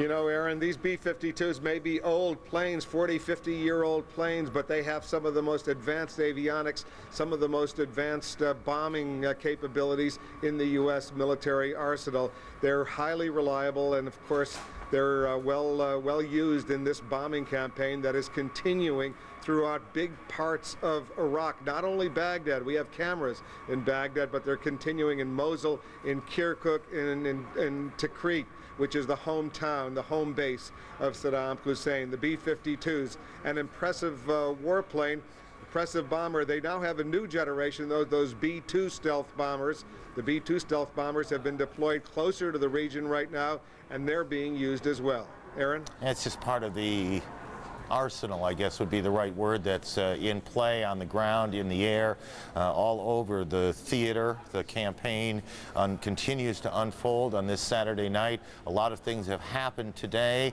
and we have much more coverage, but for those of you who may just be joining us, we'll try and update you on the major headlines of the day. Heidi Collins here at CNN Center for that. Heidi? Thank you, Aaron. I'm Heidi Collins at CNN Center, and here now are the latest developments at this hour. The Pentagon is reporting 10 injuries, some of them very serious, after a grenade attack behind the U.S. front lines. At least 2 people were spotted running off after grenades were tossed into 2 tents of the 101st Airborne at Camp Pennsylvania in northern Kuwait. It is believed to have been an attempt on the life of the camp commander. Iraq says 200 civilians have been injured in the American and British bombardment of Baghdad. President Bush has accused the Iraqis of putting civilians in harm's way. The Pentagon says every single one of more than 1,000 bombs that fell during the bombing campaign was precision guided. That is a first in military history. The Pentagon says advancing invasion forces have seized 2 critical oil terminals, the cities of Qasr and Basra, Iraq's second biggest cities, and U.S. troops are claiming control of Nasiriyah, where they crossed over the Euphrates on their march north. Marines outside Basra did run into hostile fire from Iraqi troops. The two sides exchanged fire, and the Marines set fire to abandoned Iraqi tanks, vehicles, and munitions. The U.S. request for about 60 countries to boot Iraqi diplomats is meeting some resistance now. The State Department claims some Iraqi diplomats are intelligence agents planning terror attacks against American interests. Australia and Romania are kicking the Iraqis out. Not doing so are Canada, France, Russia, Germany, Hungary, and the Netherlands. Well, those are the headlines making news at this hour. You're watching CNN, the most trusted name in news. Now back to our coverage of Strike on Iraq.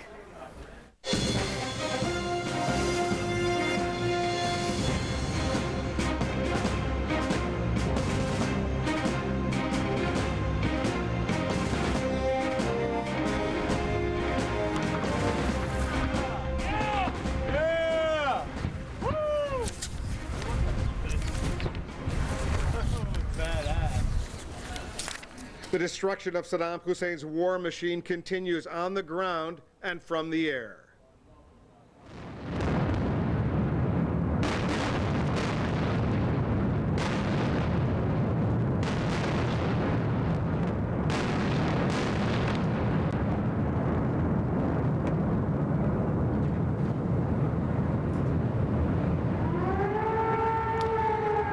Welcome back to our continuing coverage. I'm Wolf Blitzer reporting live tonight from Kuwait City, not far away from here. At a U.S. military base in the northern part of Kuwait, there was a grenade attack against soldiers from the U.S. Army's 101st Airborne Division. 10 U.S. soldiers have been injured. 6 of them were told seriously. 2 men were seen running away after grenades were lobbed into 2 tents. A serious development here that we're following, a development that's causing great concern among U.S. military personnel.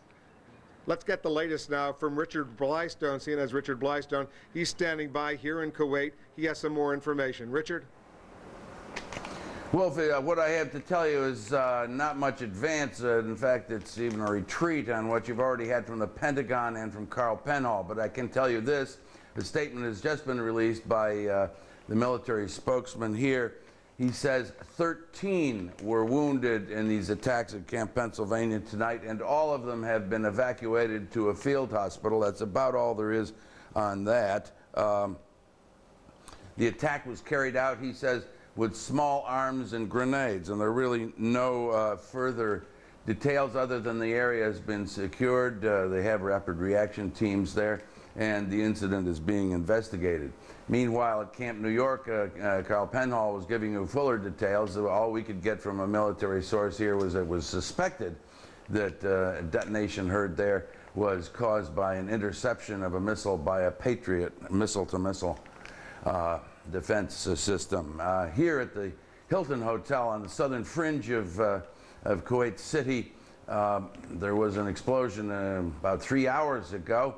That was caused by a Kuwaiti soldier told us. Security people found a suspect package and blew it up, found out that it was a satellite receiver. Wolf?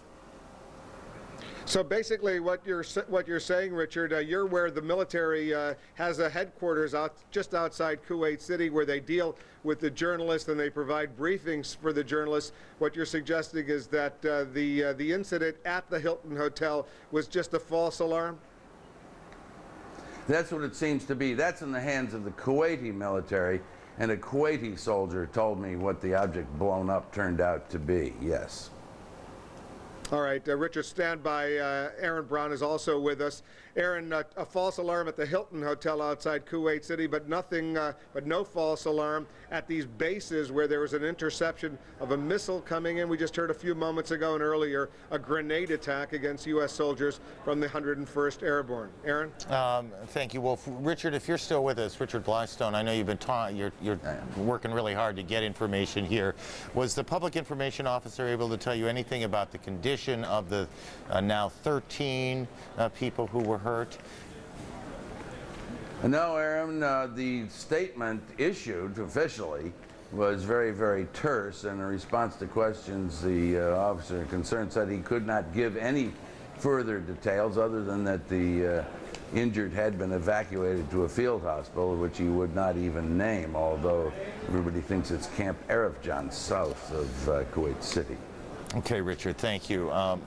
This has become the major development of the afternoon, that somehow Camp Pennsylvania, which is one of a number of bases up there, there's New York, there's New Jersey, there's Virginia, there's Pennsylvania, they were named in honor of many of the victims. The victims came from those states of the 9/11 attacks, and so when the Army picked those names for bases, they were trying to honor the victims of 9/11 in doing so. Over at the Pentagon, Jamie McIntyre has been trying to work through this strain of the story, this grenade and small arms fire attack, and other elements of the campaign that's unfolded today. Jamie? Well, Aaron, one thing I can tell you is that this so-called shock and awe campaign that opened yesterday is scheduled to continue for another 2 or 3 days, according to Pentagon officials. We can expect to continue to see bombs falling across Iraq. But even while the skies are lit up with brilliant munitions, some of the real dirty work, the real important work, is happening on the ground. In 3 days, lead elements of the U.S. and British invasion force have crossed the Euphrates River and pushed more than 150 miles into Iraq, about halfway to Baghdad. But Turkey's refusal to host U.S. troops has left a key military objective unmet, opening a northern front. That means the vital Kirkuk oil fields north of Baghdad remain unsecured and vulnerable to sabotage. Pentagon sources say it will be days before the shock and awe air campaign can neutralize Iraq's air defenses to the point that U.S. troops can be flown in. Meanwhile, the ships with equipment bound for Turkey have been ordered to Kuwait. In the south, the U.S. strategy is to speed the advance on Baghdad by capturing as few Iraqi prisoners as possible and avoiding taking major cities, including Basra. In cases where we can bypass or isolate and continue the operation forward and hope then that that element or that location falls without pitched combat, I think that's in everyone's best interest. Images from the battlefield show the U.S. military is basically having its way with Iraq's poorly equipped and demoralized frontline forces. Even so, at some southern cities, such as Al-Naziriyah and Basra, U.S. forces have encountered Iraqi troops who are fighting and inflicting casualties before giving up. U.S. commanders believe those Iraqi forces may include Republican Guard elements designed to stiffen their will. But aside from 9 oil well fires set in the Rumaila oil fields before the ground war began, so far U.S. troops have encountered no nightmare tactics, including no chemical or biological weapons. There will be surprises, but we have not yet seen them. The psychological campaign appears to be paying off. This satellite photograph released by the U.S. Central Command shows what appears to be 700 Iraqi troops lined up in the desert, just as U.S. leaflets instructed them to do if they wanted to surrender. Leaders from several regular Army divisions surrendered to coalition forces, and their units abandoned their equipment and returned to their homes, just as the coalition had instructed. More details have been provided on how the war unfolded, with U.S. and British special forces taking down Iraqi military outposts and seizing key oil terminals where weapons and explosives were found. This photograph shows an Iraqi ship that was discovered attempting to lay mines in the northern Persian Gulf, while here a U.S. AC-130 gunship sinks an Iraqi patrol boat with a devastating blast of cannon fire. The Pentagon says that U.S. troops have already moved farther in southern Iraq than the largest maneuver of the 1991 Persian Gulf War, and they've done it in about a quarter of the time. As for when the troops will get to Baghdad, that depends on a lot of factors, not the least of which is how much fight the Iraqi military has left in it. Aaron? Jamie, one question I think that begs to be answered, or asked at least, and we'll see if we can answer it, is why we did not see today the kind of air attack on Baghdad that we saw yesterday. Well, I don't know the exact answer, but from the picture we're getting, it appears that they're still trying to hit a lot of targets outside of Baghdad, and the thing they're stressing to us is that when we're looking at those pictures of Baghdad live, we're only seeing a very small portion of what is actually happening. Same thing when we see the pictures from our embedded reporters, and that if we could see the whole picture, we'd see a lot more going on. One of the things I mentioned was they need to take down all of the elements of the Iraqi air defenses before they can fly those troops from the south up to the north. A big, lumbering transport plane would be a very inviting target for even a unskilled anti-aircraft gunner or perhaps a guided missile to take down. That could result in a lot of casualties. So the impact of that Turkish decision not to allow the troops in, again, is that whole northern front is going to take several more days before they can open it up. Okay, Jamie McIntyre, who's been working around the clock at the Pentagon. There's nothing about war that's pleasant or fun or any of that, and truly, I think for all of us, the hardest part of it is knowing there are casualties and reporting casualties. We know now of this incident up at Camp Pennsylvania, 13 people wounded when someone, an intruder, penetrated the 101st Airborne camp in Kuwait at Camp Pennsylvania. We're still doing reporting on the degree to which they are hurt. They've been taken to a field hospital and are being treated, and our thoughts are with them. Today, the Pentagon confirmed that 7 Americans have died now since the war began. 2 of them are Marines who were killed in combat. 4 of them were Marines who died when their helicopter crashed near the Iraq-Kuwaiti border.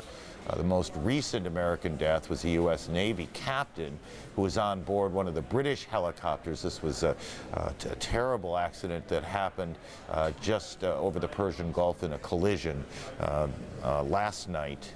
It was 5 of those Marines who died were based at Camp Pendleton in California, and the streets near the base were lined with yellow ribbons today. A lot of apprehension about who it might be, and there's always apprehension at military bases, and that continues, and it is going on at Camp Pendleton in California and at Fort Campbell in Kentucky. We heard some of that reaction from a wife a little earlier whose husband is with the 101st Airborne. As a soldier, you want to hear about the stuff, and you want to know, and sometimes you hope that you might get a glimpse of him. You know, when they say 101st, I always come running into the room and to see if he's on there, see if he's okay. Well, these military families go through a lot of stress, Wolf. As you know, you've covered military matters for a good long time. A lot of stress indeed, and the business aboard U.S. aircraft carriers is among the most stressful. That business goes on around the clock with little or no rest. CNN's Frank Buckley is embedded on board the USS Constellation, where pilots say the missions they've flown are leaving the indelible impressions of war. He filed this report. Just hours after the first strikes went into Iraq from the USS Constellation, on the flight deck of this aircraft carrier, munitions were once again being wheeled across the deck, taken towards some of the aircraft being loaded up. We're talking about some of the laser-guided weapons, the GPS-guided, satellite-guided weapons, these precise weapons that people have been talking about that were used in the first strikes against Iraq. Now some of them may be used once again in further strikes. Immediately after the first strike packages went into Iraq and returned to the USS Constellation, we were able to talk with some of the naval aviators about their impressions of flying over and into the Baghdad area. Here's what they had to say. We came in and immediately could see the TLAM impacting in downtown Baghdad, and just continuous, constant explosions going off all over the place. There's nothing that's real world like that can get you ready for it, and to know that they're down there really shooting at you, and to be able to see it, and it's pretty staggering. In addition to the aircraft-launched attacks into Iraq, there were Tomahawk launches as well. These are the cruise missiles that came from ships and submarines. Rear Admiral Barry Costello, the Constellation Battle Group commander, telling us that all of the U.S. Navy warships that were capable of launching Tomahawks, that's some 30-plus ships and submarines, all of them launched Tomahawks. I'm Frank Buckley, CNN, aboard the USS Constellation in the Persian Gulf. And please be sure to tune in tomorrow for a special late edition. I'll be joined by the Defense Secretary of the United States, Donald Rumsfeld. That's at noon Eastern tomorrow.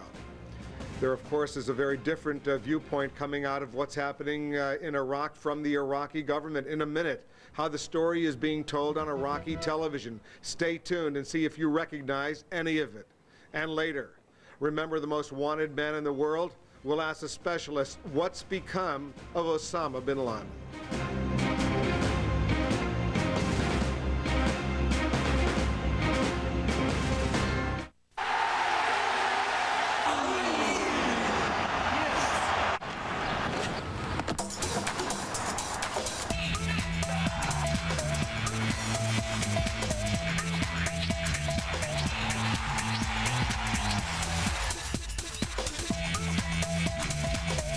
The Saab 9.3 Sports Sedan just received a 5-star rating for collision safety performance from the European New Car Assessment Program.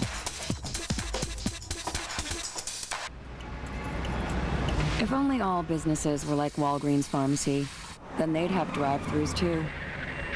Yeah, I'd like one of those prenuptial agreements. So you could get what you need quickly, without ever getting out of your car. Better or worse? Fortunately, there's at least one place that's designed around your needs. So, tell me about your mother. Well, it all started when I was about 14. Walgreens. Why go anywhere else?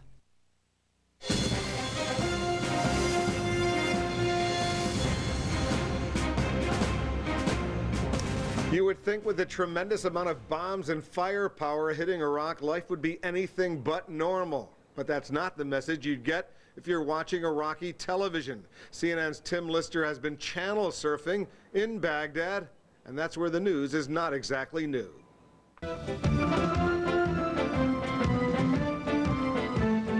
8 p.m. Baghdad time, and despite the effects on the city of Operation Shock and Awe, Iraq's main television news starts as scheduled. No continuous news coverage here. Behind the presenter, an image of Baghdad's Arch of Victory. Not surprisingly, the bulletin focuses on official condemnation of the American-led assault, much of it coming from the man who's emerged as the main spokesman for the government, Information Minister Mohammed al-Sahaf. Reports too about those said to have been injured in the missile and bomb barrage, and on how Iraqis are trying to carry on with their lives despite the war, shopping for essentials in brief escapes from their homes. This civilian says, we can go without water for a day, but not without air.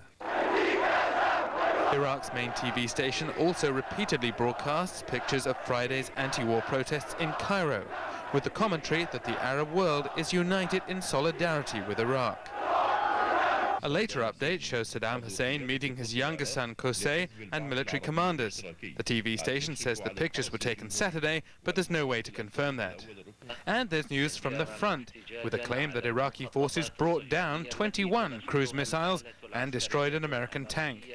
Iraqi forces continue to fight everywhere, says the presenter, who makes no mention of the defenders' casualties, the capture of Iraq's deep-water port, or the surrenders. Most of the time, Iraqi TV broadcasts patriotic songs and scenes depicting Iraq's military prowess, many of them dating back to the Iran-Iraq War. There's also repeated homage to Saddam Hussein. He waves to adoring crowds or watches over his military machine. Images in stark contrast to the new reality in Baghdad. For now at least, Iraqi television continues to be the faithful mouthpiece of the government. Its recurring theme, Iraq is Saddam and Saddam is Iraq. Tim Lister, CNN. 4 CNN journalists are now safe in Jordan. They were expelled from Baghdad by Iraqi officials. Our correspondent Nick Robertson was among the group that had been reporting from Baghdad over these many months. He and Reem Brahimi gave us their first-hand accounts of the damage they witnessed as they left the country. I'll pick up with Baghdad. Coming out of Baghdad, we saw collateral damage, windows blown out in shops near the presidential area that was very, very heavily damaged today. And as we came out of the streets of Baghdad, a lot of Ba'ath Party officials, that's the ruling party in Iraq, armed on street corners, groups of 2s, 3s and 4s in small trenches, bunkers in many, many places across the city as we headed towards the edge of the city. Let me hand over to Reem to follow up a bit more. Yes, well, I'll take it from when we left the edge of the city. It seemed, it looked quite normal for a while, although very quiet, as you can imagine. I have to say that just as we left, we heard the last all clear siren. There had been another series of bombings in the morning just before we left.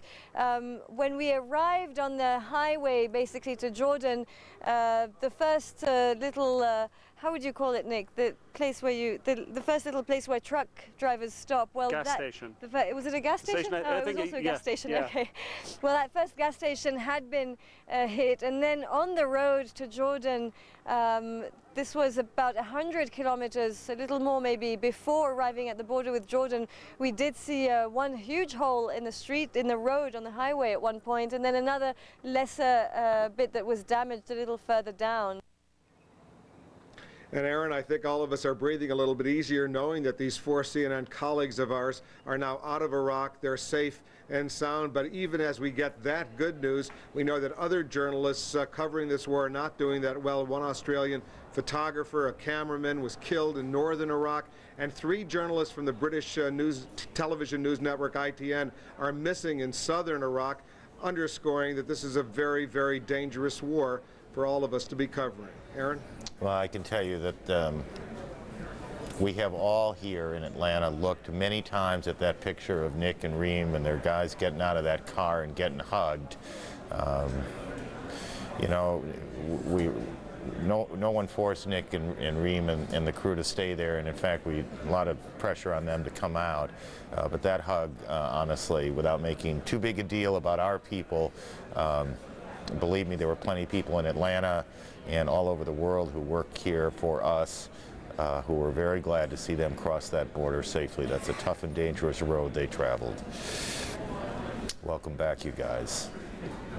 Pentagon, by the way, we were talking about this a little bit earlier. Jamie McIntyre was. The Pentagon says Turkey is deploying a massive number of troops on its side of the border, but Turkey wants to put its troops into northern Iraq. As you know, as you've been following this, that is home to the large Kurdish population. Turkey has a large Kurdish population of its own. It's concerned that when Iraqi Kurds are freed from Saddam's dictatorship, they'll declare an independent state, and there are ramifications of that. And here they are, that such a move could incite the Kurds on the Turkish side of the border to do the same thing. Turkey says the border buildup from the government's point of view is a precautionary measure. Turkish military officials say they plan to stop any Iraqi troops from entering their country. Northern Iraq is home to a major oil refinery in the city of Mosul. You've heard that name a lot over the last few days. It's also where bombs have been falling tonight. Targets in the last 24 hours have included one of Iraqi President Saddam Hussein's palaces. Frederica Whitfield is in the Turkish part of the country, back to that strain of the story, and she has been tracking developments from there. No sights, no sounds, no reports of U.S. military overflights through Turkish airspace, even though the Turkish government re-emphasizes that the quote-unquote structure is in place. The Turkish government says the airspace is open for U.S. military operations on its northern front in Iraq. The other issue that continues to have Turkish and American government officials still talking is the Turkish troop plans to cross Iraqi border. According to the Turkish ambassador, contrary to earlier reports of 1,000 to 1,500 Turkish troops crossing the border, he says that Turkish troops have only gathered at the border, anticipating what could be a Kurdish refugee crisis. The exclusive purpose would be to address the humanitarian crisis that is fast emerging there, and this on the basis of our past experience with the Gulf War. We want to make sure that the Iraqi refugees are taken care of inside Iraqi territory. But the United States General Tommy Frank says U.S. Special Forces working with the Kurds have actually seen Turkish troops inside the Iraqi border. I believe that the Turkish formations that we see in northern Iraq are very light formations. We see them move in and out of Turkey. There is continuing discussion, I know, at the political level to decide exactly how much of that, when, is acceptable and so forth. And I guess I would say that that's sort of above my pay grade. Obviously, we have consultations, we have contact. I have one of my general officers in Turkey working with the Turks and have had him there for some time. And so we're able to maintain coordination and I believe the necessary cooperation with the Turkish government up to this point. We wanted to see for ourselves the gathering of Turkish troops at the Iraqi border. We got as far as about 4 miles away from that border before being turned away by guards, unable to see the troops or their tanks. Frederica Whitfield, CNN, Shizra, Turkey. A couple of other notes here. The State Department, as you know, has asked various nations, most nations around the world, to expel the Iraqi diplomatic corps, shut down Iraqi embassies in their countries, at least for the time being. A few countries are agreeing to do that, others are not. The United States, Australia, both the United States, obviously, Australia has troops in the region. They did expel the Iraqi diplomats, so did Romania.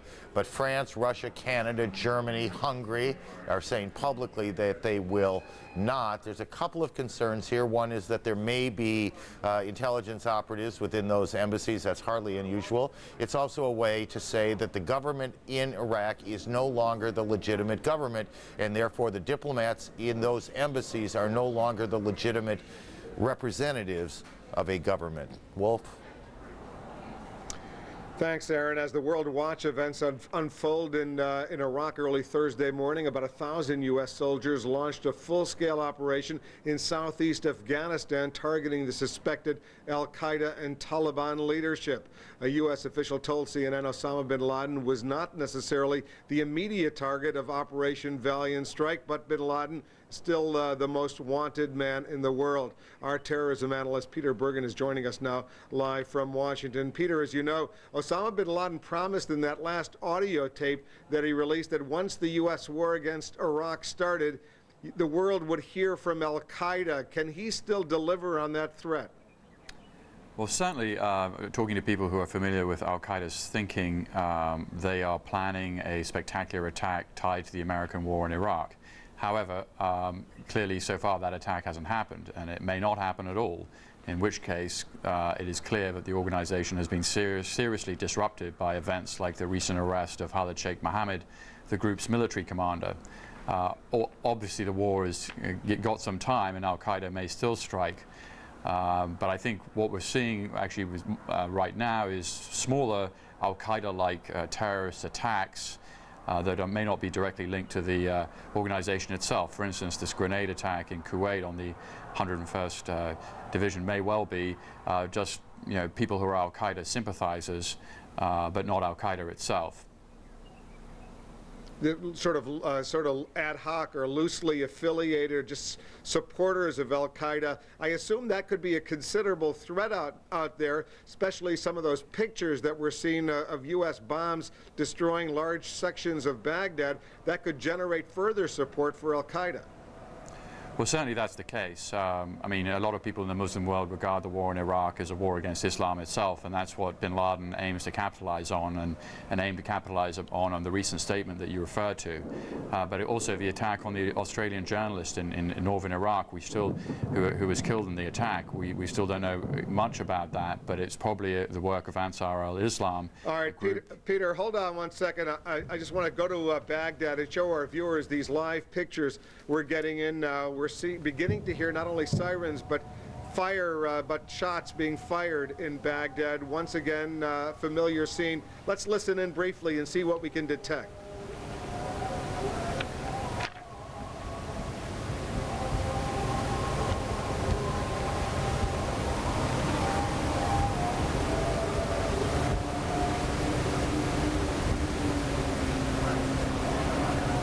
We can vaguely hear the sirens. We could hear some explosions, probably anti-aircraft going up. We didn't see much tracer.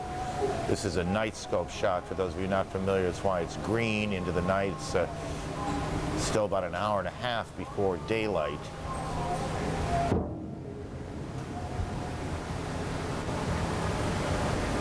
That'll wake you up. Hear that explosion. Yeah, that'll wake you up. And I think, Aaron, we should point out to our viewers, these cameras that we have around Baghdad are fixed. They're in fixed positions, and they're just looking out. These explosions could be occurring out of sight, obviously, from these cameras. But what we don't see yet, we don't see a lot of, from these two locations. We may have one other we can throw up at some point, but we don't see yet in the sky lots of tracer, or at this point any anti-aircraft fire going up. But we certainly, a moment ago, 15 seconds ago, heard a loud explosion and some shots being fired and the sirens going off, coming up on 4:30 on a Sunday morning in Baghdad. You know, it's also interesting, Aaron, you could barely hear it, but I could definitely hear the call to prayer in Baghdad, even as this explosion, even as this thud developed. And if you're listening behind me here in Kuwait City, the call to prayer has just begun as well. So there's and we'll listen to this, but there's a kind of mix of audio here. You can hear in Wolf's mic the call to prayer in Kuwait City, another explosion.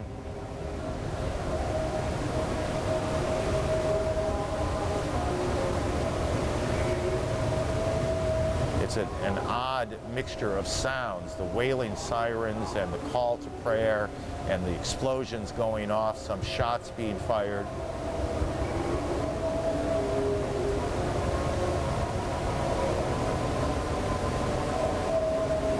We had been bracing for this continued air campaign to unfold over Baghdad. U.S. officials, military personnel saying the shock and awe was only just beginning. Another day or two of intensive bombing campaigns, not only in the Iraqi capital, but throughout much of Iraq, including Republican Guard positions, anti-aircraft positions, as well as locations where the U.S. suspects the Iraqis may still be concealing weapons of mass destruction. Don't know if that's what this is. It may turn out to be that. It may be a false signal that the Iraqis, some false pulsing in the Iraqi radar system that they picked up that's causing, but we've heard now 3 fairly significant explosions, even as through these 2 shots that we have, the night scope shot on the left and the just standard shot on the right. We don't see much going on. Wolf, it was just, I don't know, 10 minutes ago or so in the program that we saw these clips from Iraqi television of people going about their normal business, going to the grocery, picking up some eggs and some food. This is what they're living under, this constant anxiety. They know it's coming. They don't know when it's coming. Especially today, Aaron, because normally over these years, the airstrikes occur at night. But earlier today in daylight, there was a significant U.S. airstrike that must have certainly unnerved those 5 million people in Baghdad, because those were the hours, the daylight hours, when they did go out, do their shopping, try to get some essential chores done, and then they would go back to their homes, and many of them would go to their shelters bracing for this kind of assault at night. So it's just a little bit unclear now exactly what's playing out early morning, Sunday morning in Baghdad. If we can, please, let's keep an eye on that as we try at the same time to update the other major strain of the story in the last few hours, which was this grenade and small arms attack, intruders at camp Pennsylvania, one of the American camps, the 101st Airborne up at Camp Pennsylvania. Charles Glover is with the Financial Times. He's embedded in that unit. We have him, I assume, guys, this is on the phone. Charles, have you been able to figure out much? Yes, they've taken they detained a U.S. soldier in connection with the attack, and he's being questioned now. I'm we're sorry. being asked not to report many of. I'm sorry. I want you to. They've detained a U.S. A U.S. soldier. Yes. Okay. A U.S. soldier. That's all that we can release right now. But he was detained shortly after the attack. There have been a number of suspects that have been detained and questioned. One of the suspects is a U.S. soldier who's being questioned right now. Again, there's not much that we can release about that. Okay. Although we know a little more. All right. Well, let me ask you. I'm sorry. Let me ask you this. Just this is one of those awkward situations where I know you know some things that you can't report, and I don't want to walk you into a corner. Absolutely. We are talking about a single individual. Is that correct? As far as I know, yes. Okay. There are search patrols fanning out across the camp, but at the moment, all we can report is that there is a single individual that's being questioned in connection with this. It does. I will tell you, take your breath away under the circumstances. Can you tell us anything about the condition of the 13 people who were hurt in this attack, or whatever it was?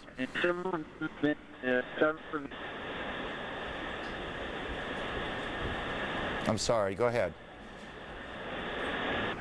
Can you hear me? Yeah. 2 of them were shot. The rest had fragmentation wounds.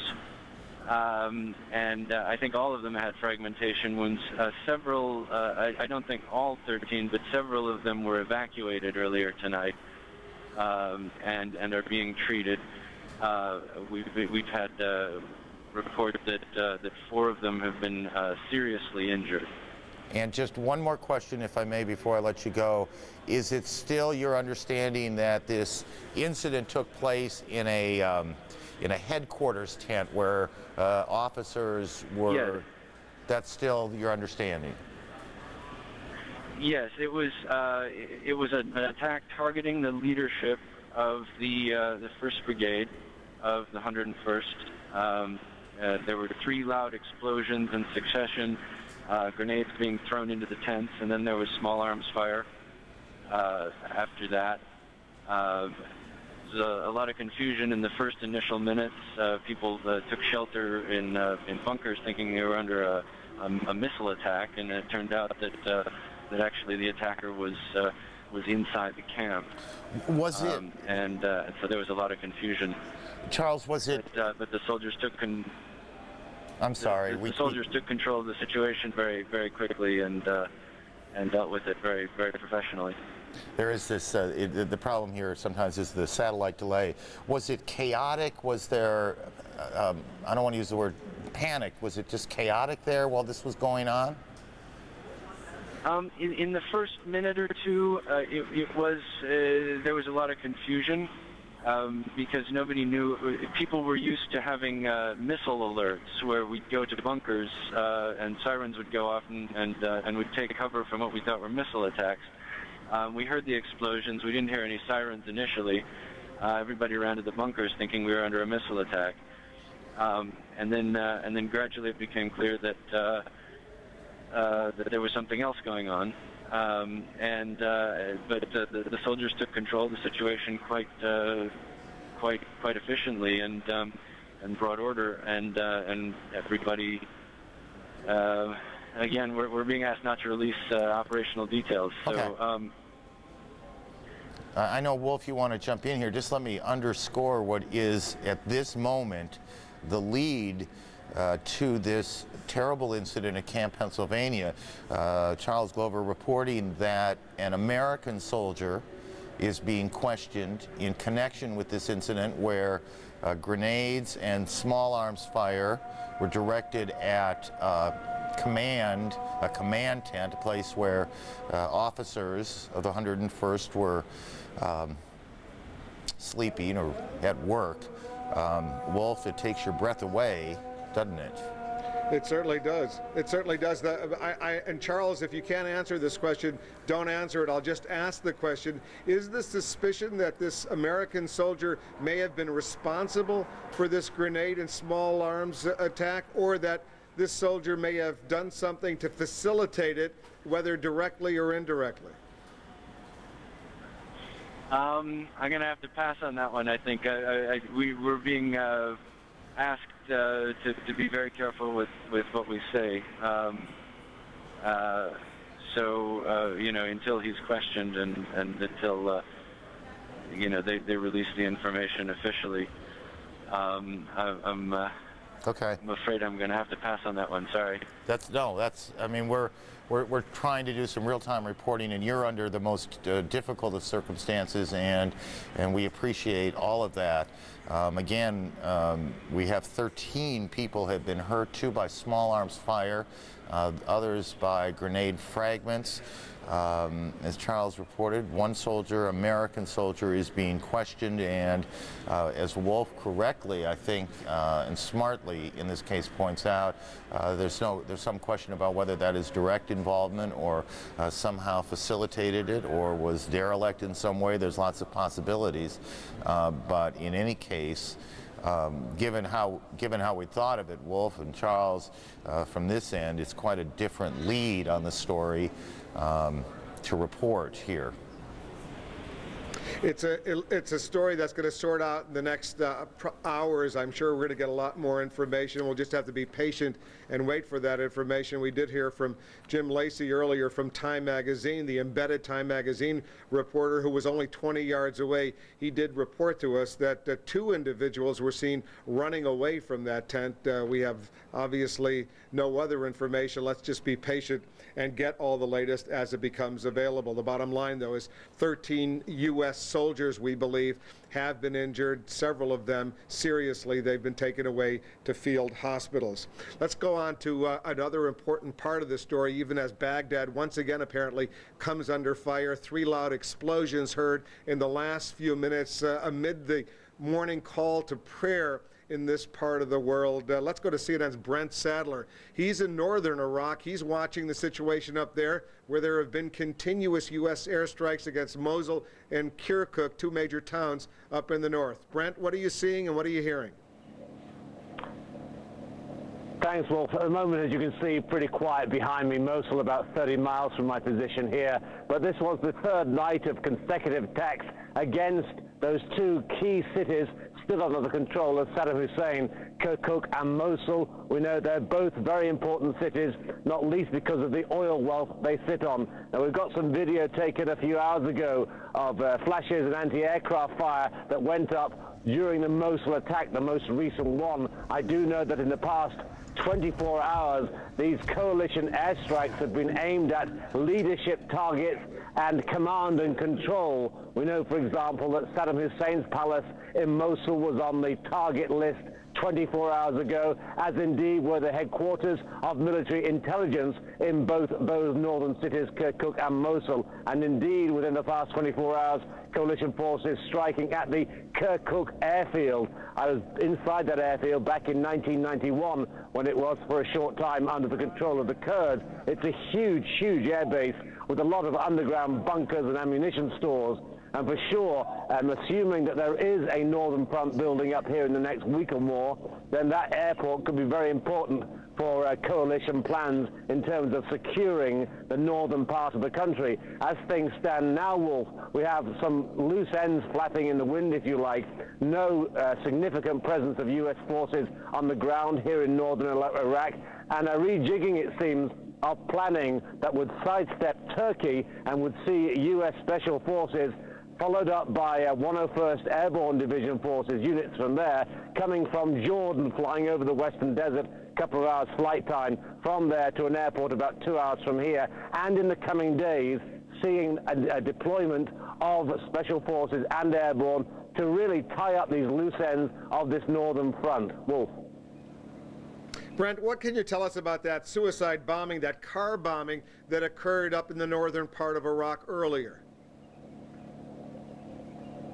Yes, this was in Halabja. Now, if I can just give you some geography here, Halabja is about, I guess, about 3 hours from my position here. It's close to the Iranian border. Halabja, of course, you'll recall, was the scene of that devastating chemical attack 15 years ago by Saddam Hussein. It's a well-known area. It's also a very well-known area for Islamic fundamentalist activity. We've heard a lot about a group called Ansar al-Islam. This group mentioned as the conduit, if you like, by Secretary of State Colin Powell between Iraq's intelligence service and the al-Qaeda network itself. Now, what we have is a very tragic incident of a taxi packed with explosives driving up to a checkpoint on the edge of Halabja, possibly on the road leading up to positions which overlook Al-Ansar's area, and it was detonated. A suicide bombing. It killed an Australian journalist, Paul Moran, from the Australian Broadcasting Company, as well as 3 local guards. Now, there had been concerns about journalists in this area for many, many weeks, given that it was no great secret that Ansar had issued veiled and unveiled a threat about attacking primarily American targets, or at least targets that were involved with the coalition. So that's what you have developing there. And of course, the safety issue is not only dangerous there, but elsewhere. We've seen what's happened at Camp Pennsylvania in northern Kuwait. We've seen what's happened with that suicide bombing. There've been a series of suicide bombings in that Halabja area over the past many months against local Kurdish political party officials and others. So it's a very, very dangerous area, and is likely to get more so. Wolf. And Brent, just to be precise, that journalist, the Australian journalist, and his colleagues, they were traveling on their own. They were not embedded with any U.S. or British military forces. Is that right? That's absolutely correct, Wolf. No embedding there, nor where I am here, this whole northern area, because there's been no northern front established as was originally envisaged in the U.S. war plans. You know, all the journalists are here, maybe 200-300, spread across a 500-mile front line, dividing 120,000 Iraqi troops from the Kurdish side of the area here, around the 36th parallel. 200 or 300 journalists, none of us embedded, covering obviously a developing situation here, and at the Iranian border end of that front line between the Iraqi forces and the Kurds, this Ansar al-Islam pocket, possibly connected to this suicide bombing, but certainly a group of several hundred people that we do know that Kurdish forces, special forces on the ground here, are working very closely with U.S. special forces to possibly target again that Ansar al-Islam area, with the possibility that Kurdish fighters may well take the fight to Ansar al-Islam as this coalition campaign, air campaign, as part of the invasion continues. Wolf. Brent Sadler in northern Iraq, a journalist who knows this area well, was here in this part of the world during the first Gulf War. Another reason why CNN is the most trusted name in news. Brent, thanks very much.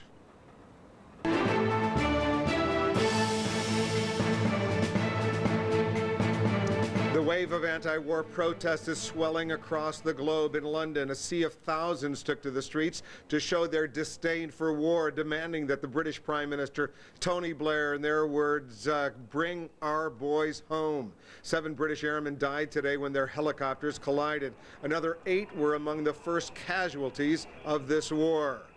Verbal venom poured out on the streets of Paris, where angry demonstrators there chanted, "Bush, murderer." And in the Middle East, some 10,000 Palestinians marched through the streets of Gaza, holding pictures of Saddam Hussein and pledging their undying support to the Iraqi leader. Aaron? Well, it wasn't all overseas. The country in many ways is divided in lots of different ways. This country is. Thousands of people, both for and against the operation in Iraq, took to the streets on this Saturday in the United States. In Charleston, South Carolina. In the South, flag-waving crowd gathered at the city's minor league baseball stadium there to cheer on American troops. One of their senators, Republican Senator Lindsey Graham, declared it was the bottom of the ninth, to use his term, and time to shut out the other side. The other side in this case, was heard loud and clear as well. There were anti-war protests in Chicago, trying to pro and anti sides actually trying to yell and scream against one another. About 800 pro-troop rallies near the federal courthouse in Chicago, too. This has been going on now for 3 or 4 days in Chicago. Lines of barricades. Chicago police dressed in riot gear kept the demonstrators apart there. In New York, an overwhelming turnout. This, to our eye at least, was the largest of the demonstrations we've seen so far. This is New York City. It started in Times Square, made its way all the way downtown. Demonstrators there making a point to say they support the troops but not the war. There were a few scuffles with police. I think now about 87 arrests is the correct number. Around 80 arrests in any case. Huge anti-war protests have been going on in San Francisco as well. There were, over the last several days, literally thousands of arrests, or more than 1,024 arrests 2 days ago, a number, I think 900 again yesterday. CNN's Rusty Dornan probably knows precisely the numbers. She has been covering these demonstrations in San Francisco, and Rusty joins us now. Well, Aaron, this is the third day of huge protests here in San Francisco, and there were more people really here at Civic Center today than the last 3 days, but only a handful of people were arrested. It was a very peaceful demonstration over the last 2 days. The first day, 1,600 people were arrested Thursday, then 600 people yesterday. During the march, after the first part of the rally, they believe that the organizers say there were about 50,000 people. The police will not give a number. They no longer give estimates on these marches, on these rallies. Some are estimating it was less than that, but certainly there were tens of thousands of people in the street here. Now, there were several speeches kicking off the march where there was a lot of strong language against corporate media. They feel that the embedded reporters are only the spokespeople for the Pentagon. And actually the tensest moments here came when one of the speakers even, asked people to go ahead and confront media who were here, and there was a small scuffle between protesters and some of the local media here. So everything went off very well today, but the organizers are saying that once again on Monday, when the businesses begin, they will start more civil disobedience again on Monday. Aaron? Rusty, thank you. Rusty Dornan. It doesn't matter what the issue is, how serious. If someone sees a live TV camera and a reporter talking, they will mug to the camera. Rusty, thank you. It is just it is the truth of human nature. A weird one, but a truth. Clearly, it's no secret that Americans who take part in these demonstrations, what they think about the war, but people who go out and demonstrate, I guess you would say, are the most passionate one way or another. But in the middle, there is a large body of Americans who went about their business on this Saturday, who nevertheless have opinions about American policy. Bill Schneider's task for us so very often is to not only deal with politics, but to deal with polls and try and make sense of the numbers and put some meaning behind them. That's a pretty big wind-up to get you in. These are fascinating polls, not so much for the top line, but for what's underneath them. That's right. The top line we're seeing is that Americans are strongly in support of U.S. intervention in this war, as they would be expected to be in the early stages, because they believe it's the right thing to do to support the troops and the president. But underneath it, the New York Times and CBS News reported today an interesting breakdown. They found out that this is very different from the first Gulf War under the first President Bush. As you can see on the left, 1991, 94% of Republicans predictably supported the first President Bush and his handling of the Gulf War, but so did 81% of Democrats. In this war now, with the current President Bush, 93% of Republicans support him, but only 50% of Democrats say he's doing a good job handling this war, that they approve of the way he's doing this war. There are a lot of Democrats who have doubts, who have reservations. There's a big partisan split, and this is something we usually don't see. We didn't see this in the Vietnam War for years. Does it say to us that in some respects the election is still being contested? I don't mean the next one, I mean the last one, that this is a red state, blue state moment yet again? Yes, it does, because politics is driving this, and I think there's a reason for that. An awful lot of Democrats believe that President Bush's war policy is politically driven. The reason is they don't feel as if there's an obvious reason why the United States is going into Iraq. They don't accept the argument that most Americans accept, that this is being driven by 9/11, the desire to prevent another 9/11. They don't see any ties between Saddam Hussein and 9/11.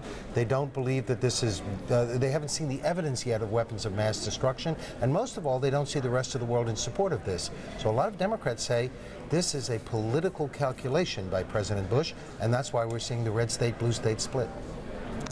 I know we're in the field, I think, tonight, and have been for a couple days. We're in the field with a poll, and we'll have results on that tomorrow, which means we'll probably sit next to each other again, which is perfectly fine with me. Look forward. Thank you, Bill Schneider.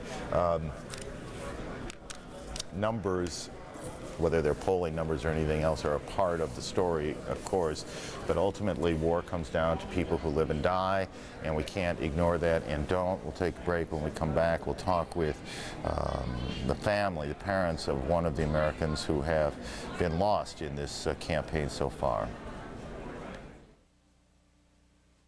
The strike on Iraq continues, and CNN is there every night to get a look ahead. Stay with CNN, the most trusted name in news.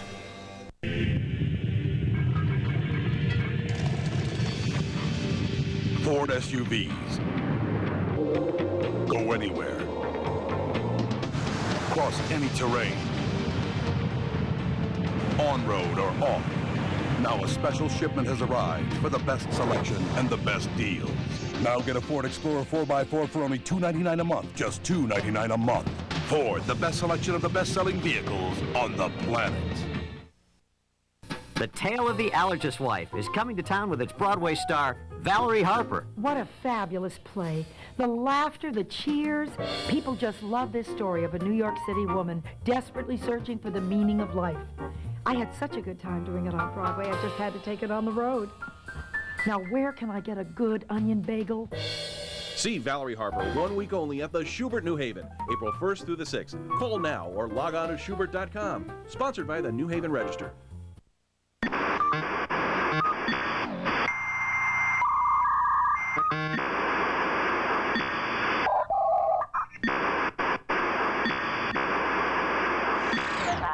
Go with Comcast high-speed internet. It's fast, and it's the perfect way to enjoy everything the internet has to offer. From shopping, to sharing videos, downloading music, to online gaming. You name it, Comcast high-speed internet. Call now for this special offer. There's never been a better time to lose the weight.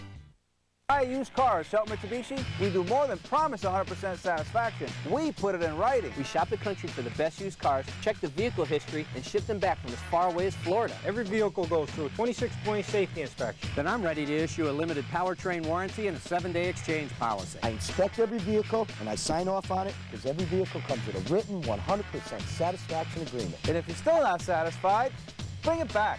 Only at New England's largest Mitsubishi dealer. He loved living. He loved the Marine Corps. He was a real good boy. He worked hard. He was on the SS Ranger for 3.5 years. He came out of the Marine Corps, went to college, got his master's degree, re-enlisted in the Marine Corps, and served the rest of his time in the Marine Corps until just the other day when that accident came around.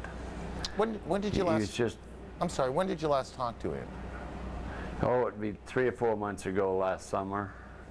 He came and he was able to spend 4 days with us, and he was just real tickled. He said he might have to go on vacation, and we know where that was. And he didn't say exactly, but then he called and said, well, I'm where there's no water, because we're from Maine, and we said there was no water where he was, so we knew where he was. But he wasn't scared. He was doing his duty to free other people. And he was really just a genuine boy, an all-American boy. He loved life. He loved the Marine Corps. We had a lot of fun growing up together. He loved to fly with us. We'd fly when he was 2 years old in an OJ3 Cub. Yeah.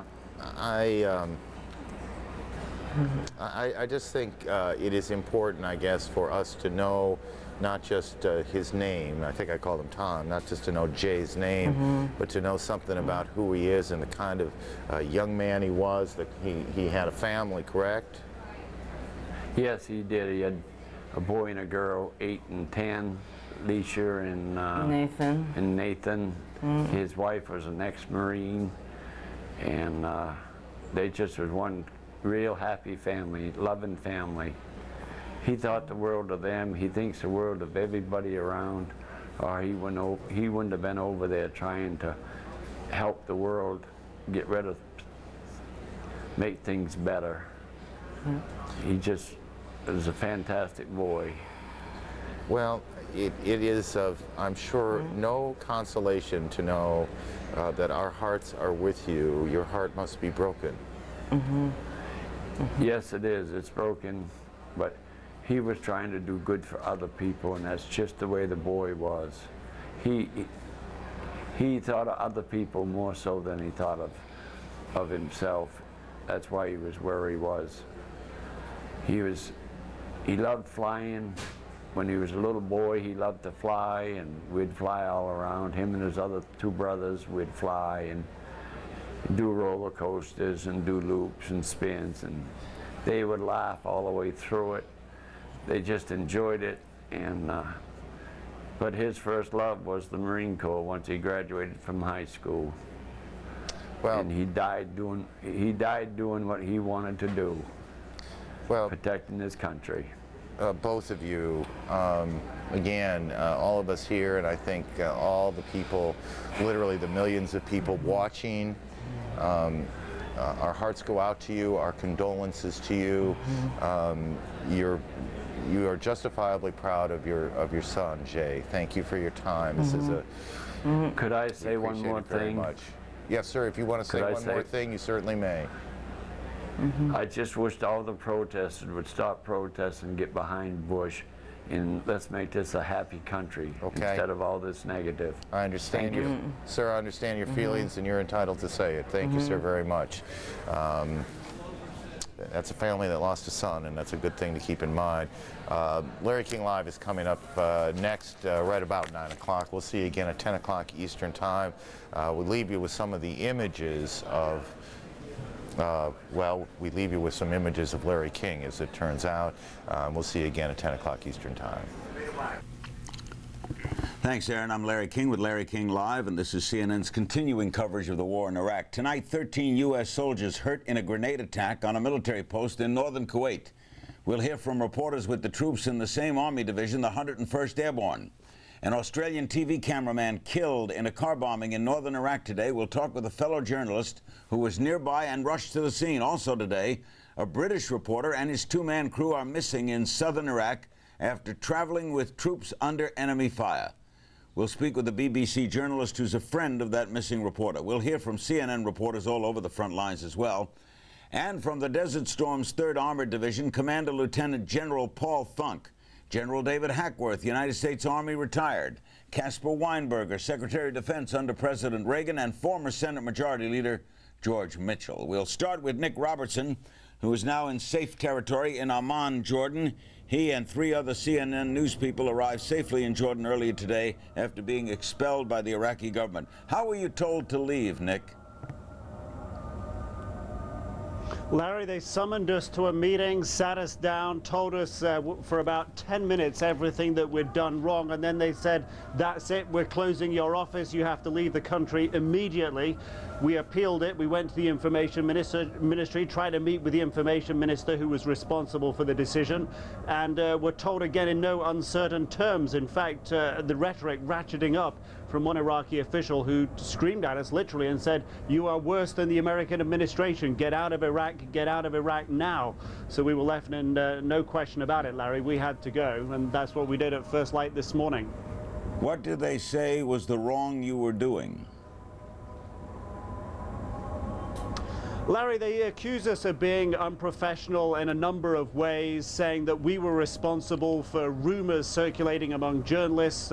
We had decided to change hotels in Baghdad. When we did that, many other journalists did. The information ministry didn't like that. CNN is perhaps one of the only organizations that's had a long history of having an office in Baghdad, and Iraqi officials in recent years have been giving CNN a particularly hard time expelling our bureau chief, Jane Araf, a few months ago, and it seems to be continuing at this time. It seems to be also, Larry, a reaction to the pressure that they're under, the information minister essentially having to tell Iraqis that the images that are seen on television of Iraqi soldiers surrendering and Bradley fighting vehicles storming through Iraq, he has to tell Iraqis those aren't true, and those images come across very strongly in Iraq on CNN, and it does seem to be in some way a backlash against that as well. So did you go immediately, would you have a vehicle, go immediately to it, and the three of you drive off? We couldn't. When they told us it was late in the afternoon, and by the time we could have organized it, it was already dark, and we realized that leaving after dark was just too unpredictable with an air campaign underway. We would have to travel up what used to be known in the last Gulf War as Scud Alley, and when we traveled up it today, you could see a number of shut up, burnt out vehicles. You just don't go up those roads at night, so we left in the morning. When we left, however, there was another air raid on, and you could hear the detonations, feel the detonations even rippling through the edge of the city, so it wasn't a very happy move, I must say, and we wanted to stay to report the news. I mean, that's what we do, and we feel it's very important, but we were given no alternative. We were told it was illegal to stay there, and the implication in Iraq at this time, when the intelligence officials begin to hold sway, we could end up in jail, and that's not a good option. Before you left, Nick, all that bombardment took place, and where were you, and what was it like from your vantage point? I was on the 17th floor of our hotel overlooking the presidential compound when this was happening, and it was shocking and it was awesome as predicted by the Pentagon. The blasts were incredible. The strength was formidable. They didn't blow out the windows in the building I was in there, but they blew them open. They blew plaster off the walls. You could feel the reverberations standing where we stood up there in that room. And it was a very, very impressive display of military might, precision bombing, military capability. And the message must be very, very clear to the Iraqi leader. His time has come. The writing here isn't just on the walls, Larry, it's shaking the walls for him. Lieutenant General Paul Funk is in Austin, Texas. He commanded the 3rd Armored Division during Operation Desert Shield. How different is it this time, General? Well, I think the simultaneity of the attack, of course, Larry, is one of the facts. The second thing, however, is that the ground troops are in essence mounted in the same equipment we were mounted in during the Gulf War. A lot more precision with weapons from the air and, of course, rocketry. But on the ground, it'll be the same type of equipment and the same kind of fighting that we saw, particularly when the U.S. units hit and the British units hit the Republican Guards. And David Hackworth, anything happened today that changed your view of last night, that this is about a 30-day thing? It's D+4, 4th day into the war. The 3rd Mech Division, U.S. Army's 3rd Mech, is going high diddle-diddle, right up the middle, breaking all kinds of track records. I think the Marine Corps will soon break out of Basra and join them on their flank, and also race to Baghdad. The closer we get to Baghdad, I think the stiffer the resistance will go. That is, if leadership's still in position, and the tougher the fight may go, especially if the Republican Guard decides to slug it out. But for now, it's going. You couldn't ask for a better plan, and it's being executed brilliantly. Gary Tuckman, who's usually in Chicago or sometimes in New Orleans, very often in San Francisco, our roving man, finds himself embedded tonight with the United States Air Force near the Iraqi border. Gary, what's happening where you are? Well, Larry, it's now after 5 in the morning here in the Persian Gulf. We've been standing on the flight line at this air base near the border of Iraq for about 12 hours, and there's been no let-up in the planes going to Iraq and the warplanes coming back from Iraq. We are living here with more than 8,000 servicemen and service women from the United States, from the United Kingdom, and from Australia, but this is primarily Air Force people from the U.S. And behind me, a very important plane at this particular installation. This is the A-10 Thunderbolt. It's known as the Warthog. It's an attack plane specifically designed to offer air support for ground troops. These planes have been coming in and out all day and all night. The latest information, Larry, we have from highly placed Air Force officials, for the first 48 hours of shock and awe, there will be 3,500 sorties, 1,500 in the last 24 hours. Of those 1,500, 800 are strike sorties using bombs or missiles. We want to give you a look at one of the planes coming in right now. This just came back from a mission to Iraq. You can see it right there. That is just arriving and taxiing down the runway in a southerly direction away from Iraq, just landing here. So that gives you an idea of what we have been seeing literally all day and night. We are being told by those highly placed Air Force officials, Larry, that during these missions over the past 24 hours, their Air Force planes have been, quote, pounding on Republican Guard forces. Larry, back to you. Thank you, Gary. A lot of our reporters are with us for the hour. Nick Robertson will be with us for the hour. Some phone calls will be included later. Let's go now to Jim Lacey. He's embedded with the 101st Airborne at Camp Pennsylvania in northern Kuwait. That's where that earlier today, that incredible story, a hand grenade attack on the camp, a U.S. military, 10 soldiers injured. Jim Lacey of Time Magazine, what happened? Hi, earlier tonight, about 1:45 a.m. our time, American soldier who's now in custody attacked the command tents, 2 separate tents, throwing grenades into them and yelling, "You're under attack," as he did it. He threw a total of 3 grenades. One of them seems to have been a dud. The other 2 went off, 1 in each tent. They're now reporting 12 injured, 6 seriously. 1 or 2 of them are now being said to be life-threatening wounds. They had, as I said, they had the soldier in custody. Criminal Investigation Division is here. They are interrogating him as we speak or preparing him for transfer. Jim, did you see the soldier, the alleged, commit the act? No, it was, as I said, 1:45 in the morning here. My tent is right beside the 2 tents that were attacked, so I was up at the first blast, and a lot of confusion, a lot of chaos. I walked over to the tent. There was 2 soldiers lying outside, 1 lying outside of each of the tents, wounded. The sergeants who were on the spot were immediately getting things under control. It took about 2 to 3 minutes to get a medic here, but the soldiers were already getting first aid and getting bandages wrapped on them by the time I arrived on the scene, which was probably only a minute or 2 after the initial grenades went off. Somebody did see the person do it. Was not able to identify him at that time. Did you assist, Jim? At the time, I did a little bit, but there's a lot of chaos, a lot of confusion. So, all right, General Funk. I did. General Funk, is this? I don't want to guess psychological aspects here. Is this one of the side effect ravages of war? Yes, but it's very, very infrequent.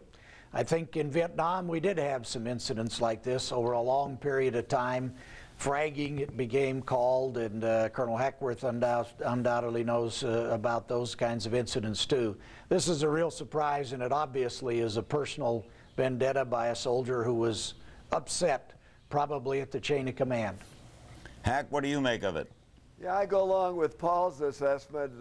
And it also could be just the flat stress that these kids are living under day in and day out, and his bottle wasn't too big, and he just cracked.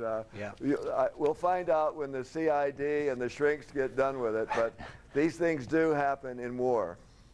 Yes, Jim Lacey, do you feel the stress there? Is someone covering it? No, I don't believe this was stress. We are allowed to say that the soldier does have a Arabic last name.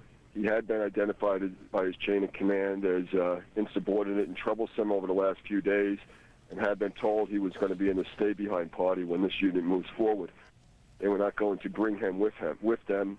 He was identified as something was wrong, and obviously there was. But I don't think it has anything to do with the stress and the upcoming combat situation here. So it was an act by someone apparently opposed to the war. That would be a speculation, but I think more than one person is speculating that. Jim Lacey, thanks for being on with us so early in the morning. We appreciate it. Now, what do you make of it, General Funk? Well, certainly I'd say the same thing, that they were upset with him, they being the leadership. I'm real surprised if they were that concerned that they weren't watching him. At the same time, I really believe this is more personal. However, it could be against the war, too. I mean, I certainly would understand that also. Hack? I think we'll find out after the investigation. Yeah, we'll check back with Nick Robinson in a moment. But right now, let's go again by video phone to Frank Buckley, CNN correspondent, who's now embedded with the U.S. Navy aboard the USS Constellation in the Persian Gulf. What's happening from your vantage point, Frank? Well, Larry, flight operations are continuing aboard the USS Constellation as they are aboard two other aircraft carriers here in the Persian Gulf, the Abraham Lincoln and the USS Kitty Hawk. You'll recall about this time last night we were talking to the pilots who are returning from the first strikes into Iraq. They crossed the 33rd parallel for the first time, going north of the area that they've been patrolling since mid-December for Operation Southern Watch. They feel pretty satisfied about the job they've been doing. They say they are seeing anti-aircraft fire and surface-to-air firings as the Iraqi defenses attempt to reach them. But so far, all of the flyers have been able to return safely to the deck here of the Constellation. Thank you, Frank. Let's bring in, along with Nick Robertson, and Frank, you stand by, who's Nick Robertson now in Amman, Jordan. Let's bring in John Sopel in Kuwait City. He's the BBC reporter who knows the ITN reporter, Terry Lloyd, who, along with two colleagues, is missing in southern Iraq. By the way, before we talk with John, Lloyd's photographer witnessed what happened, and let's hear from him, and then we'll talk with John. Watch. Very heavy gunfire started towards my car from the right-hand side, and I had to duck down straight away. Windows were exploding, everything exploded inside the car. A split second I looked to the right, and the right door where my correspondent was open, and he was not there anymore. So I really and sincerely hope he managed to jump out the car. I stayed. The car went then into the ditch about 100, 200 meters further. They kept firing on it, and then it took fire, and I jumped out, went in a ditch, and then the car blew up completely. John Sopel, you know Terry Lloyd. What can you tell us about him, and what do you fear? Well, he was a good guy. I mean, you know, I had a drink with him about 2 or 3 nights ago in the Sheraton Hotel here in Kuwait City. You know, what always happens on stories like this is you bump into people you've been on previous stories with, on other assignments in other places, and you have a beer, you say, hi, how's it going? And you're competitors. You know, he worked for the rival network in Britain, but you're friendly competitors, and we got on very well, and all the BBC people got on extremely well with him. The cameraman who you just heard speaking I know extremely well, because I'm normally based in Paris, he's normally based in Brussels, and we're forever bumping into each other on the road. This is the worst kind of thing that you dread the most whenever you go on a story in a dangerous place, that you're going to hear that maybe one of your colleagues is taken or is injured. You know, the fears are obviously the worst kind of fears. The hope is that maybe they've been taken hostage and that there'll be some kind of bargain go on for their release. But I mean, you know, it seems very vague what's happened to them, very few details at all. It all sounds extremely confusing, as these things are in times of warfare, and you just hope for the very best, but you fear. John, do you think they will respect the sovereignty, if you will, of journalists? Journalists aren't supposed to be harmed. No, but journalists have increasingly come to find themselves in the line of fire on stories like this, where, you know, people fail to distinguish between the country you come from and maybe what the country is doing. I heard by, you know, a parallel about 3 French journalists who were taken by the Iraqis but were apparently freed because of the stance taken by the French government. Now, If that is happening to the French journalists, you worry what might happen to the British and American journalists. Of course, wherever we go in the world, we ought to be judged on, you know, the fact that we are trying to report something fairly objectively in difficult circumstances, and not, frankly, we're not there. Terry Lloyd is not there as a representative of the British government. Neither am I, and neither are your CNN reporters on the ground, representatives of the U.S. administration. Nick Robertson, what do you make of this story? It's deeply troubling. It's a fear that everyone would have going into these situations. War is very fluid, it's unpredictable, and incidents like that can happen. And we can only hope that Terry and his team come out of this okay. John's right, that one has those fears, and there's nothing one can do except fall back on one's training and hope that perhaps the team is able to stick together in some way and is able to help each other and support each other through whatever they may be going through at this time. Iraqis say that as far as journalists are concerned and how they'll treat them, if they're invited into the country, then they'll be treated like anyone else invited into the country, warmly, given all the hospitalities, courtesies, whatever their countries may be doing. They say it's a different matter, though, for anyone who's coming into their country who hasn't been invited in. And I think it was very worrying a couple of days ago to listen to Iraqi officials describing the coalition forces as war criminals and breaking international law. It's the sort of thing that tends to lead up to saying that they won't be treated under, any captives may not be treated under Geneva Conventions. It all is very troubling at this time, Larry. Also, one wonders for John and Nick, we're going to take a break, and when we come back, I'll ask you both, get the thoughts of the other panelists as well and other reporters, why you do the things you do. We'll be back in 1 minute. Don't go away. Smart move, Dave. Consolidated with Dell PowerEdge servers. Highly available, highly scalable. Intel Xeon processors. Cuts costs across the board. So you're not going to miss those old servers, right? Oh, Tony. What did you do with the old servers? Nothing. That's our drinking fountain, isn't it? You mean Hydra? Find out how you can cut costs across your enterprise. Easy as Dell. Call or go online today. I got it. Got what? The moral loophole. The moral loophole? I buy drugs. I might be supporting terror. Might is the moral loophole. So you might be helping drug dealers shoot little kids. And you might be helping drug cartels slaughter innocent families. And you might be helping terrorists do things so awful that we can't even conceive them yet.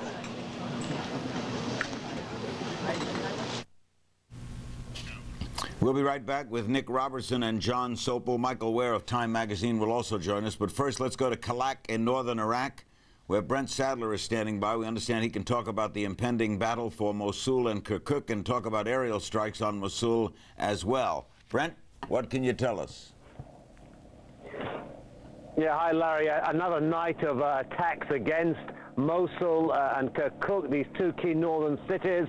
Maybe we have the video of the latest attack on Mosul. Coalition forces striking at leadership targets there. We know that in the past 24 hours, Saddam Hussein, one of his palaces, was attacked in Mosul. Also the headquarters of military intelligence and troop concentrations in military barracks. Also in the last 24 hours in these series of airstrikes, an attack against Kirkuk Air Base. Very important air base, very huge air base. I was back there in 1991 when the Kurds briefly took the Kirkuk airstrip during the rebellion against Saddam Hussein. Huge air base, lots of underground bunkers. So another night of bombing here, Larry. Just one word to add, Terry Lloyd. We're talking about him missing down in Kuwait. I worked with Terry with ITN for 10 years. They're a very experienced journalist, very, very good on the road, and the kind of journalist who would want to really get to the sharp end of what's going on. We all hope he comes back safely. Those of us who stay at home in the friendly confines of studios are always amazed at people who do what they do, like you. Michael Ware joins us now. He's by phone from Shoresh, northern Iraq. He's a reporter for Time Magazine. He was on the scene of that suicide bombing at a checkpoint in northern Iraq today. Several people, including an Australian news cameraman, were killed. What did you observe, Michael? Larry, what happened was a number of journalists went to this checkpoint, which was controlled by the Kurdish opposition forces. 24 hours ago, it was in the hands of Islamic militants who are working with a group called Ansar Islam. which is backed by Al-Qaeda, in a war that's been running here with the Kurdish forces for the past year. At this checkpoint, a taxi approached as the Australian cameraman was taking his last shots there of the Kurdish soldiers dashing across a field. Whilst he was standing there, the taxi pulled up next to him with just one man in the vehicle. It stopped beside him, and then it detonated in an enormous explosion. There was a great fireball and filthy black smoke that belched into the sky. The impact was enormous. A nearby building was settled. 4, 5, 6. I think we've lost telephone contact there. We'll try to pick it up again with Michael Ware. John Sopel, the obvious question is why do you do the things you do? Why do you go to the hunt? Because people are interested and fascinated with what is happening wherever a story is unfolding, and you've got to get there to try and give people some sort of account of what is happening on the ground. I mean, I don't think people, the journalists that go, some are, a few are, but I don't think most people are gung-ho and thinking it's all fantastically exciting, we're under fire, isn't this great? I mean, there are people who describe themselves as combat cameramen, and that always kind of worries me, a phrase like that, because we're not soldiers. But I think that also we're trained. I mean, you know, in the BBC they take great efforts to make sure that we are as safe as we possibly can be, that we can judge the risks before going into a place. And so it's not just abandoning all caution and saying, well, let's just go there and see what it's like. If it's an active front line, you try and stay away from it. And I suspect that Sir Terry Lloyd inadvertently found himself, you know, pretty close to a front line, and that is why he found himself, you know, positioned between Iraqi and US forces. We're not mad. I think that people have a thirst for knowledge when there is something troubling like a war going on, and they want people to sort of be there and sort of give them some kind of eyewitness account of what's happening. Hack, what does the soldier think of the journalist at the front lines? Well, I have that rare thing of doing both. I've been a soldier, been a war correspondent, especially during Desert Storm and so on. And I remember Desert Storm, I had more guns pointed at me than I had as a soldier. I have extraordinary respect for the press corps, the guys that go through Afghanistan and the Vietnams and Central America and out there now. They're extraordinarily brave folks, and as your reporters have said, what their mainline shot is bringing the people back home the truth. And the people now kind of focus on the hundreds and hundreds of reporters in the last 20 years that have died in the call of duty. General Funk, you feel the same? Yes, I think I do agree with David. I think I was just sitting here thinking, I think good reporters in the field must be like good soldiers in that they have to be mission-oriented. And my hat's off to them. The guys that were with us in Vietnam, I was in A Troop, 1st of the 9th Cavalry in the 1st Cavalry Division, were extremely brave, those that came out with us. So I don't think they're mad. I think we're lucky to have them. Nick Robertson, why do you do it? Pursuit of the truth, Larry, it's really simple. I think that people not only want it, they should have access to it, the truth about any situation. Then they can be informed. It's what about informed consent is in democracy, and I think that people do fundamentally want that, and I hope that as journalists we can help deliver that to them, and that's what drives me, pursuit of the truth. But you will agree, Nick, that not all journalists do what you and John and others do. And they want the truth too, they just don't want to have bullets shot at them. I don't either really want to have bullets shot at me. I've never considered myself to be a brave person in any stretch of the imagination. I was fascinated to hear that assessment of being mission-oriented. Sometimes I worry that in pursuit of the truth I do get tunnel vision too much. But I think as long as one weighs in all the safety issues and one does rely on the training, John talked about that, the BBC gets training, we get training, many other journalists get specific combat type training these days, and I think if one weighs all that in and puts that into the sort of mission focus, if you will, then when we can get there and we can get to the truth in most situations, and we can do it safely. Sometimes one has to remember that luck can run out, but don't rely on luck, and hopefully it won't run out. Thank you, Nick. Hold right there, Nick. We're going to go to headlines in just a moment. We want to get back in with Michael where we lost his phone contact, and he was finishing up describing what happened to that Australian news cameraman. Michael, can you hear us okay now? Yes, I can, Larry. All right, go ahead. Yes, as I said, as the vehicle pulled up next to the cameraman, it detonated in a huge blast, instantly killing him and 2 soldiers. It also wounded an Australian TV reporter and 8 other soldiers and civilians. It was a terrible tragedy, and it was a horrific scene there in the aftermath. But this is the nature of these things, Larry. The front lines shift and move all the time, and sometimes you have to be aware of that. Or in an incident like this, this was the terrorists infiltrating behind the enemy lines into civilian territory and striking where people least expect it or where it can be least defended. And definitely an act of a terrorist. Yes, most certainly, Larry. The question is which terrorist group, but to some degree it doesn't matter.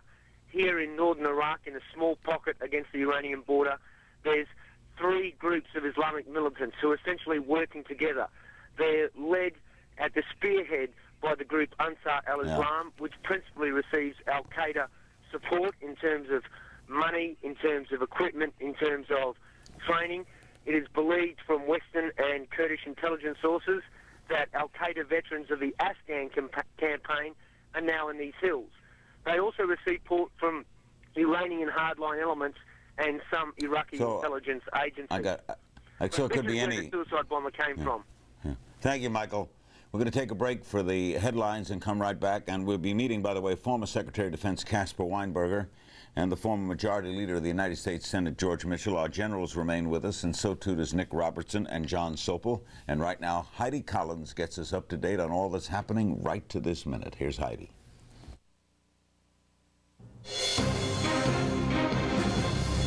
Thanks, Larry, and hello to you, everyone, from CNN Center. Checking the latest developments now. According to a Financial Times reporter embedded with the Army's 101st Airborne Division, a U.S. soldier is among those being questioned in connection with a grenade and small arms attack at the division's camp. A military spokesman says at least 13 people were wounded in the attack, 6 of them seriously. In northern Iraq, territory controlled by the radical Muslim group Ansar al-Islam was hit during a U.S. cruise missile attack. The U.S. contends the group has ties to the al-Qaeda terrorist group. An Australian news cameraman was killed today when the taxicab he was in blew up at a checkpoint in northern Iraq. 3 Kurdish fighters also died. Kurdish officials are blaming the blast on a suicide bomber. Also today, a Marine unit met some resistance near the southern city of Basra. The unit suddenly encountered enemy fire as they worked to destroy abandoned Iraqi tanks. There were no reported casualties. The Marines completed their mission and headed west unchallenged. As coalition forces wage war in Iraq, Americans are speaking out, both in support of the troops and against the war. New York City police say a massive anti-war demonstration there today drew more than 200,000 protesters. And while opponents of the war were on the march in downtown Chicago, demonstrators gathered nearby to show their support for American troops. And those are the headlines making news at this hour. You're watching CNN, the most trusted name in news. Now back to our coverage of strike on Iraq. What do you make, General Funk, I'm sorry. What do you make of protests that still go on? Well, I mean, after all that. The body double for Saddam's son, Uday Hussein. Latif, thank you for being with us on the phone. Do you think Saddam is alive or dead? He's alive, yes. Now, why do you think he's alive? We have some information from Baghdad coming, and we know he's alive. And the picture what we saw on the Iraqi TV was Saddam Hussein, not his double. Ah, now what information do you have from Baghdad? I'm sorry, I can't say it. Just he definitely is alive. He definitely is. Can you give me? I know you don't want to reveal your sources and your inside information, but what type of information are you getting? Because U.S. authorities are saying they don't see a command and control structure. They've seen no movements from him. What type of information are you getting that's making you say he is alive? This is definitive from you. I'm sorry, the U.S. sources all the time, this is a war, as a propaganda, as a media, Secondly, I want just to make it clear, I'm really completely against this war. This war is madness. This war cost the civilian life. American military say go to kill Saddam and weapon mass destruction. This war is against civilian. If you watch the TV, the civilian has been killed. My family was one of the victims in Iraq, and I can't support this war. This is madness. Latifa, I want to ask you, you say you can't support the war, but you certainly have to be frustrated with Saddam Hussein. You've had problems with his family. Yes, I know. I am against Saddam. He's evil. I can't define him. As can't be. I don't let American come and invade my country because Saddam is evil. Well, let's talk about, because you have a very close relationship, or you did, with the entire family. And what many people in the military are wondering now, and they're using as evidence to say that he may be dead, and of course nobody knows, is we haven't seen him. They think he would come out publicly, maybe do live. We've seen these broadcasts, as you point out.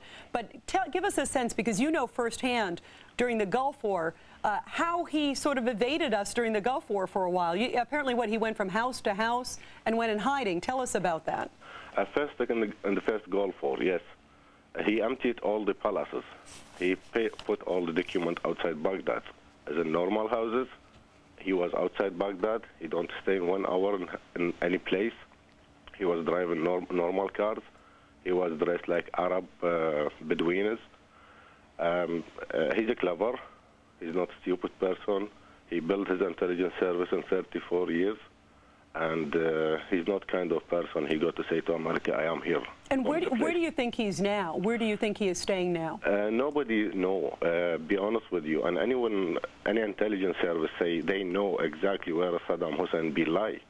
Because this man, he's a kind of person, he disappeared in 2 minutes. But you believe he's in country, he is still in Iraq? He's still in the country, yes. Okay, and now, again, you are hearing from in Baghdad. What are they saying to you? What type of information are they saying to you? We have people inside Baghdad. I don't talk about Iraqi opposition. They are criminal more than Saddam Hussein. I don't believe one of the Iraqi opposition, and especially what is supported by Iraq, CIA or British. But the people next to him who you are speaking with are saying he is alive? Yes. Okay, Latifa Yahia, thank you very much, and we appreciate you being with us. And joining me now from his home in Connecticut is former Secretary of State Dr. Henry Kissinger. Dr. Kissinger, lovely to have you on again. Good to be on with you. Dr. Kissinger, this is pretty interesting. I have to talk about what we just heard from Latifa Yahia, and this is a man who knows the situation. He knows the family. He says, and what we just heard, that he spoke to somebody in Baghdad, somebody close to Saddam Hussein, and he is sure he's alive. Do you agree? I have no possible way of knowing it. What do you think, though, Dr. Kissinger, based on sort of everything you're hearing? Well, I think he's probably alive. I don't know whether he was injured. And I base this on the fact that the CIA has said that the voice they analyzed in that tape was the voice of Saddam. Do you believe, as we heard in the Gulf War in 1991, he was out of pocket for a while, as we just heard sort of about his lifestyle, that he was going from house to house. How do you think, knowing Saddam, you've been watching him for some time, of course, as many of us have been keeping an eye on him. What do you think he's doing now, if he is alive? Well, if he's alive, he's probably has to spend a lot of his time moving around and figuring out how he can move around so that he won't be discovered by American reconnaissance. And that obviously distracts from his ability to conduct the war from the Iraqi side. And it's also highly probable that these attacks that we've been conducting have disrupted communications and have probably injured some of his closest advisors. You know, the U.S. officials are essentially saying, we don't believe he's alive or dead. I also want to ask you, and this is something we have not talked about, is it possible we're also baiting him, trying to get him to come out so we know again where he is? No, he won't come out in a way that we can see him. But the purpose of the war is not to kill Saddam Hussein. The purpose of the war is to wreck his command and control system and to destroy his military capacity. And it might make it easier if he were dead, because it might create additional confusion. But I'm sure that the Joint Chiefs are keeping their eye on the fundamental problem, which is to destroy the Iraqi military capacity. And to me, it looks as if we're making reasonable progress there. Yeah, it certainly does. Now, you've been involved in a lot of sort of behind-the-scenes negotiations, and as a reporter who's covered a number of wars and sort of sticky situations, often what is happening publicly is different than what's happening privately. Do you think there are any private talks or any possible individuals reaching out? We've seen a number of reports, and some of them people say, you know, his bunk is not accurate. But do you think there are any private door talks to get to him or to his leadership that have been going on with the U.S. administration or with an intermediary?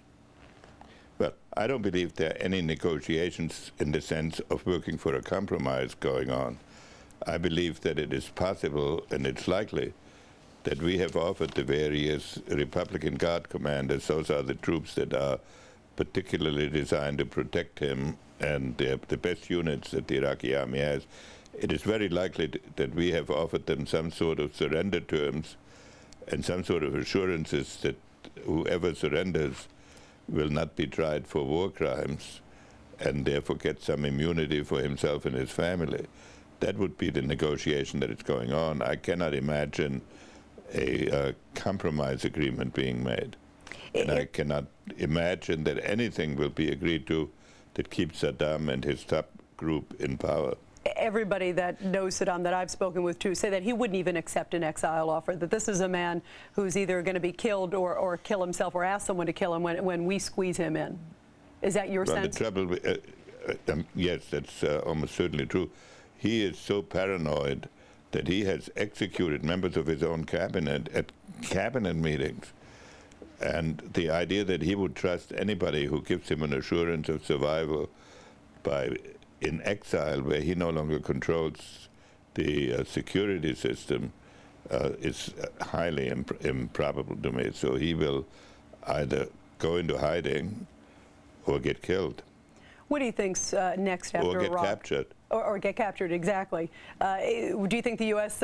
Military wants him captured or killed? I think if he were killed, it would save a lot of problems, because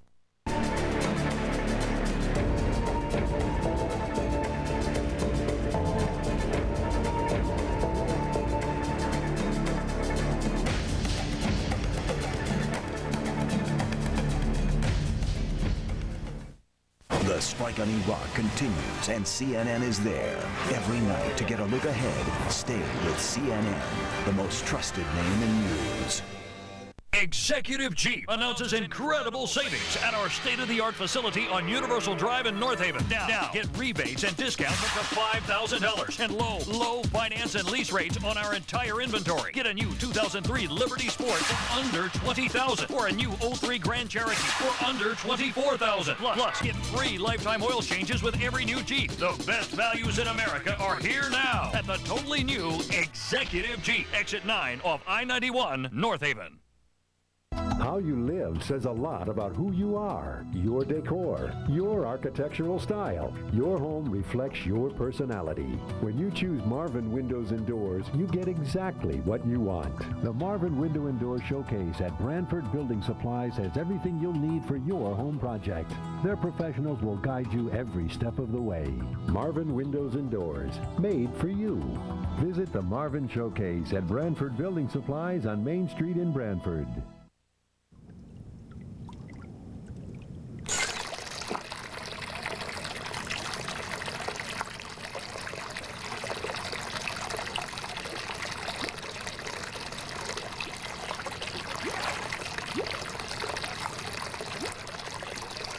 Sniffing things to get high can deprive your brain of the oxygen it needs to keep you alive.